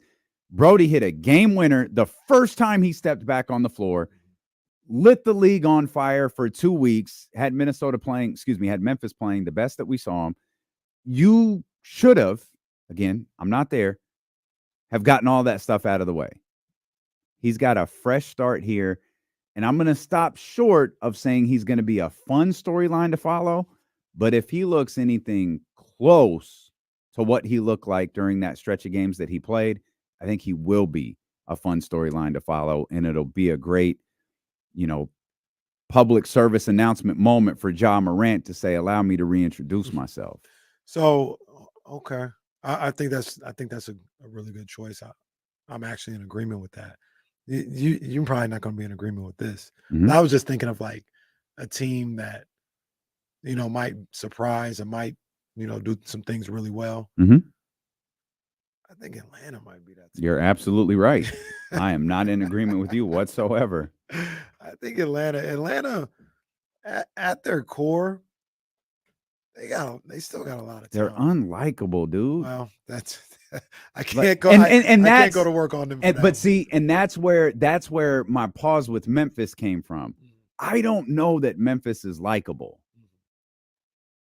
The trade-off is Ja is really, really good. I know Trey is good, but I feel like Ja's different. And I think out of the two, his team is better. Memphis was unlikable a couple years ago, but that's when Dylan Brooks was there. They may be more likable as a team. I still think people will hold stuff against Ja. Yeah. Whether fair or not. Yeah. I still feel like, but.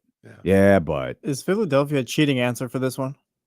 Just because they were playing team last year and all that? Yeah, they're going to be.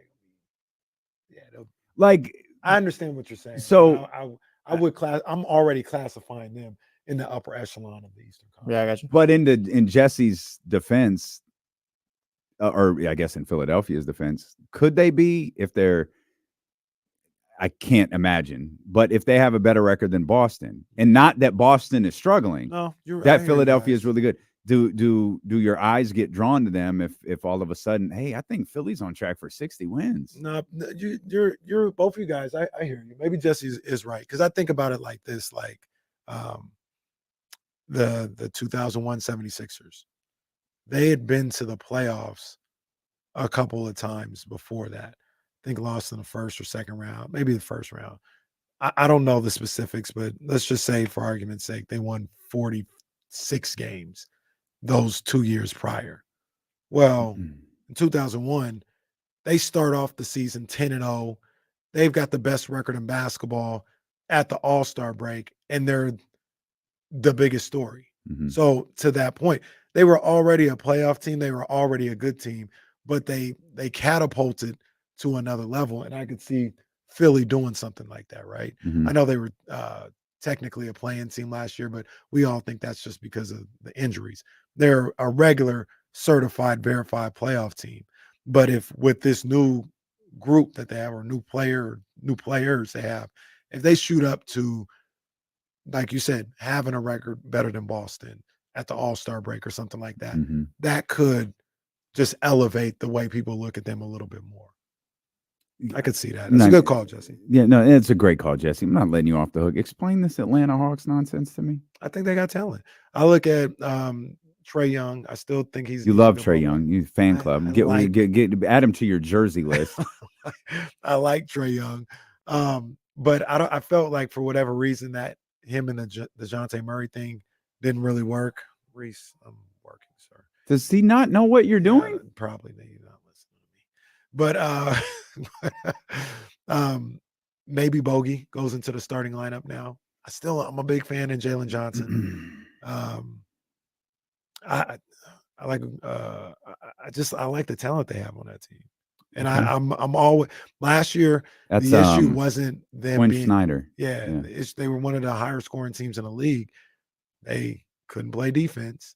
And if they can find any way to play defense here, I think maybe they might be able to do a little something. And when I say do a little something, it is a little cheating because I think they'll be at the top part of the play-in, not the playoffs. Well, that's 10. I mean, these metrics, last year's metrics, I'm sorry. That's 10 games better. In the ESPN prediction metrics, it's like 15 games better than what they're predicting. But an interesting note about Atlanta, as much as I, for whatever reason, don't like them. Not a Magic City fan? That's not the city. No, we were gonna go to Magic City and D'Lo said, Casey no, bailed out. Going. You bailed out. I didn't have the car. I didn't bail out. My wife bailed out. Well, your wife. Wow, way to push it off, Kenny. Wow, just threw your wife under the bus live on the radio. An interesting note. I can't believe we went back to the room and went to bed. That's so whack. How did we not go? Well, we were exhausted and drunk. Well, we were definitely drunk. Also, there's speculation that you're lying. Yeah, Jazz in the chat. There's speculation. Yeah, wow. In the Matthews Mattress Chatty House that you are telling a lie right now. I was ready to go. Okay, you can't even say it with a straight face. You and D'Lo and Jazz, you 510. They were like, I'm tired. Well, I'm not gonna leave the homies out. I was half asleep when you called. Like, oh, we're not gonna go get those. We're gonna go get wings. We're not gonna get those wings. We did. We got the wings was good too. Yeah, what was the name of that place? Go ahead, pal. I'm watching Martin reruns and I'm going to sleep. That place has some good wings over there too. But we got them for takeout. We didn't even go sit down. I picked them up and brought them back to Casey fell asleep with a chicken wing on his lap. And I was leaving in like 4 hours. That's the other aspect. You wouldn't have got no sleep. That would have been fine. Would have slept on the plane ride home. I can't believe we flew all the way out there and didn't go. That's crazy. Ridiculous. That's why I got to go back. Like, didn't Lou Williams escape the bubble to go? And we were right there. Man, sacrificed games just to go. I think Mia went. Did she? Yeah, she went outside that night. Yeah, she went outside, and she was talking about they were supposed to go to Magic City. I thought she went. I'd be stunned to find out she never told me that. Atlanta. Well, it doesn't even matter what Atlanta. I'm going to get this damn point across first. But wait a minute. This is in fairness. Their point differential was 2.2 last year. Negative. They're also very weird. It's not so. But what my point is, they're not awful. I just don't like them. They've been ever since and I think even during that season they were the same way. It seems like for the last 5 years, maybe they're the whole Trae Young era. They've just been this average team. Yeah. They're not horrible, but they can never get to the point where they're really good, and they just kind of hang around there. It may be the same thing that happens this year, which is that's what I say. If the same thing happens this year, I think that's a 41-42 win team. Don't you dare go anywhere, folks. The EST. You'll hear our conversation with Bianca Belair next here on Sacramento Sports Leader, ESPN 1320. I'm mess around with a couple of things real quick. JR Cricket. Yeah, that was some good stuff.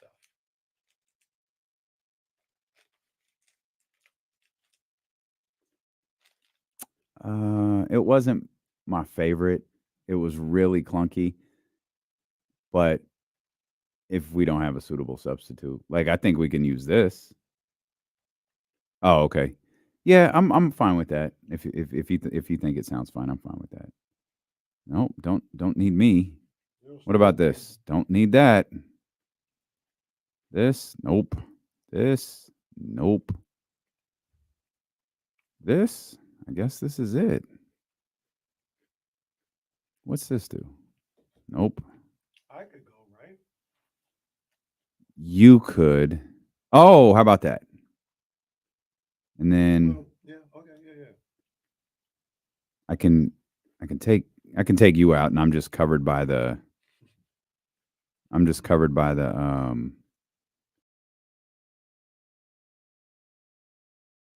look who woke up and joined the chatty house today. Lazy. Oh. Lazy, you need an energy drink, bro? Yeah, I think that'll work. I think that'll be the one. Where's Casey? Right there. So we're hitting that one. We'll go right here. All right. Yeah, that's what we heard, Lazy. Yeah, we saw it.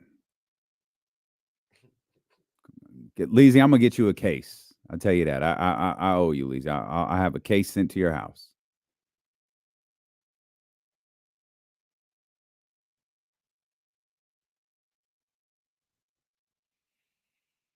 JR Crickets is the name of the place. Crickets.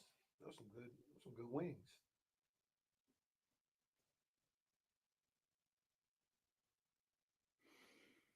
Oh man. I really hope this works the way I believe it will. Unmute.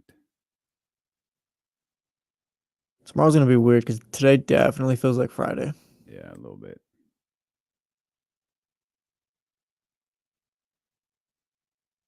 We have a few things we can copy over. It'll be fun.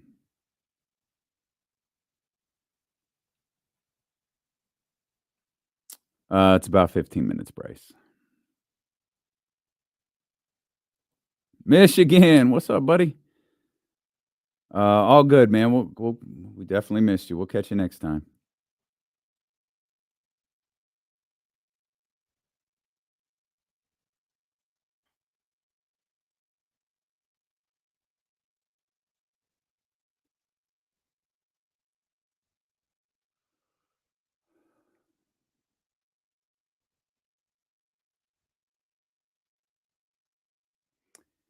Do you think Ricochet is going to feud with Ospreay instantly?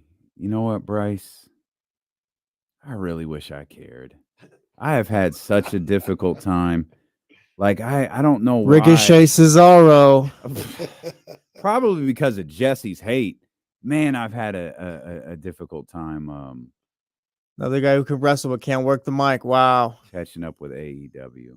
Wow, Jesse really hates AEW. Not hate, bro. It's what it is.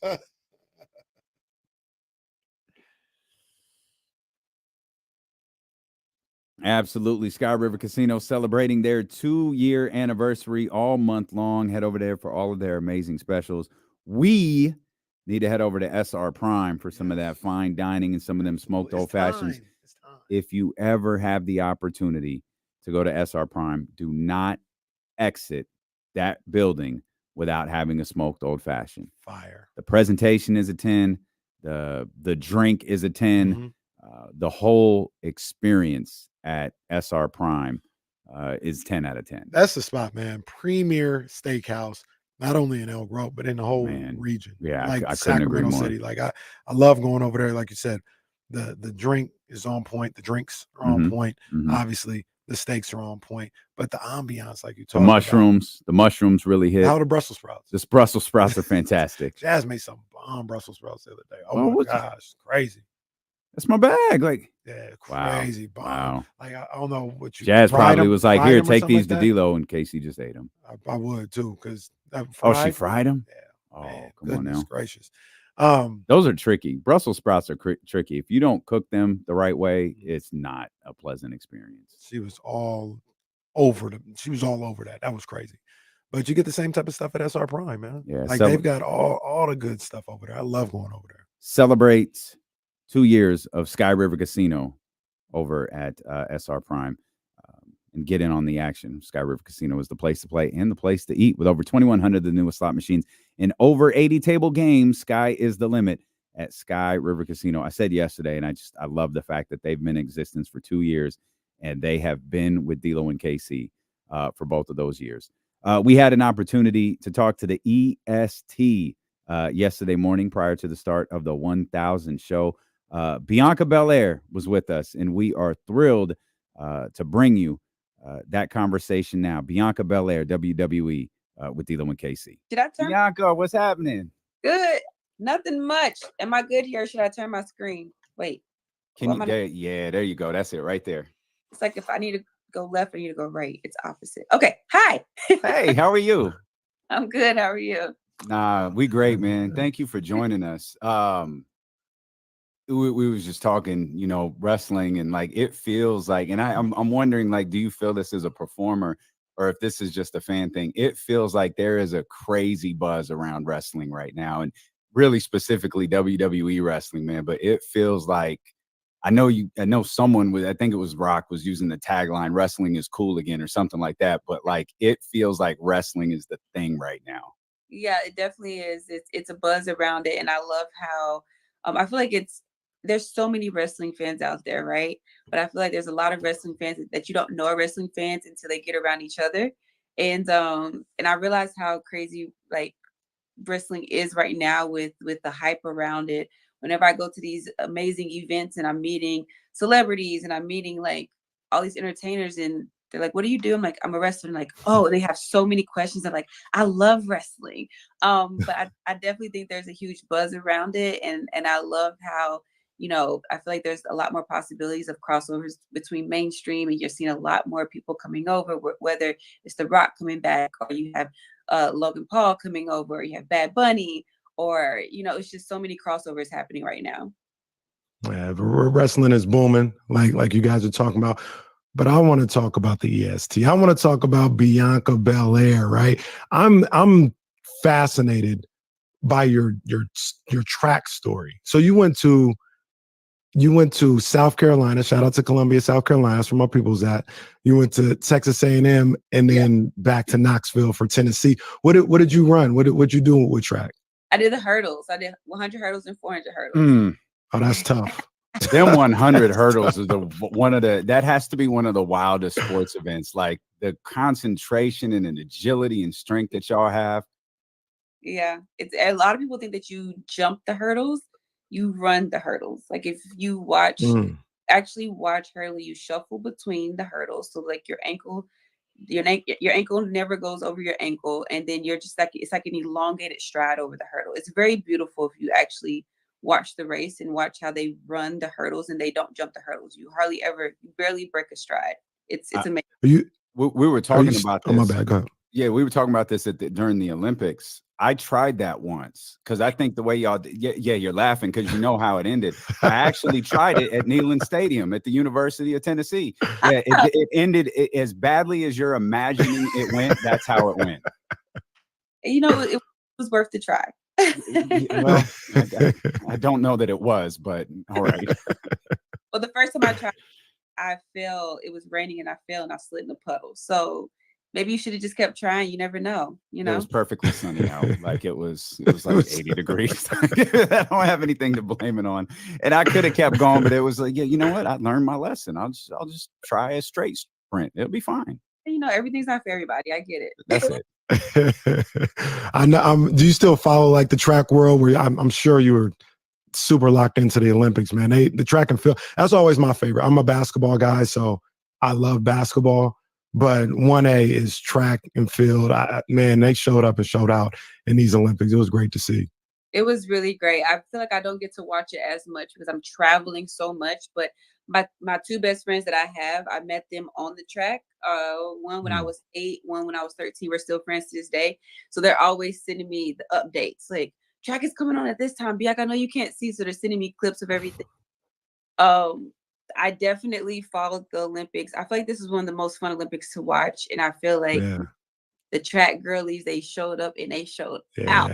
Yeah, I absolutely. all of them. Sydney is one of my favorites. She's just in a league of her own for the 400 hurdles. I was really rooting for Lele in the 100 hurdles. I know she's going to come back even stronger. Sha'Carri did her thing. Gabby did her thing. Like all the girls did their thing. Like track is really, really fun to watch. I feel like for track at the Olympics is one of the times when like I feel like the world kind of all stops and just watch. Like we're all doing the same thing at the same time. Now you're from Knoxville. Knoxville, Tennessee. Did you ever want to play basketball? Because that's the bag there in Knoxville. Yeah. I grew up watching the Lady Vols playing. I grew up during the Pat Summitt time. I played basketball. I did play basketball. I played basketball in high school. Our basketball team were state champions. But I was never tall enough for one, and two, I was a great defense player. I got the most rebounds. I was not good at free throws because I couldn't see out my right eye. I would go down a fast break layup. I was too strong. The ball would bounce off the hip, the backboard, and bounce to the other side. I was like, you know what? Box out, get y'all the rebounds. Dennis Rodman was my favorite basketball player because I felt like he's great at defense. He was aggressive. I can do that. So I played basketball in high school, but the last year I sat out so I could focus on track. But I love basketball. I just can't. I don't know. I'm too strong, and I can't figure out how to. I was about to say, you sound like your free throws with Pat. Pat will not allow you to miss free throws. I was about to say. In the Pat Summitt era and Candace Parker, I grew up on Lady Ball basketball. I was about to say, you sound like an enforcer. You sound like Draymond out there. Yeah, a little bit. Yeah, that was different beyond. Are you still into other sports? I mean, obviously you have so much going on as a wrestler and a sports entertainer and a reality star and all of that. Like, are you still into sports? Yeah, I love sports. I'm a sports girly. My brother's the reason why I got into sports in the first place. I saw him get a trophy at a banquet one year, and I'm like, I want a trophy. So I playing sports. I've played almost every sport in the book. I've tried a lot of sports, even if it didn't work out. Like I tried tennis, it didn't work out. But my brother is still a football coach. He's a high school football coach. So we still watch football. I love football. I don't get to watch it as much now because we're on the road doing live events Saturdays and Sundays. But I try as much as possible. I just try not to be in the house or be around my husband when the Bears are playing. So I could dig that. So I'm gonna pull back the curtain a little bit. You don't have to. I understand, but I'm gonna pull back just a little bit. So I've been a big fan since NXT. I don't always get like these little prospects that I think are going to be, I don't always get them right. I remember seeing Bianca Belair and I saw you had somebody in a torture rack or something. I said, yo, she about to be nice. So then she go to Royal Rumble. She does what she does at Royal Rumble. I was like, I got it right. Like I knew she was going to be a star.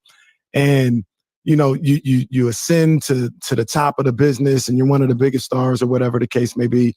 And I'll never forget. I don't even think you had won a championship yet, but I knew you were a star. I knew you were like a big deal, up and coming star. And I'll never forget, it was Halloween. And I don't know if you posted it or I just kept scrolling and seeing stuff, but I saw all these little girls with the ponytail and they were the EST or whatever. And Dame probably remember this. I went to him, I said, you don't have to say nothing if you want to. I said, they could never turn her. She means too much to too many people, especially the little girls. Almost Cena-like. Like they could never turn her. Like, especially the black little girls too, because I got a little daughter. And just seeing all the little black girls with the ponytail and they love the EST. What does that mean for you? I mean, I know you see it, every Halloween or every time you guys go on the road and everything else like that. But to see the little girls and how much they love Bianca Belair, what does that mean to you? It means everything. Like Halloween was always fun to me, but it wasn't like one of my favorite holidays. Now it's absolutely one of my favorite holidays, and I wait every year, and I can't wait to see all the pictures on social media. And it's not like an ego thing of like, oh, these little girls are dressing up like me because they want to be like me. No, it's just letting me know that what I'm doing is impactful and it's positive and it means something. And that means everything to me. And that was one of the main reasons why my WrestleMania entrance in LA was what it was, because I was going to these meet and greets and I was seeing all these little girls dressed like me and with these braids. I'm like, wow, they really see themselves in me. And I want them to see themselves in me. And so they feel like they're a part of this because they are. So I need them to be a part of this. I want them to be on that stage. Like when they see me on that stage, I don't want them to just see themselves in me. I want them to see themselves on that grand stage. So that was one of the reasons why I had the Divas of Compton and all the little girls dancing at WrestleMania for they are what they're the reason why I do what I do. I feel like I've done so much and I've gotten to accomplish so much that I have to have a why. I have to have a purpose of what I'm doing, why I'm doing what I do. And they are that purpose and they are my why. So man, yeah, I don't know. John Cena, I've always looked up to John Cena. Amazing inside the ring, outside the ring. And I think that his career has been wonderful because of his impact that he's had. So if I can do anything like John Cena, I just know that I just feel like it gives my career purpose. So yeah. I'm gonna shed a tear if it ever happened. If it ever happened, I'm shedding a tear. I'm like, no, Bianca, no, don't do it. I'm gonna be upset. Hearts, you know. Which is the whole point, right? That's the whole point. Is to put the chair down, Bianca. Don't do it. Don't do it. Last thing before we let you go, talking about shedding a tear and emotional moments. When you talk about top moments of all time, you and Sasha face to face at the main event at WrestleMania. 10 times out of 10, it gets me. Can you explain just what that moment was like in that ring, surrounded by 70 some odd thousand people across from her? It's really hard to put into words. I always ask people, if you want to know how I feel, just go back and watch the beginning of that match where I'm tears breaking down at the beginning of that match, where the last place that you want to show weakness and breaking down is across from your opponent. And I was too overwhelmed. For one, it was during the pandemic and it was our first time being back around fans and my family was there. And there was so much anticipation and build up to that moment. We didn't even know that we were going to be the main event until the night before. And so it was a lot hitting me. Like I didn't even get to soak it in. Like we didn't find out weeks before. We found out the night before. So like everything hitting so fast. And then that morning we got to WrestleMania, it was thunderstorming. We didn't even know WrestleMania was going to happen. So we're trying not to like get too excited in case it doesn't happen. And then all of a sudden we're out there, we're standing across from each other and the moment is happening. And you have to understand that that was so early in my career. That was a year being on the main roster. And so being someone that was that green in a year in, and you're on your main eventing WrestleMania and you're making history. It was just so overwhelming. And I think it was amazing because it was more than just being about wrestling. It was unprecedented. It was making history. It was impactful. I feel like we rocked the internet. We rocked the world. I mean, you had girls of me and Sasha and you in the UK and in Africa. It just shows how impactful WWE is. And it's really cool to know that like generations are going to go back to that match and use that for inspiration. But I've only watched that match back twice. Once on my own and the second time because we had to film something watching it. So like I was like kind of forced to, and I don't like to watch I get way too emotional. Like even now, like I'm like breathing a little bit heavier because it draws so much emotion out of me. But it was an amazing moment. I mean, we won an ESPY off of that match. It was just something that's always going to be my top moment of my career. Well, the great part about it is it has two. It has the one at the beginning and then the one at the end when you use the ponytail that all the little girls are wearing to make sure you walk home with the title, which is one of the most, oh, God, reactions I think I've ever had watching a wrestling match. Yeah, so, I mean, my number one rule is do not touch my hair. And the girls pulling my hair, so it's always warranted, you know, being the good always warranted. We appreciate you so much. Congratulations. As you could tell, we're huge fans. And y'all were talking about heel turns earlier. We have watched wrestling a long time. Don't go any near any barbershop windows with Jade. I'm saying, if y'all walk past the barbershop, just walk in a different direction and say, hey, Jade, let's go over here. Because Across the street, I mean, Bianca. y'all good Just right now. cross the street. Just cross the street. We good. We trying to be great right now. No, y'all are great. right. That's for sure. Y'all are great. We appreciate you. Thank you so much. Thank you. Bianca Belair right there. Oh, that's gonna hurt me when Jade turns on her. Oh, it's not. Oh. I'm not gonna like because I saw this video with them doing. They did Hot Ones, Bianca and Jade. I love those two together. I can't believe it. Why didn't we think of that? No, just sit down with really famous people and ask them to eat stupidly hot chicken wings, and everyone will laugh. And why are they like just so always like, yeah, let me tell you my life story when we eat these hot wings too. Like everything else, like, oh yeah, I don't know, like yellow's my favorite color, whatever. And it's like, yeah, I remember when I was 6 and it really changed me. That's crazy. Oh, man. That's crazy. What a concept. Bianca Belair, though. Yeah, I do love those two together. I love Naomi with them. But you can see it. Jade will be a phenomenal heel. She'll be a great heel. But no, you don't like this. Don't say nothing crazy. She would be a tremendous heel. She Do you started agree with as a me? heel. Oh, They can't. Is she in that category where they can't do it? I don't agree that they can't, but they're nowhere near having to do it. Because like there comes a certain point where even Hulkamania peters out. With Cena, they just made the decision, we're not doing this. He means too much to make a wish, or is she a Make-A-Wish type of person? I'm sure she is. I don't know like the logistics behind it, but we knew John Cena was like, they made it a point to point that out, especially when he started doing so many. His merchandise was still the driving thing. Like we look at it from the perspective of, 20, to 44-year-olds, whereas they're looking at it from the perspective of 6 to 12-year-olds. Like they want John Cena. And it's not that adults weren't fans of John Cena, but it was like, we have too much equity into this. And remember, they didn't do it with Hogan. They didn't do it with Hogan. An entirely different company did it with Hogan when really, I think Hogan was the one who, like, people had pitched it before, but Hogan was the first one or Hogan wasn't the first one. Hogan just finally was like, all right, okay, it's not working. Like, which isn't what he said.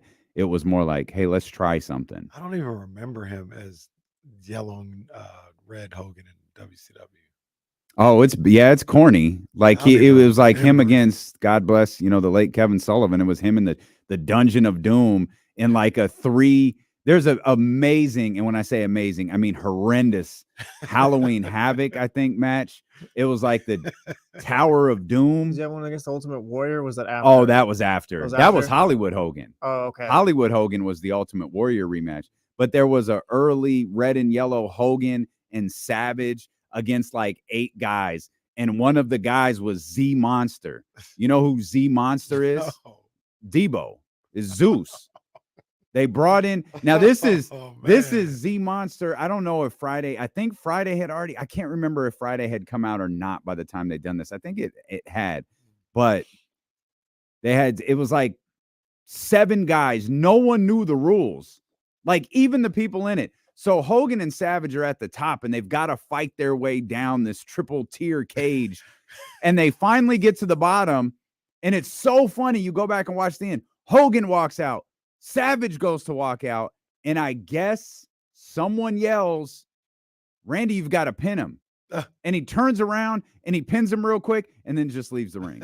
It is the most convoluted garbage. Like the whole Hogan thing in 94 was trash. They brought in Shaq and Mr. T and all of this stuff, and it like failed so miserably. How long did that last? Like 94 to June of 96, or July of 96. A lot longer than I realized. Because I'm serious when I say the only thing I remember from yellow and red Hogan in WCW is being at Disney World. That's all that I remember. Like he went from Disney World to NWO. They at Starrcade was their version of WrestleMania. It was their biggest event. He wrestled someone named Zodiac at Starrcade. You know who Zodiac is? Brutus the Barber Beefcake in the main event of their biggest show of the year. It was so god awful. Then he does these stints on Baywatch and Thunder in Paradise is born and all this stuff.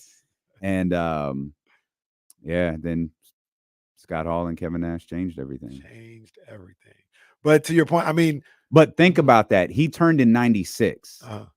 That, at least on the worldwide stage, is 12 years after Hulkamania. 12 years that he finally turned. I can understand it gets to a point. It does get to a point. And he was right. Yeah. It changed WCW. I was going to say it changed it forever. It changed it for the next 5 years. Well, Bianca, no, it didn't. It changed it for the next 3 years. Yeah, well, they'd like to add the 2 years on. Well, there were probably more people watching it when Big Papa Pump was on TV than Red and Yellow Hollywood Hogan. But Vince Russo undid a lot of work that they did probably, huh? Yeah, Vince Russo is just the absolute worst thing that's ever happened to on professional TV wearing a wrestling. Giants jersey one time. Though I remember that. Yeah, WCW TV. It's WCW champ. Right Vince before Russo, he by the said, way. right before he cut this big backstage, Hulk Hogan, you're a political piece of crap. Like, all right, but I think it was a Barry Bonds jersey. Yeah. Get him out of our jersey. She, because she's good at what she does, she's great at what she does. She could make anything work. Like I think it could work, but I don't know, man. I just think about the little girls, man. Nah, it's tough. Oh, I have the little pony. You'll see it this Halloween, I'm sure. This Halloween there's going to be Bianca and Jade's. Well, did you see? Yeah, platinum bobs. Yeah. Well, you know who might take that role or help with that role? Did you see the Fanatics Fest intro? Rhea. Yeah. Rhea is Rhea's ascending very, very quickly. Ascending nothing. She's up there now. Like she's gonna be that. She's gonna be that good guy ambassador, I think, for a little bit. Her and Cody.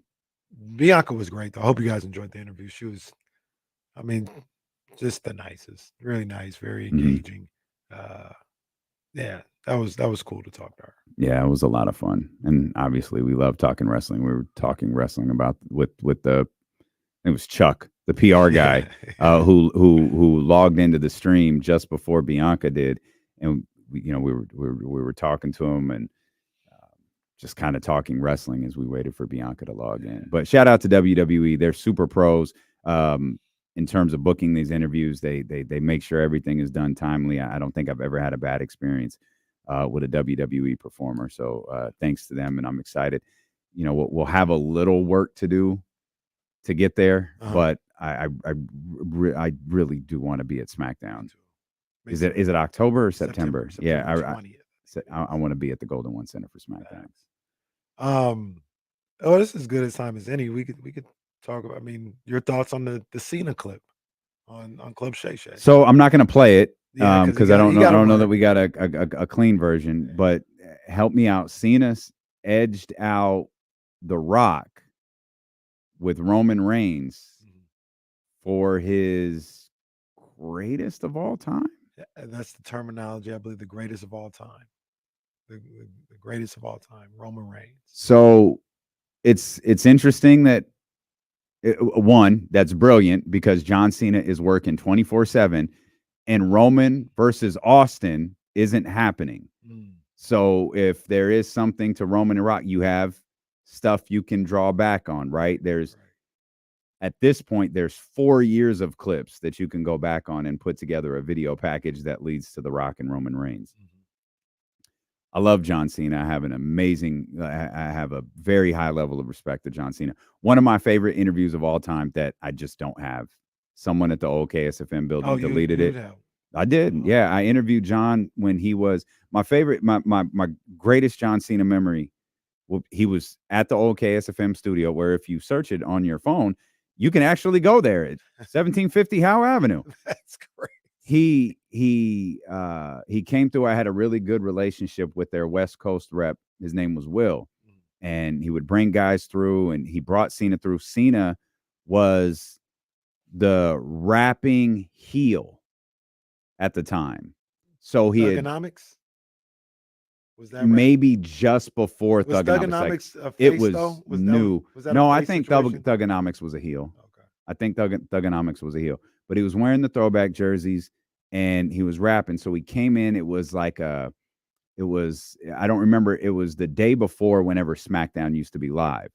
And we spent 20 some odd minutes talking about, we were recording it. We spent 20 some odd minutes talking about hip hop and 2 minutes talking about wrestling. And as he's leaving, and he spent another 20 minutes talking once we stopped recording. And he freestyled. I mean, he was fun. He was just the most genuine guy you can imagine. He's like, "Hey, do you have any throwbacks?" I was like, "Yeah, I got a handful. I got a couple of Jordans." And he's like, "Where do you get them? Do you get them out here?" I was like, "Yeah, I got a guy. You'll love this, in Antelope. He had a store in Antelope, and that's what he sold throwback jerseys." He's like, "You think it's cool?" Like, he asked Will, "Can we go?" I was like, "Hey, I'll give Will the address and I'll call him and tell him you're coming." And he went and he bought 2 or 3 jerseys. One of them was the LeBron James high school jersey. Okay. And he wore it the next night. Nice. And the store owner was just elated. Yeah. Like, obviously there's no no, he just knows that's the jersey he bought from my store. That's nice. But yeah, John Cena was such a dope interview. He was so good. But the fact is, Roman's not the greatest of all time. He is in the conversation. The Rock is not the greatest of all time. He can be in the conversation. John is one of the greatest of all time. The answer is Hogan. Like, it just is. And I don't know that that's ever going to change. Hogan had 2 of the most distinctive runs in the history of professional wrestling. 2 completely different characters in 2 completely different companies. Austin can't say that. Rock can't say that. Cena can't say that. And anyone else you want to put in that conversation can't say. Ric Flair sure as hell can't say that. It's Hogan. Then you can make your arguments about Austin and Rock. Their thing will always be, it was like 4 years. John and Roman were like 10 plus years as the guy. And that has to carry some weight. John is still a guy now, even though he's not on every day. Like, he's still a guy now. For those who haven't heard it, like you said, he's got a 1 word, but we're not going to play that word. Although you never know nowadays. Who knows what you can play, but we won't test it. But the reasoning for that is, what he say when before Roman's reign, or when he was doing his thing, WWE was a publicly traded company, and it went for $7 or something like that. And now it goes for $117 a share. And that's, I mean, that there's a lot that goes into that. It's not just because Roman was the guy, but his argument was he gets credit for that. He was the guy in regard, and I think what he's saying, even though it could be a work, all this other stuff, but regardless of how many other factors were going on, he gets credit for that. He gets credit for being the guy when they had one of the most, if not the most, profitable growth in the history of the company. And I understand. I don't agree with John. it. That's not. I mean, and Shannon probably doesn't care to push back on something like that, but it's not the WWE stock anymore. It's the TKO stock, which means UFC is a part of that. And whether you and I love UFC or not, a lot of people do. And the 2 entities together is an exciting stock proposition for many. That's the reason it's 117. And John can talk about being a $7 stock. It was also a $60 stock. When the network launched, I think it started approaching 100. It has started to approach major, well, not major money in terms of stock, but from $7 to $100, why John Cena was still the guy. And there is some overlap where John is still really important to what they're doing, and Roman is being christened as the guy. And the thing that'll always be awkward about Roman is it took time. Like, they tried to make him the guy, but they forced him into this weird John Cena role. And everybody, if you go back the year he won the Royal Rumble, you go back the year before where it was Batista, And no one wanted that. Like the entire audience just regurgitated the thought of Batista winning the Royal Rumble and wrestling Randy Orton in the main event at WrestleMania. They wanted Daniel Bryan. When they didn't get Daniel Bryan, they wanted Roman. They're chanting for Roman because at the time it's the Shield. He's a badass. He's barely talking. He's beating everybody up. It's like, all right, he's the one. Then they start cheering him the next night. Like then he becomes like, nah, Roman's dope. And they saw it. Everybody saw it. He's a big, good-looking dude. He can wrestle. He can hold his own in the ring. This might be the one. What do we do? Make him like Cena. Well, wait a minute. No, make him a bat. No, if you're gonna make him like anybody, make him like Austin. Nope. They made him like Cena, and the next year, everybody threw it up. Even when The Rock came out to help him, everyone was like, "This is ass." You could see the look on The Rock's face. What the hell is happening? They booing me? I'm Dwayne. It didn't work. And then it did. And now he's what they wanted 10 years ago. Or not 10 years ago, 6 years ago. He is exactly what they wanted. He is the biggest babyface in the company, and he is the biggest superstar in sports entertainment. And it's not even close. And our guy Jeremiah Price in the Matthews Mattress Chatty House, I disagree completely with what he's saying. I get it, but I think he's wrong. He said Roman doesn't have the crossover appeal like Cena did and still does. People my age don't watch wrestling, but they know who John Cena is. I don't know. There's multiple reasons for that. I would say he doesn't have the height of John Cena's crossover popularity, but Roman has a lot of crossover popularity. The very first thing that I think he has that John Cena didn't, not saying that he has better, is the women love Roman Reigns. Women, grown-ass women. I'm aware. Yeah, well, you know too. Will tap in Yep. to see Roman Reigns. Yep. And it's been that way for years. That will sit up and start giggling the second he enters. No, I'm aware. And that's part of crossover appeal, to be honest with you. Like I said, I think Cena, just in general, like if you're walking down the hallway of your local high school, you'll probably see more you can't see me's than ones. But Roman got that crossover appeal. Yeah, I mean, John's also 5-10 years into a movie career. True. Like he's I mean, it's like he's been in like a wide variety of movies too, not just, Fast and Furious movies. He's been in goofy comedies. Like I thought he was really good in Trainwreck. I forgot that girl's name. Amy, whatever I'm not sure. I can't remember her name. But that Trainwreck movie that LeBron was in, where I thought LeBron was really funny, where he made his boy pay the tab. He was like, "Oh, okay, you had a Coke," and like that's fantastic. Amy Schumer, thank you. But yeah, I appreciate John Cena in the conversation, but I would have pushed back on it. And Jeremiah, I'm not saying it's better than John Cena. I think John Cena was a cultural icon during his time. I'm not saying that, but I wouldn't dismiss Roman's crossover appeal. I mean, and you talk about another thing that goes on Roman's belt in this situation is he's the biggest star at maybe the most popular time in wrestling's history. It's not wrestling history, but it's definitely wrestling's recent history. It's the most popular wrestling has been in since 98, 99. And I also think a lot of that time is fake. Well, as everything with wrestling isn't always real. Like the whole, because WCW existed, they tell you 15 million people were watching wrestling. No, the same 7.5 million people were watching both wrestling shows.